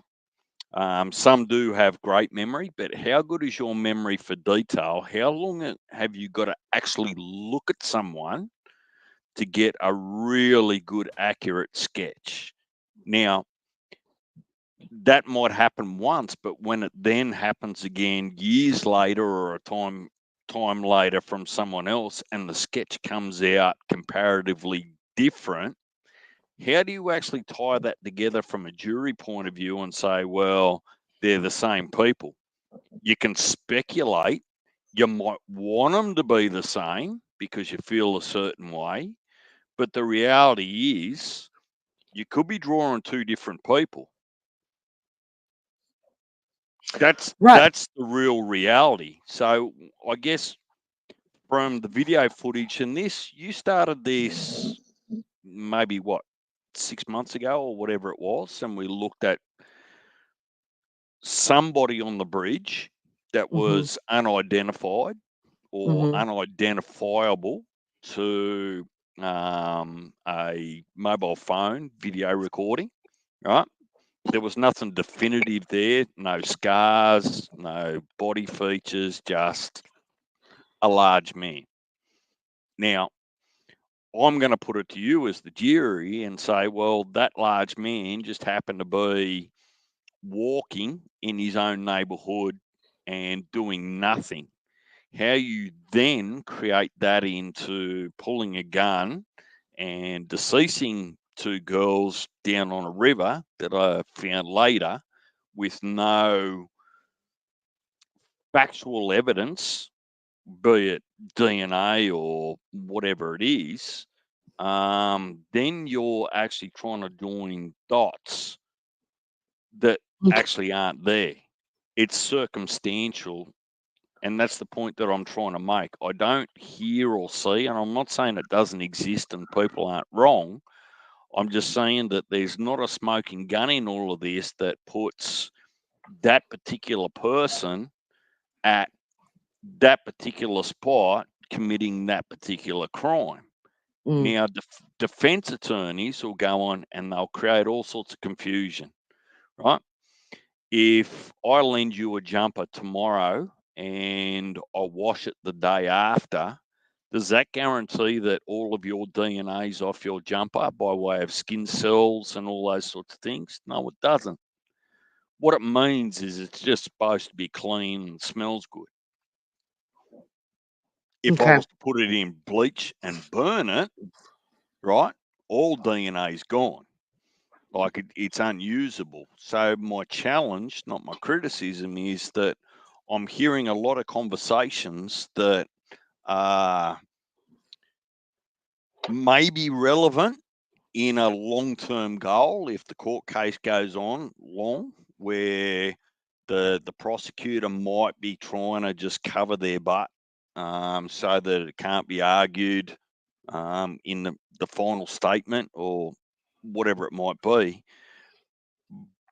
But for me, whether he's done it or not, if he's done it, I hope he goes to jail or gets the death sentence. But if he hasn't done it, I would argue that there's no definitive fact in any of this that's not contestable to say, well, yeah, he could have been there at the same time.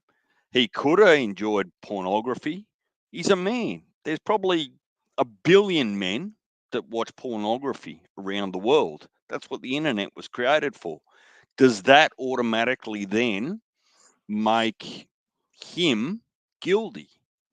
So it's almost like the court case is trying to tell a story and confuse people to come around to their way of thinking or their opinion.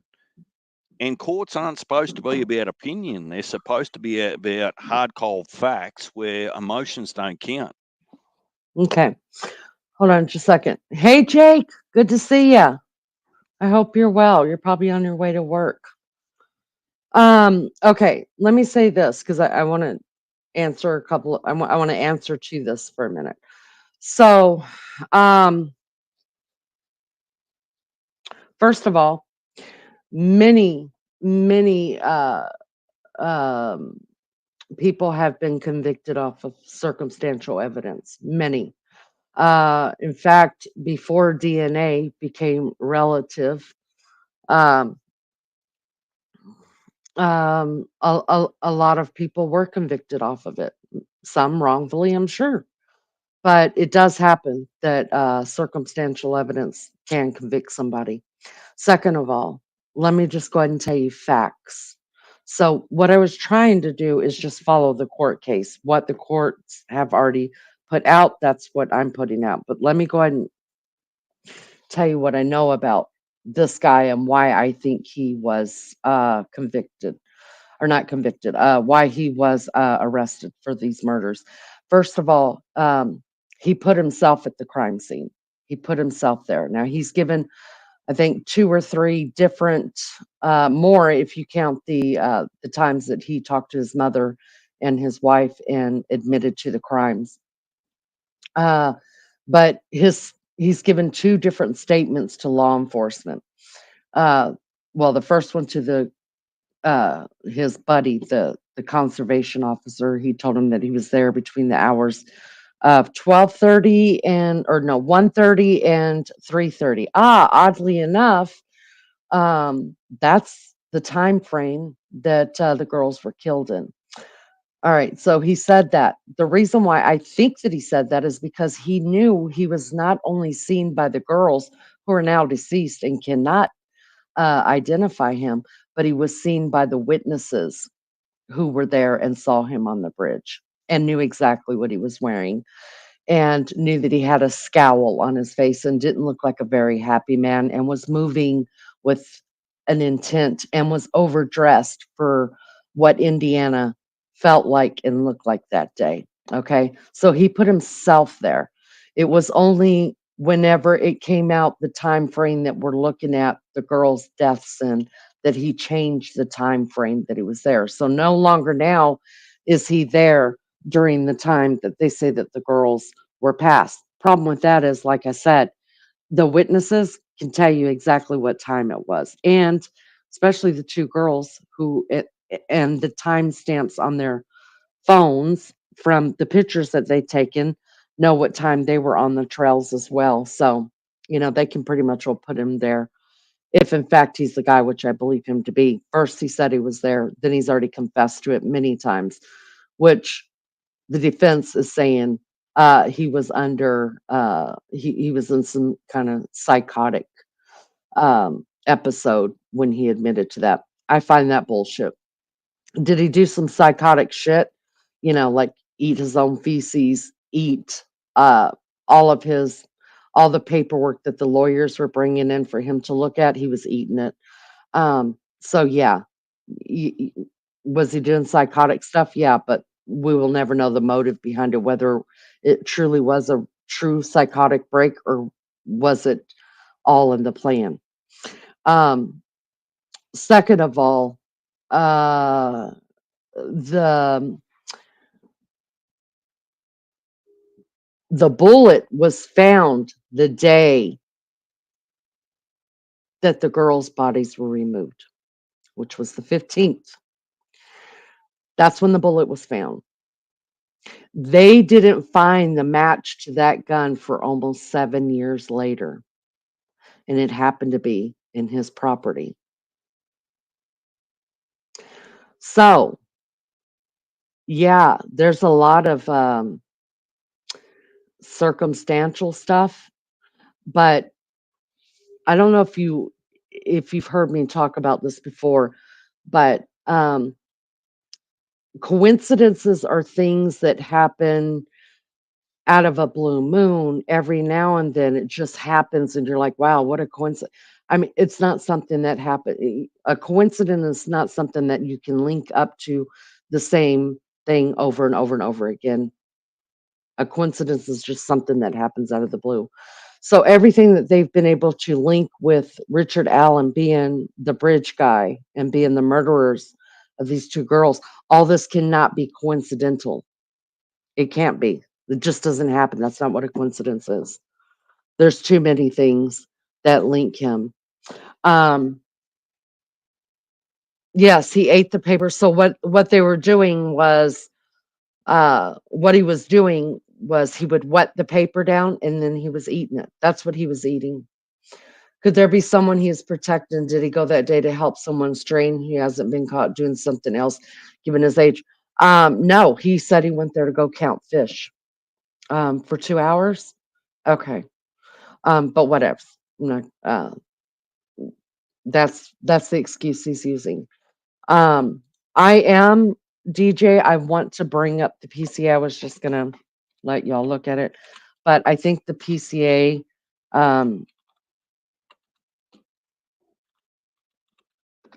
I think the PCA will explain a lot of what's going on and why, and how it's not circumstantial at all. So, do you mind? Is that okay, Deej? Having a gun in his name wherever is pretty much like Yeah, fingerprints. look, If the I'm not here ballistics to line up call right. anyone a liar or demean them or anything like that. I just there's coincidental stuff Mm-hmm. that clearly been on the bridge, perhaps the bullet. I still don't understand the bullet because you won't find a fired bullet. But and were they deceased by way of firearm? See, that's where you and I, this is where the expert, the ballistic expert is going to come in, because what you're saying is an unspent round will not leave a traceable mark on it to a weapon. I'm saying it will. So the only one that's really going to know that, I guess, is someone who's shot That's out some okay. I'm still happy to be wrong. I'm just asking questions that don't really add up to me so far. So keep going. Lulu says, DJ, you're a military man. Can they really tell if a bullet was in a certain gun, or is it a pseudoscience? They can tell, but there's some caveats that actually go with it. But I want Laney to continue with a train of thought, like bring up the PCA, and maybe we'll come back to that, because at the moment I don't see that as a smoking gun, excuse the term, as to put him there at that spot, and the cause of death, from what I understand. Right, right. All right, let's read the PCA again. I'm not gonna be able to be in chat while reading this, guys. This is as big as I can make it for you.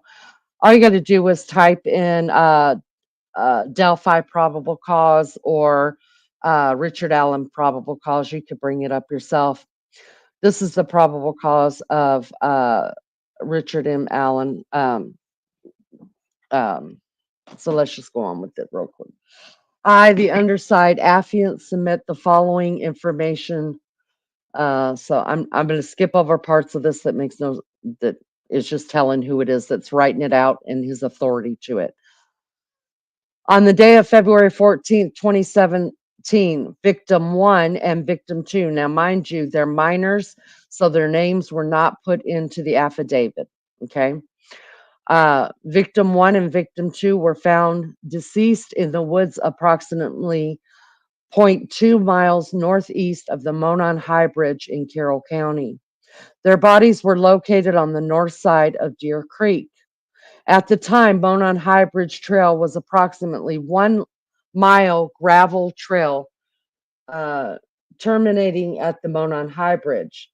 The Monon High Bridge is an old abandoned railroad trestle, approximately 0.25 miles long, spanning the Deer Creek and Deer Creek Valley on the southeast end of the trail, approximately 0.7 miles northwest. Yeah, we got it. Okay. Now, mind you, this bridge is about 350 feet off the ground. God, that's scary as hell, isn't it? Okay. Through interviews, reviews of electronic records, and review of video at the Hoosier Harvest store, investigators believe victim 1 and victim 2 were dropped off across from the Mears farm at 1:49 p.m. on February the 13th, 2017 and it is redacted out. It's by Kelsey, her sister. Kelsey was also a minor, so they redacted her name out of it. The Mears farm is located on the north side of the country road. Yeah, we got that. A video from the victim 2's phone, which that would be Libby, shows that on 2:13 p.m., victim 1 and victim 2 encountered a male subject on the southeast portion of the Monon High Bridge. The male ordered the girls, guys, down the hill. No witnesses saw them there after this time. No outgoing communications were found on victim 2's phone after this time. Their bodies were discovered on February 14, 2017. The video recovered from victim 2's phone shows victim 1 walking southeast on a Monon High Bridge while the male subject wearing a dark jacket and jeans walks behind her. As the male subject approaches victim 1 and victim 2, one of the victims mentions gun. See, that's what we aren't hearing on that thing that they didn't let us hear. Near the end of the video, the male is seen and heard telling the girls, guys, down the hill. The girls then begin to proceed down the hill and the video ends. A still photograph taken from the video and the guys down the hill audio was subsequently released to the public to assist investigators in identifying the male. Victim 1 and 2's deaths were ruled as homicides. Clothes were found in the Deer Creek belonging to victim 1 and victim 2, south of where the bodies were located. There was also a .40, a 40 caliber, unspent round less than 2 feet away from the victim's body. Now, they said less than 2 feet away because only they didn't want to give out the precise place that it was found, and it just came out in court that it was under her body, under the shoe, under her body.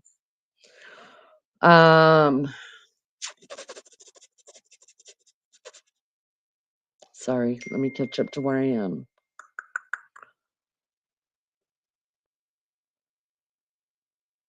Victim 1 and victim 2's body.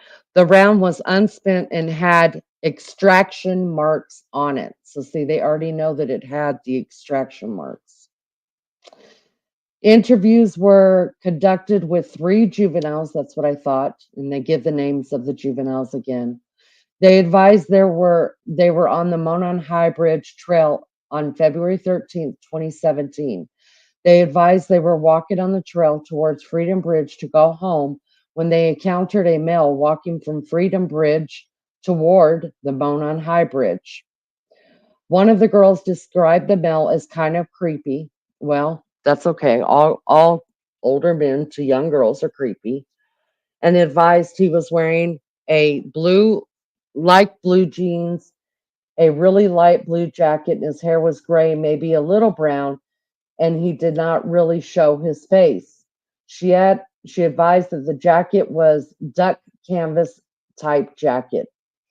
One of the other girls advises she said hi to the male, but he just glared at them. She recalled him being in a black and in all black and had something covering his mouth. She described him as not very tall with a bigger build. She said he was not taller than 5'10". Another girl advised he was wearing a black hoodie, black jeans, black boots. She stated he had his hands in his pockets, showed investigators photographs she took on her phone while she was on the trail that day. The photographs included a photo of the Monon High Bridge at 12:43 p.m. and another taken at 1:26 p.m. of the bench east of the Freedom Bridge. One of the girls advised that she took the photo of the bench. They started walking back towards Freedom Bridge, which is away from the Monon High Bridge. She advised that was taken when they encountered the man who matched the description of the photograph taken from victim 2's video.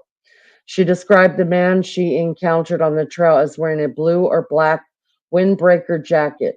She advised that the jacket had a collar and he had his hood up from the clothing underneath his jacket. She advised he's wearing baggy jeans and was taller than her. She advised her head came up to approximately his shoulder. She said hi to the man and he said nothing back. She stated he was walking with a purpose, like he knew where he was going. She stated that his hands were in his pockets and he kept his head down. She advised she did not get a good look at his face, but believed him to be a white male. The girls advised after encountering the male that they continued their walk across Freedom Bridge and the old railroad bridge over State Road 25. Investigators spoke with a minor who advised she was on the trails on February 13th, 2027. I apologize. This is not a minor. They just redacted her name to keep media off her, I guess. Video from the Hoover Harvest store captured her vehicle traveling eastbound at 1:46 p.m. toward the entrance across from the Mears farm. She advised she saw 4 juvenile females walking on the bridge over Old State Road 25, and she was driving on her way to the park. She advised there were no other cars parked across from the Mears farm when she parked. She advised she walked to the Monon High Bridge and observed a male matching the one from Victim Two's video. She described the male she saw as a white male wearing blue jeans and a blue jean jacket. She advised he was standing on the first platform of the Monon High Bridge, approximately 50 feet from her. She advised she turned around at the bridge and continued her walk. She advised approximately halfway between the bridge and the parking area across from the Mears farm, she passed 2 girls walking toward the Monon High Bridge. She advised she believed the girls were victim 1 and 2. Videos from the Hoosier hardware store shows that at 1:49 p.m., a white car matching the vehicle traveling away from the entrance across from the Mears farm. She advised she finished her walk and she saw no other adults other than the male on the bridge. Her vehicle is seen on the Hoover Harvest store video at 2:14, leaving westbound from the trails.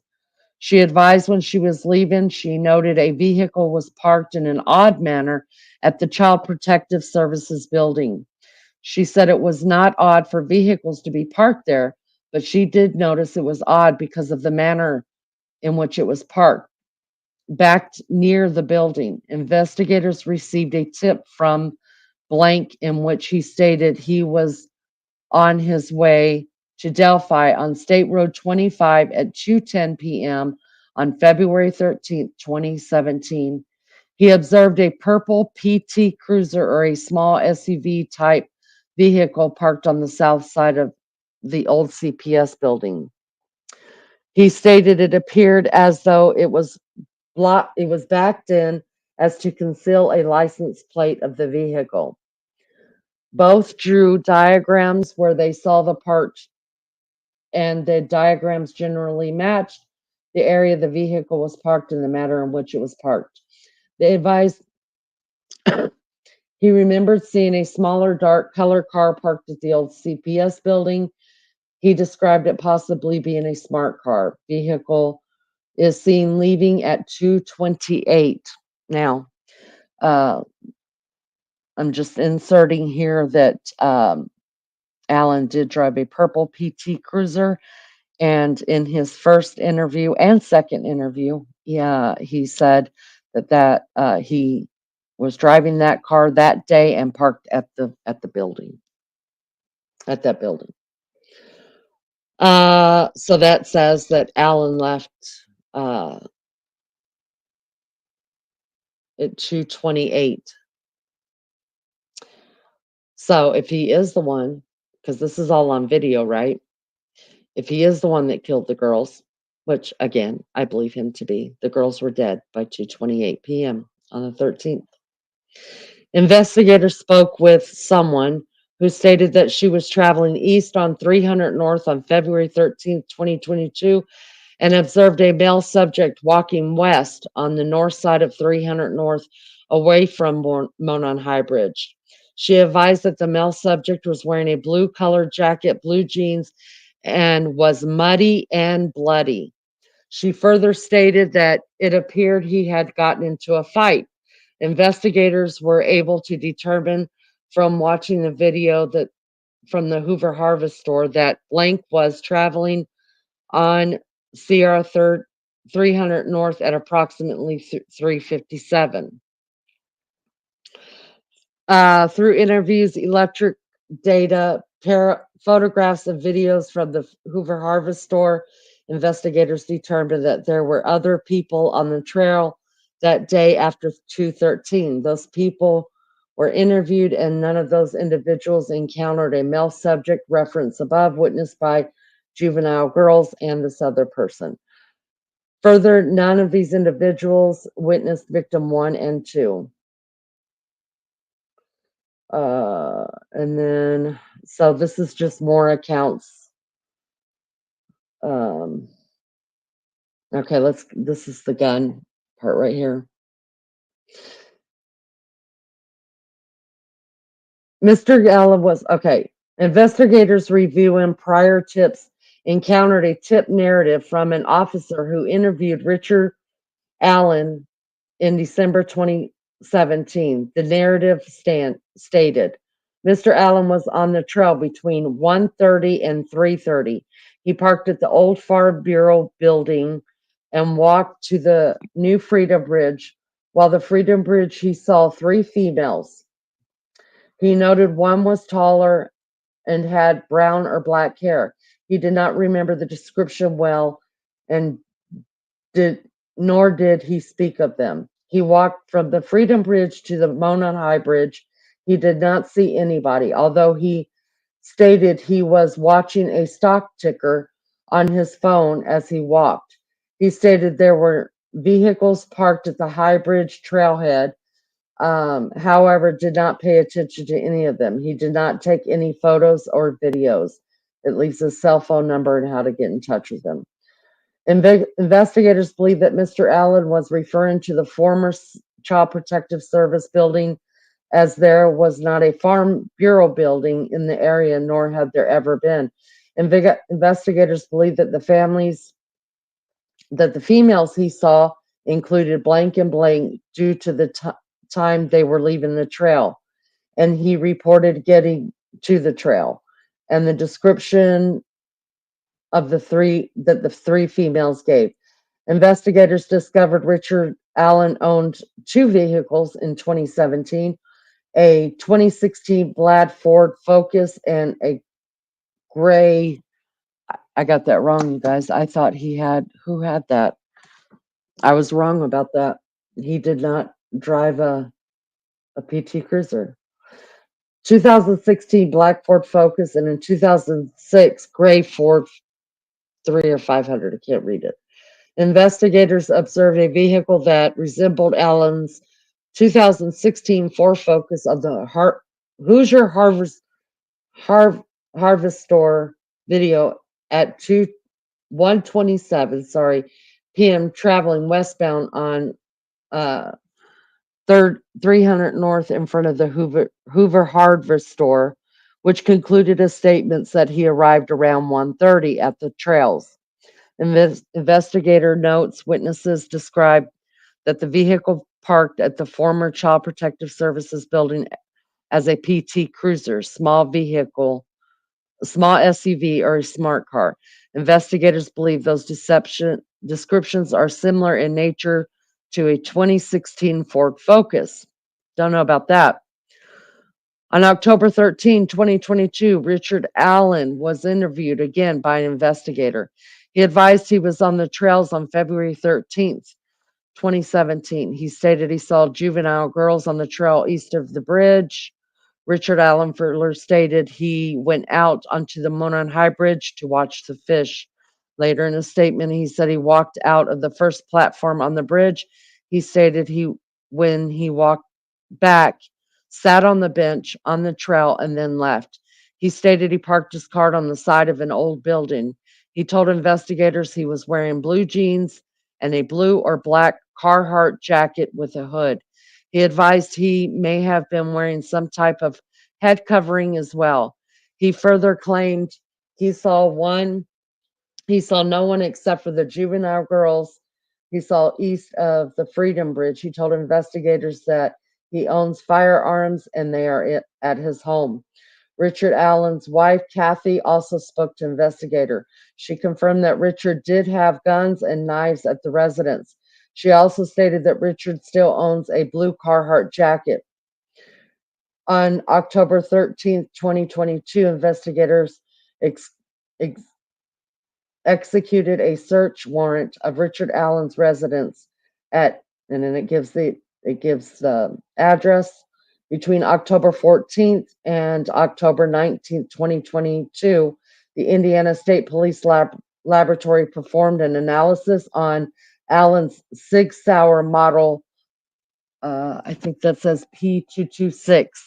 A laboratory performed the physical examination, class, friction, and firearms function test, barrel and overall length measurement, test firing, ammunition component characterization, micro comparison, and NIBIN, whatever that stands for. The laboratory determined the unspent round located within 2 feet of victim 2's body had been cycled through Richard M. Allen's Sig Sauer model P226. The laboratory remarked, an identification opinion is reached when the evidence exhibits an agreement of class, characteristics, and significant agreement of individual marks. Sufficient agreement is related to the sufficient duplication of random, straighted, impressed marks as evidenced by the corresponding of pattern or combination of patterns of surface contours. The interpretation of identification is subject in nature and based on relevant scientific research and the reporting examiner's training and experience. Investigators ran the firearm and found that the firearm was purchased by Richard Allen in 2001. Richard Allen voluntarily came to the Indiana State Police Post on October 26, 2022. I spoke with the investigators and stated he never allowed anyone to use or borrow his firearm. When asked about the unspent bullet, he did not have an explanation as to why the bullet found between the bodies of victim and victim 1. He again admitted he was on the trail, denied knowing victim 1 or 2, and denied any involvement in their murders. All right, so we're just going to leave it at that. There's more here, but basically it's the gun, the bullet. Just like they said in opening statements, you guys, this is about a gun, an unspent round, and 2 deceased girls. So what says you, DJ?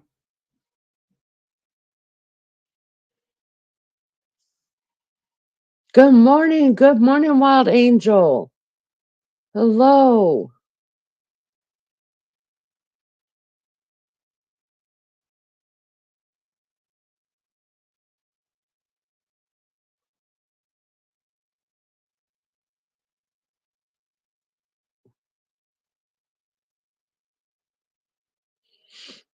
Hold on, I'm trying to catch up in chat real quick.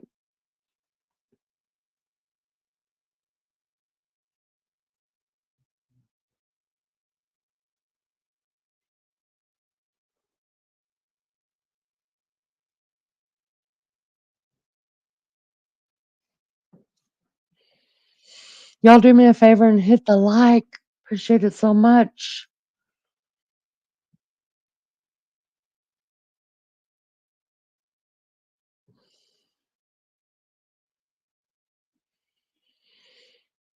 DJ, I was talking to my husband about that. I mean, we go shooting all the time. I'm sure we drop unspent shells. It would be horrible to have something like this linked back to an honest mistake.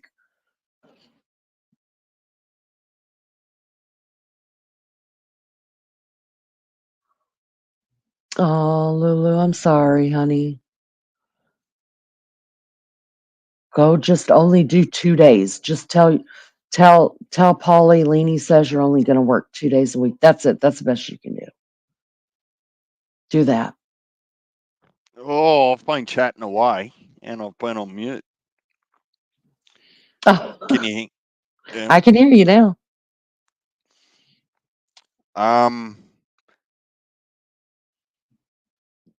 The whole car thing is just irrelevant. People pull up and they've got no care factor about how they park, how they position it, hide number plates. That's just all speculation. To me, it sounds like that he's admitted he's definitely there. So, okay, let's tick that box. He's definitely in the region. Now, from the information that you gave me, the extraction and the marks, whether it's metallurgical or nothing, or not, that seems to me that's pretty hard to actually explain. Now, so what you've got by way of fact, not opinion, is you've got a man in the area and you've got an unspent round in the area of the crime scene. Now, the unspent round is, and let's just be circumspect for a minute, it's unexplained. So, was it there for a month? Was it there for a day? It was 2 months near there. And I'm just asking all these questions that I would want to ask as a jury member. So, would you say 50 feet? Approximately 50 feet, is that the distance that they were taking the recordings from of the man that was following them across the bridge, which is essentially under 20 meters. So if I see someone from under 20 or 25 meters, I reckon I can actually see, unless your eyes are poor. Wait a minute, 50. What are we talking about? The 50 feet. I'm sorry. Well, I think in amongst all of the PCA, they were talking about approximately 50 feet that the man was away from the girls on the bridge. So I'm trying to join the dots, and I'm just affording myself to say, well, if I'm a defense attorney, I can't explain why I've got an unspent round that matches my firearm at the crime scene. I don't have to explain why the accused was in the area because he's explained it himself, whether you believe the detail or not. I couldn't give two stuffs about the car, but being in the area and having unspent rounds attached to your firearm, which wasn't the cause of death, how does, although hugely suspicious, how does that, without a shadow of a doubt, make you the guilty party in their murder? Well, first,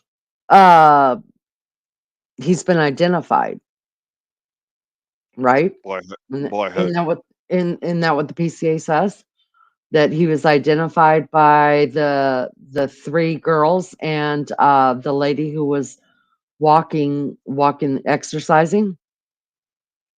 Yeah, so I'm okay he was there. Like, hear me. Like, I'm okay he was there, right? But imagine that you walk into, and I'm not trying to be argumentative, and if he's the right person, I'm okay if he goes down for it, right? Mm-hmm. But imagine you go to an apartment, right? Imagine you visit my place a week Good ago, morning, JB. Good morning. right? I'm listening. Mm-hmm.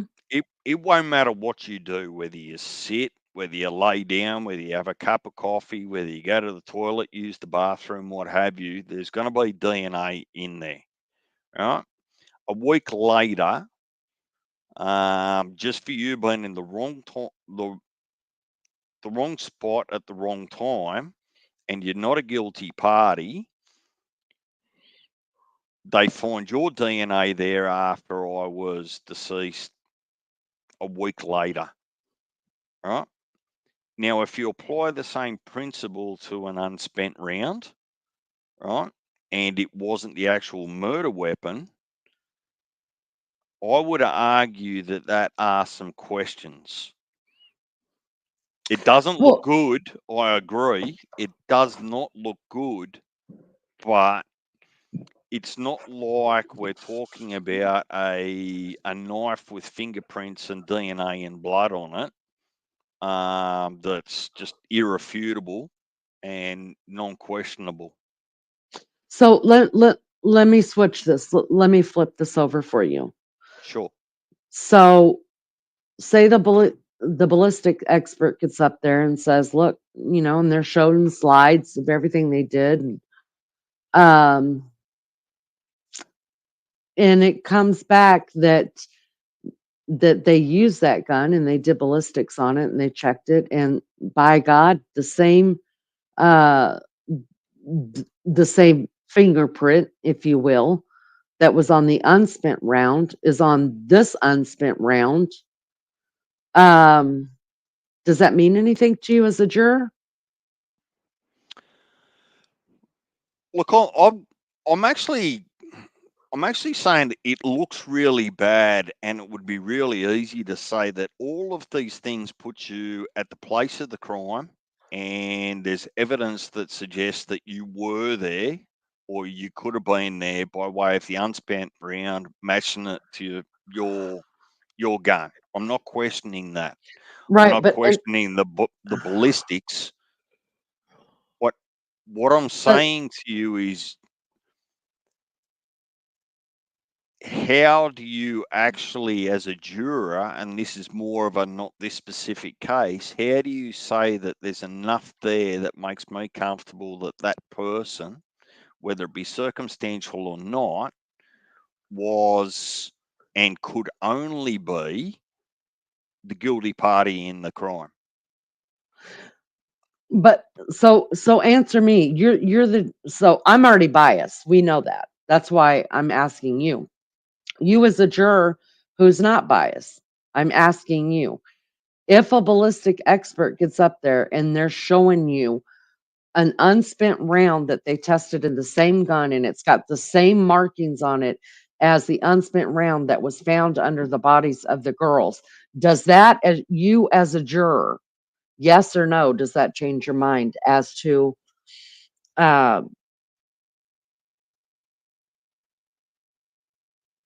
that he could have killed the girls? Well, see, this is the thing. It's not about could, it's about did. And Okay, I'm saying but the question which way is, does that mean nothing to you? So what because you're not it answering may, my question. sorry, You're going around it. And I just want an answer. So I think no, what you're saying is that whether it proves that it came from his gun or not, that doesn't mean that he killed the girls because there's no proof of him killing the girls.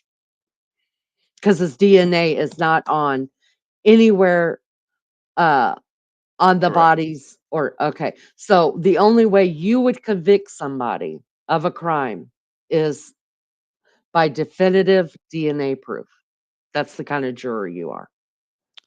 No, it's not just DNA. It's about every other form of proof that actually. Well, what other proof is there that's definitive? Well, there's many in different cases. It's just it doesn't exist in this case. There's video footage, camera footage. There's DNA. There's all number of things that happens in different criminal cases that isn't particular to this one. I would just I'm not challenging you. I would just find it difficult sitting on the jury and just saying, well, okay, let's be fair. Everything looks really bad here. Like it looks bad for this man. And do we sentence him to whatever it might be, life or death sentence? I don't know what the rules are over there, based on some key items that were found in the vicinity. Hold that thought just a minute. Crazy Hillbilly, I would love to have you up sometime, honey, but we're talking about this right now, so I don't want to bring something else into it. It's not that I don't want you up, I do. But I don't want to stop the flow of this by sidetracking something else. But yeah, I do want to hear about your story that happened to you. Lulu says, is an unspent round the same as ballistic testing? An unspent round, all that means is that the gun was loaded, right? It wasn't fired. It wasn't fired. Basically, It didn't could have. come through. Yeah.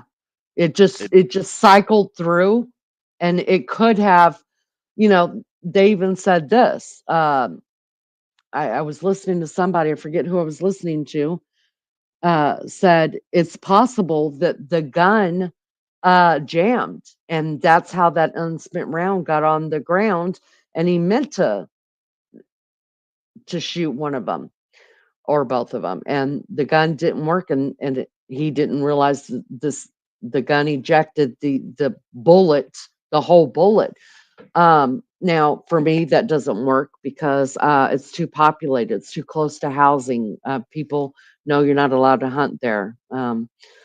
So, and ballistics is it's a whole range of things that have to do with firearms and bullets and things like that.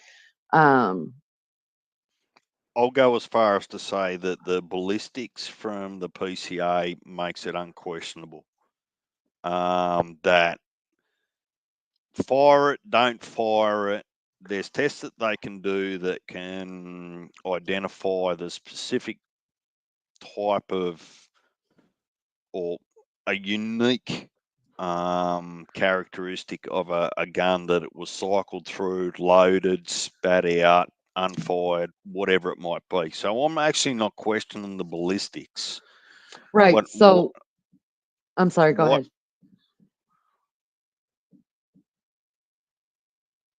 Apart from all roads and arrows leading to this man, what is it that says definitively in your own mind, in your own heart, you had to have done it? And that's the question I'm asking myself, not you, and saying, well, the ramifications are pretty serious, and in 7 years or 10 years' time, if he'd have walked that path with his firearm in his back pocket and dropped a couple of these rounds, and I'm just circumspect, does that mean we got the right person? Well, I think I am a critical thinker. I think I am a logical thinker. I think I try to think, use my common sense. He would, in an Indiana winter, that bullet would not have been clean and looked brand new for 4 months sitting out in the snow and the water and all that. That's what I think. So you can tell now I don't know what would happen in California or Texas or New York. I'm telling you, in an Indiana winter, that bullet would have looked a lot different, even in just the 4 months of our winters that we have. So I think you can pretty much tell if it's a newer,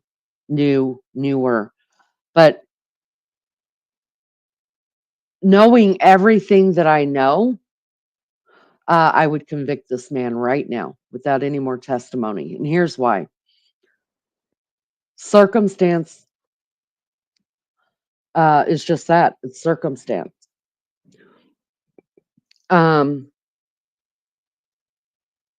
It doesn't, you're saying all these roads lead to him, and you get that, all these roads, but that doesn't happen in real, it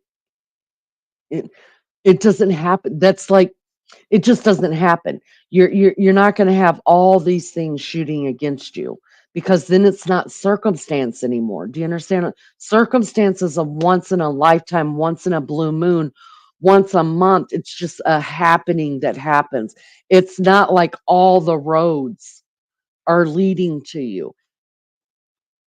You can't give a confession as many times as you've given it. You can't put yourself in the vicinity of it, um the exact time that it's happening. You can't be on videotape. You can't have 4 different witnesses that say that they saw you. You can't have all these witnesses look at the stilled image and say, yeah, that one's him, that's him. You just can't do it.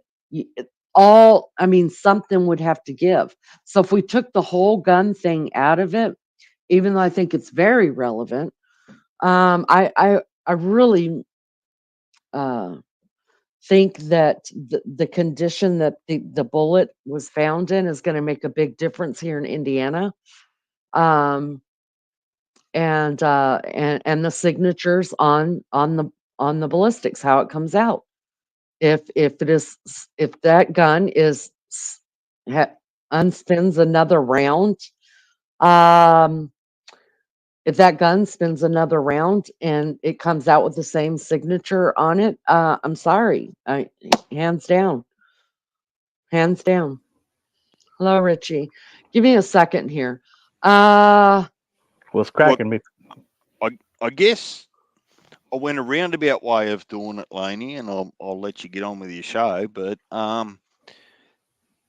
for me, there's just stuff, and I haven't read everything. There's just stuff that makes me question. You might not have questions, but I just had questions and went, well, am I able to join all the dots that suit me feeling comfortable to actually make that decision as a juror? And that's probably all it was reflective of. So thank you for accommodating my questions. No, that's why I wanted to hear from you, because we all know I'm biased. We know that. I'm the first person to say it. I need to hear from an unbiased person, because what you're saying is probably what the jurors are saying. They're not biased. They don't really know nothing about this case, hopefully.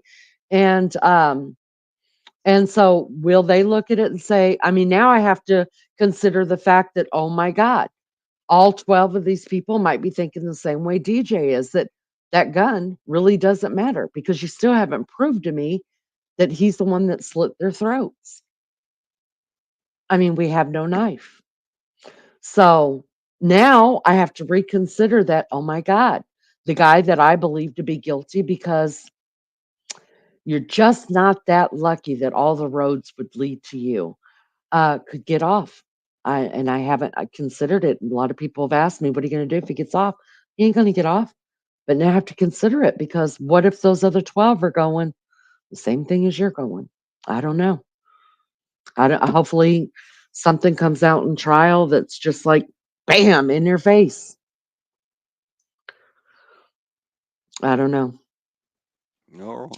Well, I appreciate it anyway. No, and I appreciate having to think like, thank you, DJ, for screwing up my head. And you know how I am. I'm going to think about it for a long time.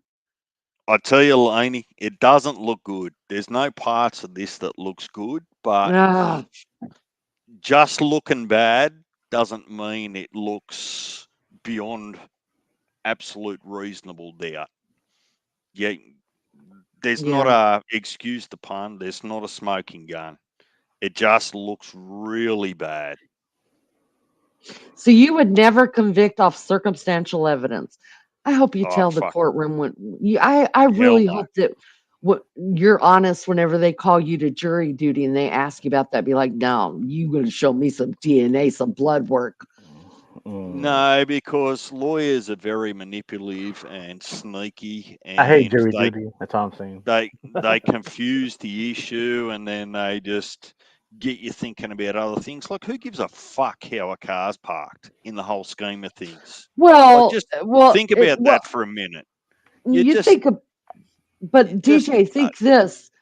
if you're just going out there for a stroller, I mean, it looks bad, right? That's what I'm talking about, circumstantial stuff. Have you It just seen some of looks my family park? Like it's just no. like it's there's no evidence to how someone parks on the other side of the bridge as to what they might do on the opposite side of the bridge around girls. It's not even connected. So like I reckon. you can't join those dots in my opinion. But look, we'll see it, we'll park it, and look, I don't get to decide. That's honestly the comforting thing. I don't actually have to sit on a jury and decide whether someone's guilty or not, and Really? I'm Oh pretty shit. I'm, Okay. I'm pretty happy. No, in this case, Richie, yes, I've got jury duty over here, but in this particular case, it doesn't really matter what I think or feel. It's out of my hands. Yeah, Okay. but it's good to talk about. Well, I'm just gonna like give it every 3 days, come up with the stuff, and then we'll talk about it here. Maybe something will come up that'll change your mind or change my mind, but I'm still like pushing for that motherfucker. Um, I'm bothered. I'm really, really bothered. And I'm doing my best here. I'm not a true crime person by any means, Me but neither. I'm passionate. I do want to ask J Badass what her thoughts are. Can an unspent round, JB, does an unspent round leave a signature mark on it? And I'm saying yes. You're saying yes, DJ, because I'm saying yes. But what But you're it's saying is that doesn't prove a murder. no, Gotcha. no. Because there's a It's like you drop your hanky or your tissue out, right? It actually doesn't actually definitively tie you, and particularly the way it happened. Um, there could be 1,000 reasons for it, or there could be one, and he was there, and it's his, and it's his fault. He's guilty. But I'm just saying that it being there can't be the only definitive bit of evidence that ties him to being guilty. oh God, y'all, I'm going to tell you right now, if Brian Koberger does not have any DNA evidence, DJ's not convicting him either. Aaron, hello, love bug. How are you? All Aaron's right. not. Aaron's I'll, not convicted him either. Just so you guys I'll, know. I'll leave you to it. I'm not sentencing that bloke to jail just because one of his rounds somehow, somewhere, ended up at the He crime scene. confessed. Oh well. DJ. Well, why are we having a court case? Because they didn't take the damn plea. I don't even know if he got offered a plea, to tell you the truth. So look, I've challenged you enough. I'll give you some peace. I'm gonna drop down and let you settle into it. I'm gonna keep moving. It's getting late. But thank you Fine. for at least entertaining my objectivity. I appreciate your I like different opinions. It makes me think, but now I have to worry for the next 6 weeks. Appreciate that, Deej. All right. All right. Thank you for coming up. I appreciate it. All right. Next time. Next time. Next time. Richie, what says you? What's going on, dude? Yeah, well, I'm here now. So, I was just on a different panel, but I got attacked, but it's okay. I just said, look, I don't need all this shit. I'm out of here. Right? So you decided to come hang out with Leanie. Of course.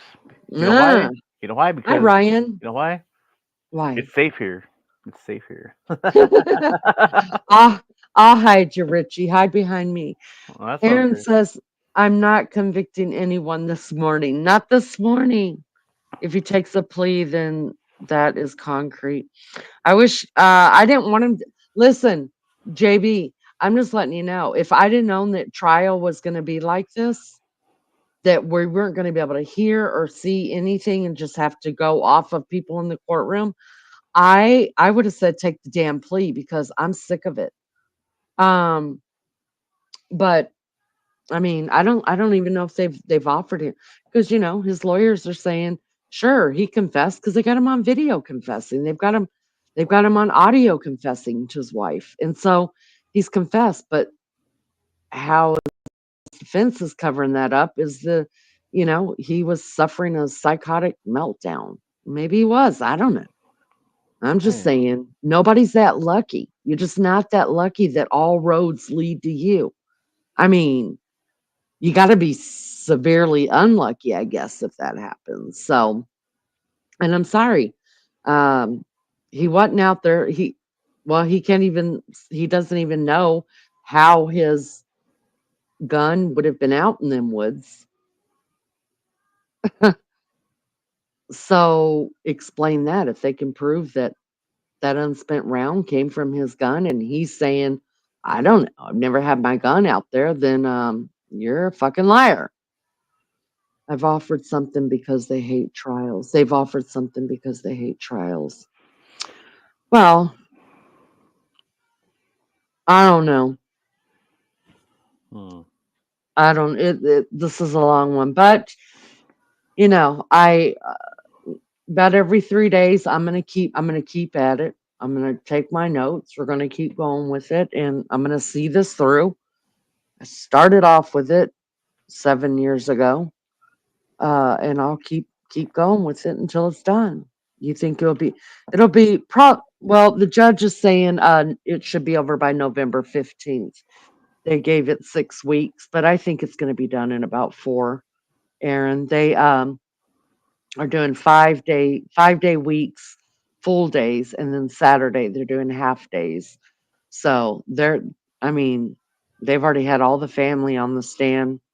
They're running. They've already had the people who found them on the stand.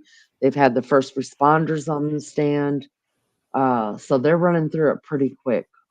So I see it being over pretty quickly. Pretty quickly. Richie, what'd you get blasted for? What do people hate you for? And then we'll talk about I what people mean, hate me for. no, I mean, it wasn't. I mean, it wasn't that serious, but I just want to hear your feedback because you know you all know that well, not my stepdad, but my real dad, right? Well, he passed away like Yeah, I'm about sorry to hear that. yeah, but there and and look, I mean I don't mind you know discussing this, but can you guys, I mean I'm sorry, but just give me like a few minutes, right? Because Yeah. okay, all right, okay. Look, I'll be right back. All right. Okay, you Sure. be right back. All You right. BRB. Hey, Richie's well, on BRB. yeah, because you know why? Because well, you know what? It's a water bill, so so. Oh, yeah, go pay that water bill, All love. right, all I right. get that. I'll be right back. Aaron, how are you doing this morning? Ryan, how are you doing? Thank you guys for being here. I appreciate it so much. We've had a long, long night of this. I appreciate DJ coming up and giving me something else to worry about. Good morning, Jimmy. I hope you're well. Um, I don't know, you guys. I don't. I just nobody's that unlucky. All right, Richie, you back already? That's some quick peeing if you're back already. Damn, I am. I'm getting hungry.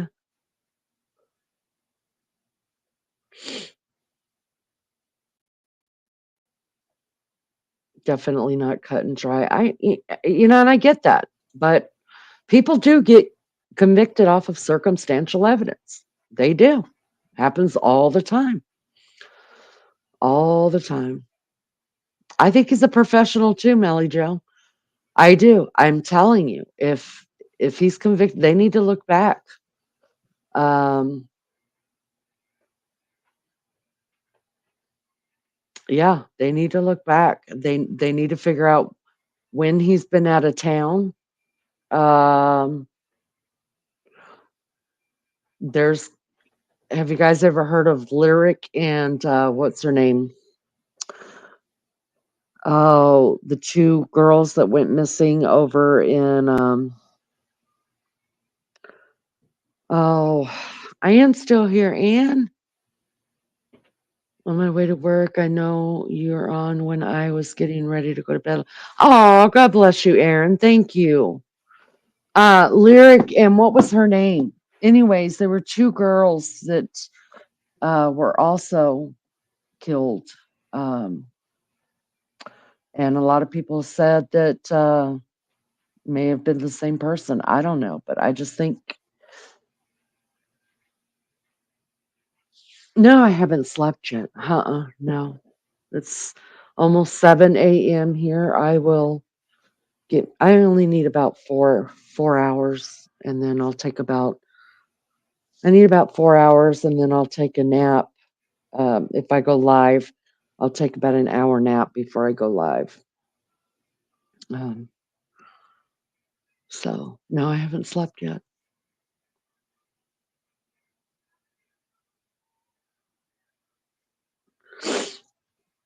Thank you guys for being here. Appreciate it so much.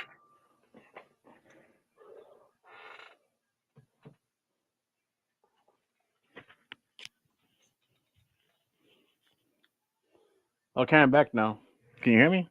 How do I Welcome sound? back. Welcome back. You sound just lovely. Oh, thank you.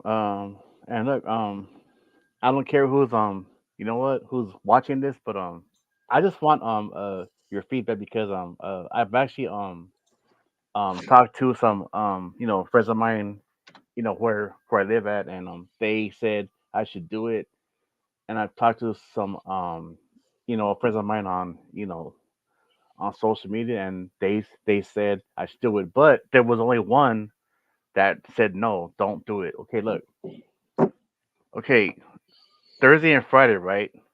I gotta go to the services, right, for my dad who passed away, right, and on Friday, I gotta be you know the pallbearer, right, which I've done it more than once, but I feel like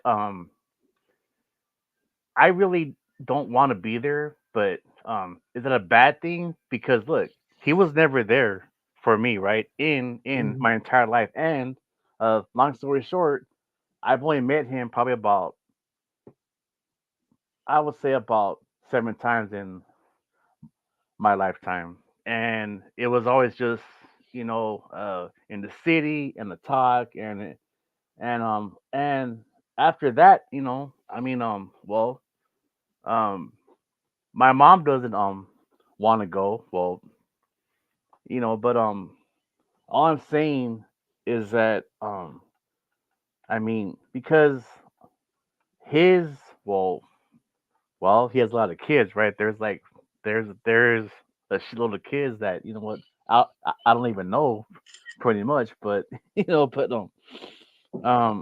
his wife, his uh you know widow wife now, she's kind of like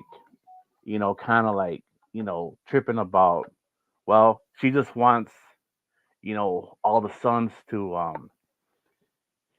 do this, right, and then she didn't even know, from actually from what I heard. Well, I'm the oldest son because, well, my mom had me in what in in 75, right, and then um I said I'll do it, and but the thing is that I really don't even know this family, but I have well, we all have the same fucking, last name, and I really don't want to uh how can I say this? Go to the gathering, but you know what? They want me to be there because, whether it's a wedding or like a reception, right, or a gathering, and I've seen it before, and I'm sure you have seen it. Every time there's alcohol involved, there's times where things happen, but I really just want to just actually do this and then just go straight home. So Mm, then look, this was the whole kicker because my sister, well,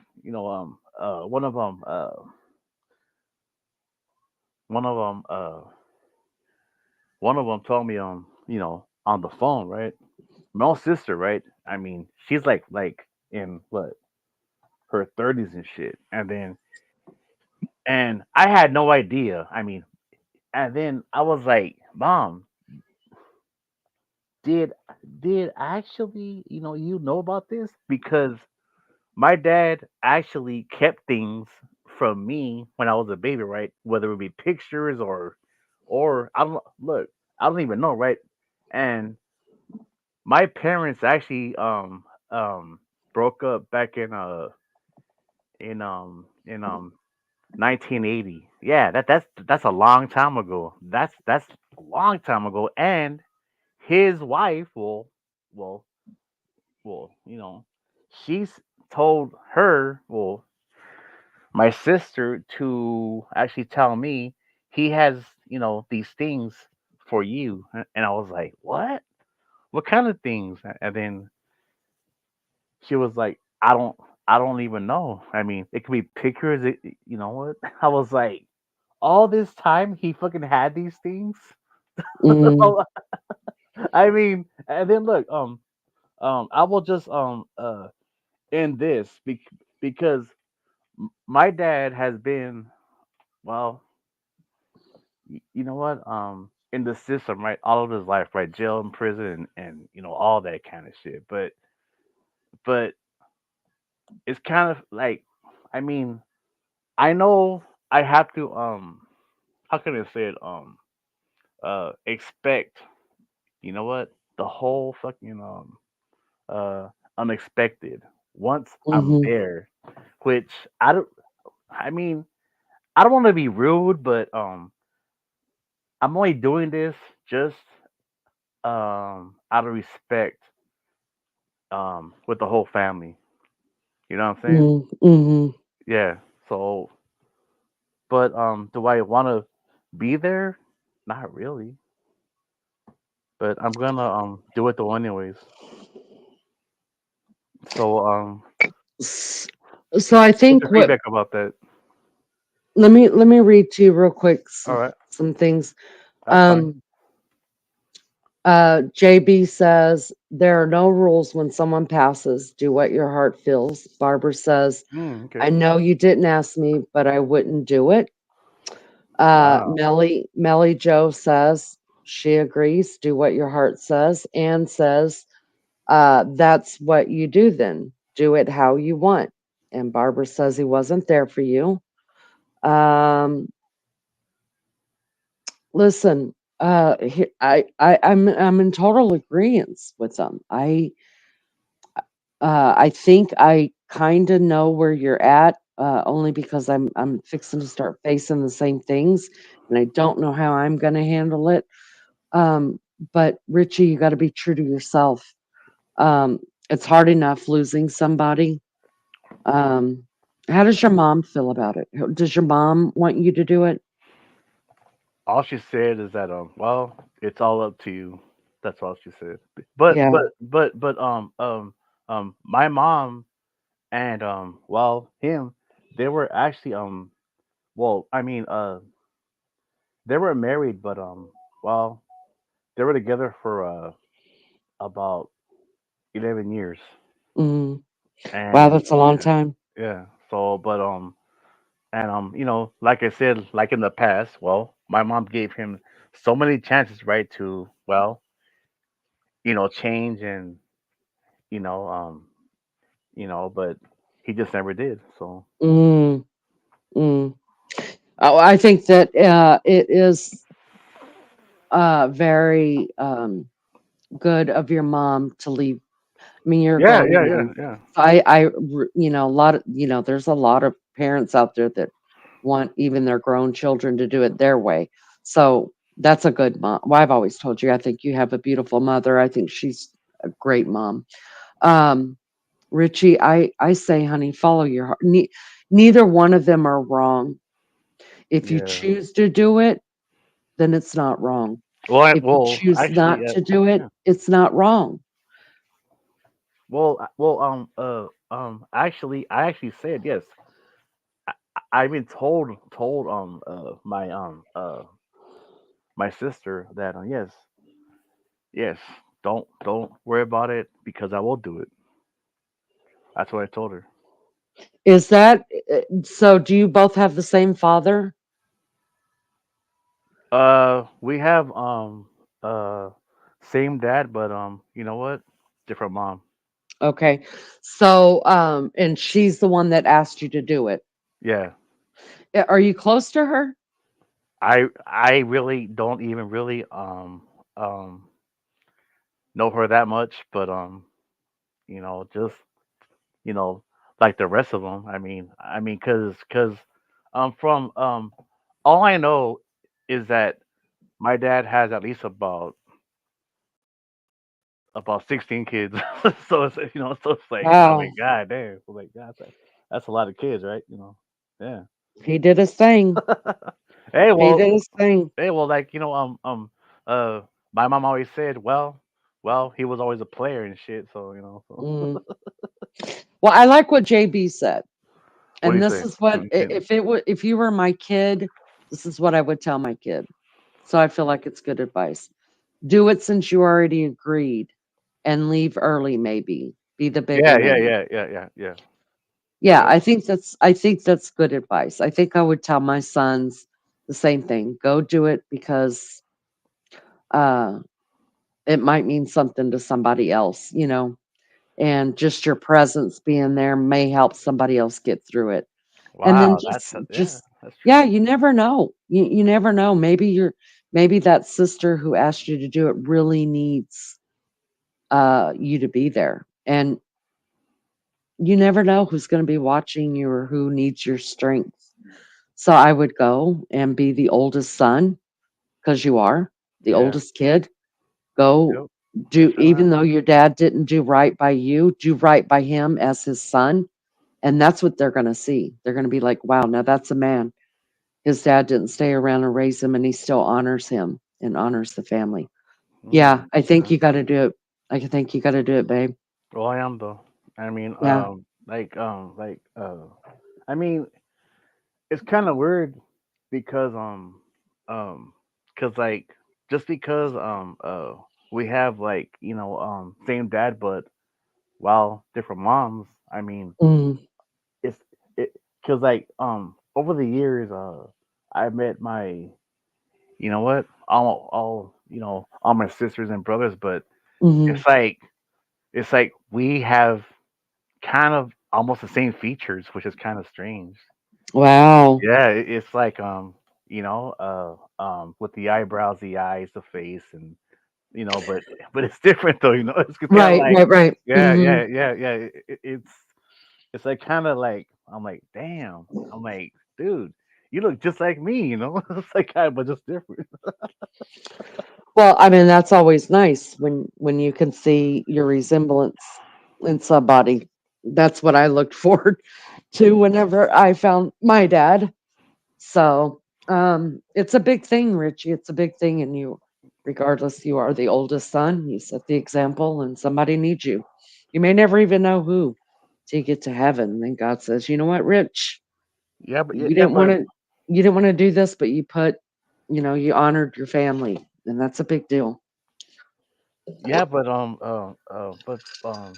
the hardest part, like, and look, like I said, I will expect, right, the whole thing, right, after it all goes down, because look, I really don't even know these people, like, I know, Uh, so like, do I know my, you know what, well, mom's family, yes. Do I know my you know what? My stepdad's family, yes, but this is like totally like I mean uh I don't mean to actually be be rude, but I almost feel like uh I'm an outsider though. But Well, but but but but we have the whole same last name though, which is kind of weird. yeah. Yeah, it's like kind of like okay, well, I mean, I mean, Well, how do I? how many, so wait a minute. How, how many of your brothers and sisters all have different moms? I don't even know, to be honest. Yeah. So I don't. I maybe, have no idea. so maybe some of the other, maybe some of his other children who are going to be there feel like the Yeah, yeah, outsider too. You know, you may not, yeah, you yeah. probably will not be the only person feeling like Wow, the you're right about outsider. that. Yeah, Yeah, yeah. but you're the oldest, and that's the way it is. And that's, aren't you a junior? Yes, yep, yes, Yes, I remember you yeah, telling me that. yep, Yeah. yeah. Are you worried about confrontation? No, because well if well you know what if it does happen, I will handle it Yeah, like a live yeah. panel, but like in you know what, real life. I'll be like look, you don't want this smoke, homeboy. Shit, because I'll fucking bring this shit. You fucking best believe that shit. Yeah. Well, let's just hope people know how to behave Yeah, and keep the snark to a minimum so that there's no hard feelings. But I think yeah, you go to that, you go to that funeral, you be the man, be the junior, and get the hell out of there before there is any kind of thing. That's what I would do if it was me. But I feel for you, Richie. I really do. hey, yeah. That's a Thank tough you so place to much. be. Yeah. That's a tough place. Yep, yep. You know what? You know what? Yeah. Nice words and everything, but you know what? I actually see it like this, like because you know what? Well, it's the first time, right? Because yes, we have all been through all kinds of you know what? Like you know what? Weddings, and you know, Mhm. and funerals and stuff, and every time there is what well, alcohol involved, things happen, good and bad.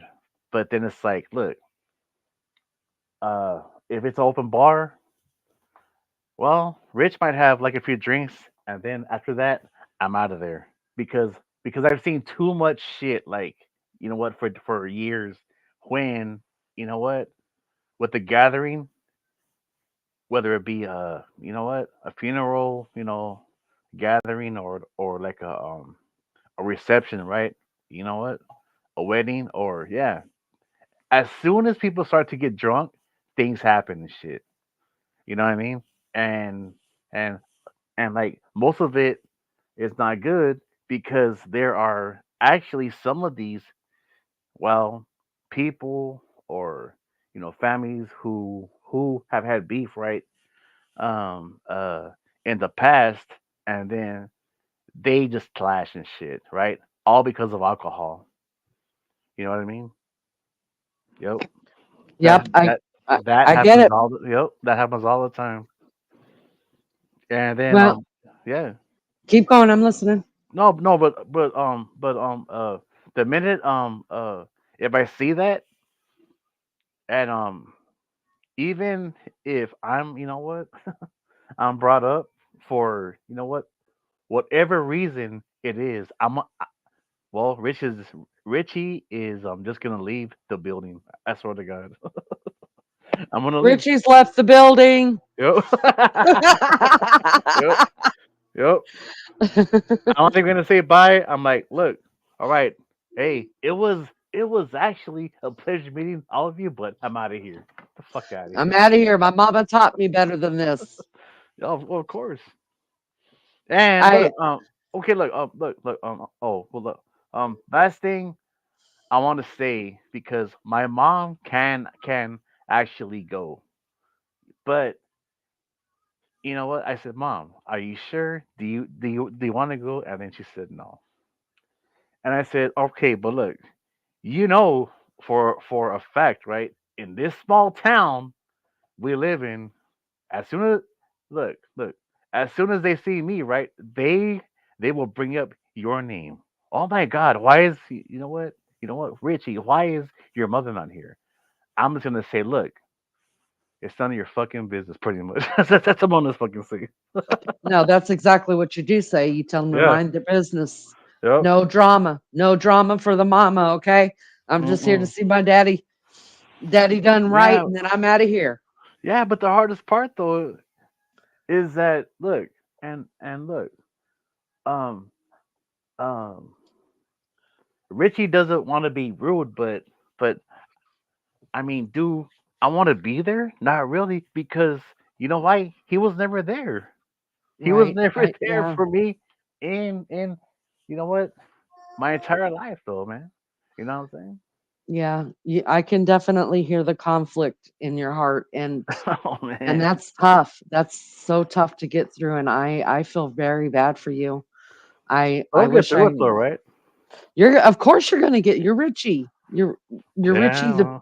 the beer guzzling rich Very good. SoCal. Yeah. You're gonna get through it. Of course you're gonna get through it. Oh And God. I'm curious, when did you say it was? Okay. Well. Okay. It's on Thursday with the mass, right? And then the funeral's on Friday. So, and look, one thing I'll say is this: there is no way I'm gonna film it. Look, Yeah, yeah. I will go live. No, nope. I'm just gonna just actually go with the flow, and then talk to my sisters and my brothers and all the family, and then you know what? If they want my information, I with what, my phone number and all that. Only look, out of you know what, um uh all of them, only one has what, the phone number. All the rest don't have it. And then after that, I'll go there and then eat and probably have a few beers, and then I'm out of there, and then you know what, I'm done. I'm sorry Yeah. to say that, but hey, No, that's no, how no, it goes. no. Like I said, there's no right or wrong here. Yeah, yeah, However you can get through it, that's the way you're going to get through it. And you're not wrong about that. And it's going to be right for you. And that's what matters. It may not be right for everybody, but you have to do what's right by you. And yeah, I'm yeah. really proud of you. And I think Well, thank you. um, I'm gonna be praying for you because I can imagine I can hear your heart being torn in different directions. But I think you're making the right decision, Richie. I really do. And Aaron said, um, or Ann, I'm sorry, Ann said they must have wondered about him since he's the oldest. You just don't know. You don't know. Maybe it will be the ending. Maybe it will. You can close the door when you walk away, and that's that. But maybe it'll open other doors. Who knows? Just have to go check it out. And Melly Joe says you're a better person than he was. Aaron Yeah, says I'm an only child and wish I had brothers and sisters and always have. Wow, wow. Um, I'm really. yeah, but I wish I could give oh you a hug, man. Richie. Oh, of I course, do. Hey, look. One thing I'll say, one thing I'll say is this: if you gave me uh a hug, I would probably just fucking be in tears. I swear to God. Oh No, because no, I look. understand. No, look. There is a reason for that, and I've said this. You know what? Many, uh live panels, and I said there is a thing about a woman, right? And I think I make and then if I recall, I said it here. I don't know, but um when a kid, right, is they're all scared, right? Hmm. Or you know, or like a funeral, right? You know, as soon as they hug a woman, or whether it be like a fucking oh, I'm sorry, but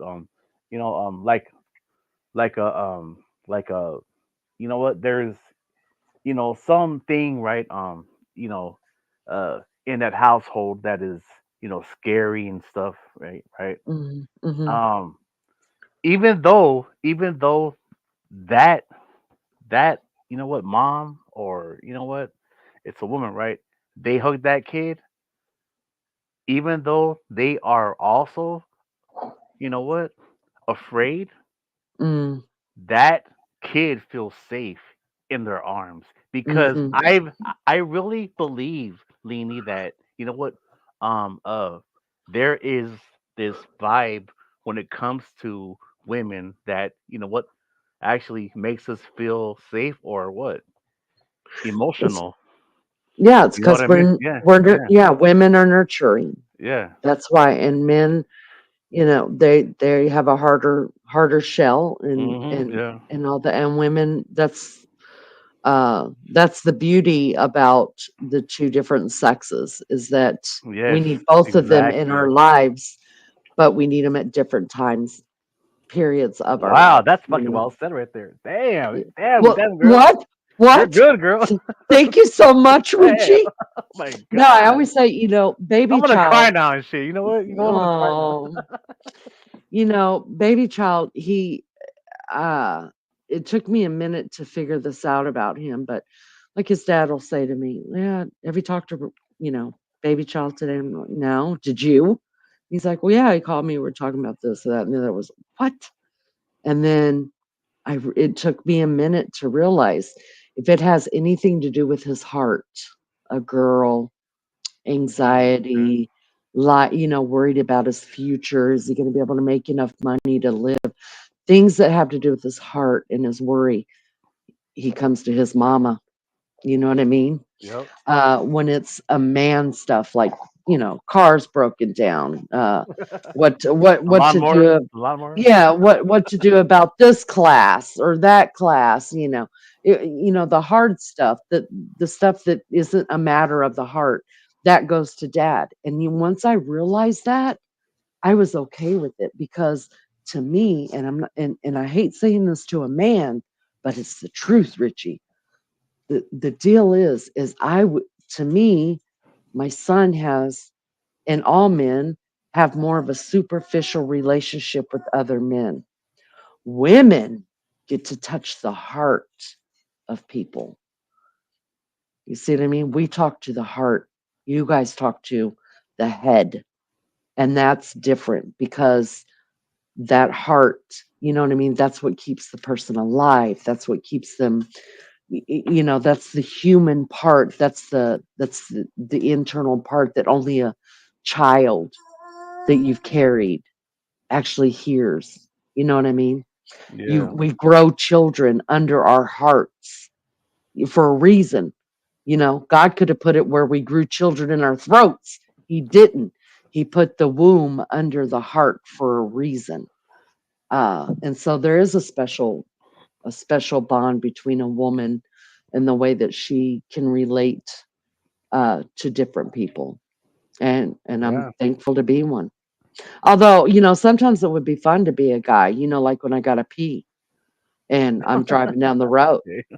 get the bottle, just pee in the freaking bottle, pull over the side of the road, pee on the ground, you know, those kind of things. I'm like, damn, it'd be nice to have a penis about right now. But in all seriousness, I wouldn't choose to be any different. We have our strengths, and y'all have your strengths, and somehow it all works together. Just Yeah. works. That's why it's important to have two, It's really important to have two parents. Even if they're not living in the same house together, you gotta have two, you gotta have a woman's influence and a man's influence. That's just what I believe. That's what I believe, and it may be wrong, and it may sound uh, against what the world is going to today, but that's just what I believe, and it's proven. It's proven. We both just proved it right there. I made you cry practically, and then you made me laugh. So, um, but it's tough, Richie. And Erin said that she will be praying for you as well. I This appreciate is it. this is no small thing, and don't let anybody out there on them stupid streets make you feel small or make you feel like less of a man because you're struggling with something. You come over here and I'll tell you what's real. Because if I think you're being a puss, I'm going to tell you, Rich, you're being a puss. But when you're being real and you're I mean, I'm gonna, you know how I tell the truth. I Yeah. do. And this is all very valid. And just because you're a man doesn't mean you don't have feelings. So don't let them people wear you down. Screw them people. Oh, they won't. Oh, no. Screw You them best believe people. that. You best believe that. Because I even I'm told my mom, and then you know what, well, she was like, I know who all of them are, and then I was like, look, there are some people that I'm gonna see there, at the services, and etc. That you know what I don't like, but Hmm. Hmm. I'm just gonna just just play it off, and just actually just go with the flow. You, Hmm. you know what I mean? Hmm. Yeah. Yep. And I think I love it. I absolutely love it. And when it's over with, I want you to come in, let me know how it went, whether you opened doors or if you had to shut it. And either way, for whatever you do, Richie, whether you shut the door or you open more doors, it's right. You've done the right thing. Yeah, well, So, I appreciate it, but it's. I mean, look, I'm not mad about this, but at least one of um my sisters, told me at least of what about a few weeks ahead of time, hmm. and Hmm. then I said, all right, well, look, and then you know, uh, with the phone number changes, and then I said, look, thank you for actually, you know what, you know what, you know what, uh, um, letting me know ahead of time. That way, that well, I could make uh, arrangements over here where I live because Hmm. and I Hmm. told her, I said, me, and you know what, my brother have to watch our folks nowadays, so it's like, well, and then she's like, well, Rich, I understand that, but you know what, can you do it, yes or no? And I said, look, yes, I'll do it, but Wow. but I said I'll do it, but I can't be there that long. So I got to come back over here. You know what I'm saying? So it's like, Yeah, yeah. I get it, dude. I mean, I mean, I don't want to say too much, but like, after my folks, pass away. I mean, I don't know about this house and everything. And I mean, I have some places where to go with family and stuff, or even you know what, YouTubers who have offered me to fucking stay over there. So like, I'm serious. Like, I mean, and I said, well, we'll see what happens, right? Once it all happens, So like, I'm like, all right, well, look, I gotta fly what across the country to fucking what live with you, motherfucker. Mm.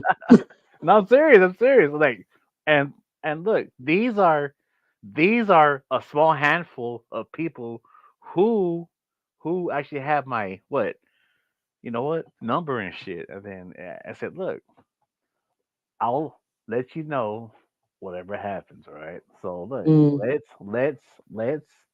let's just chill out, and then we'll see where it goes. All right. That's all I'm saying. That's all I'm saying. That's all I'm saying, man. Because shit,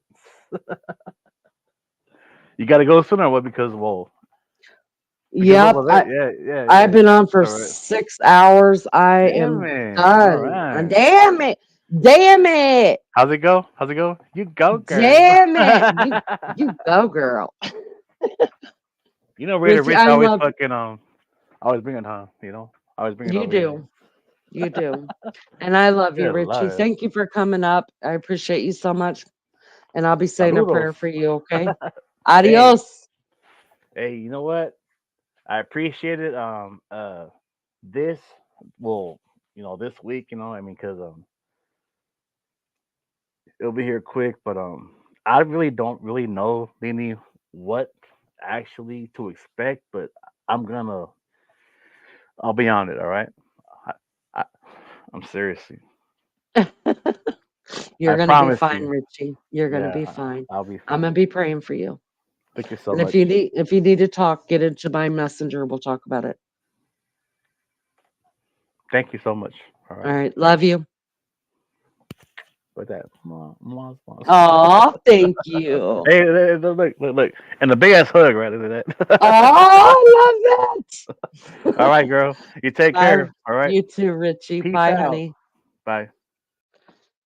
All right, guys. That one does it for us, I think. Thank you to Richie for coming up. Thank you guys so much for the kind things that you said to Richie. I mean, I just feel like this year has just been a tough year for so many people, so many people.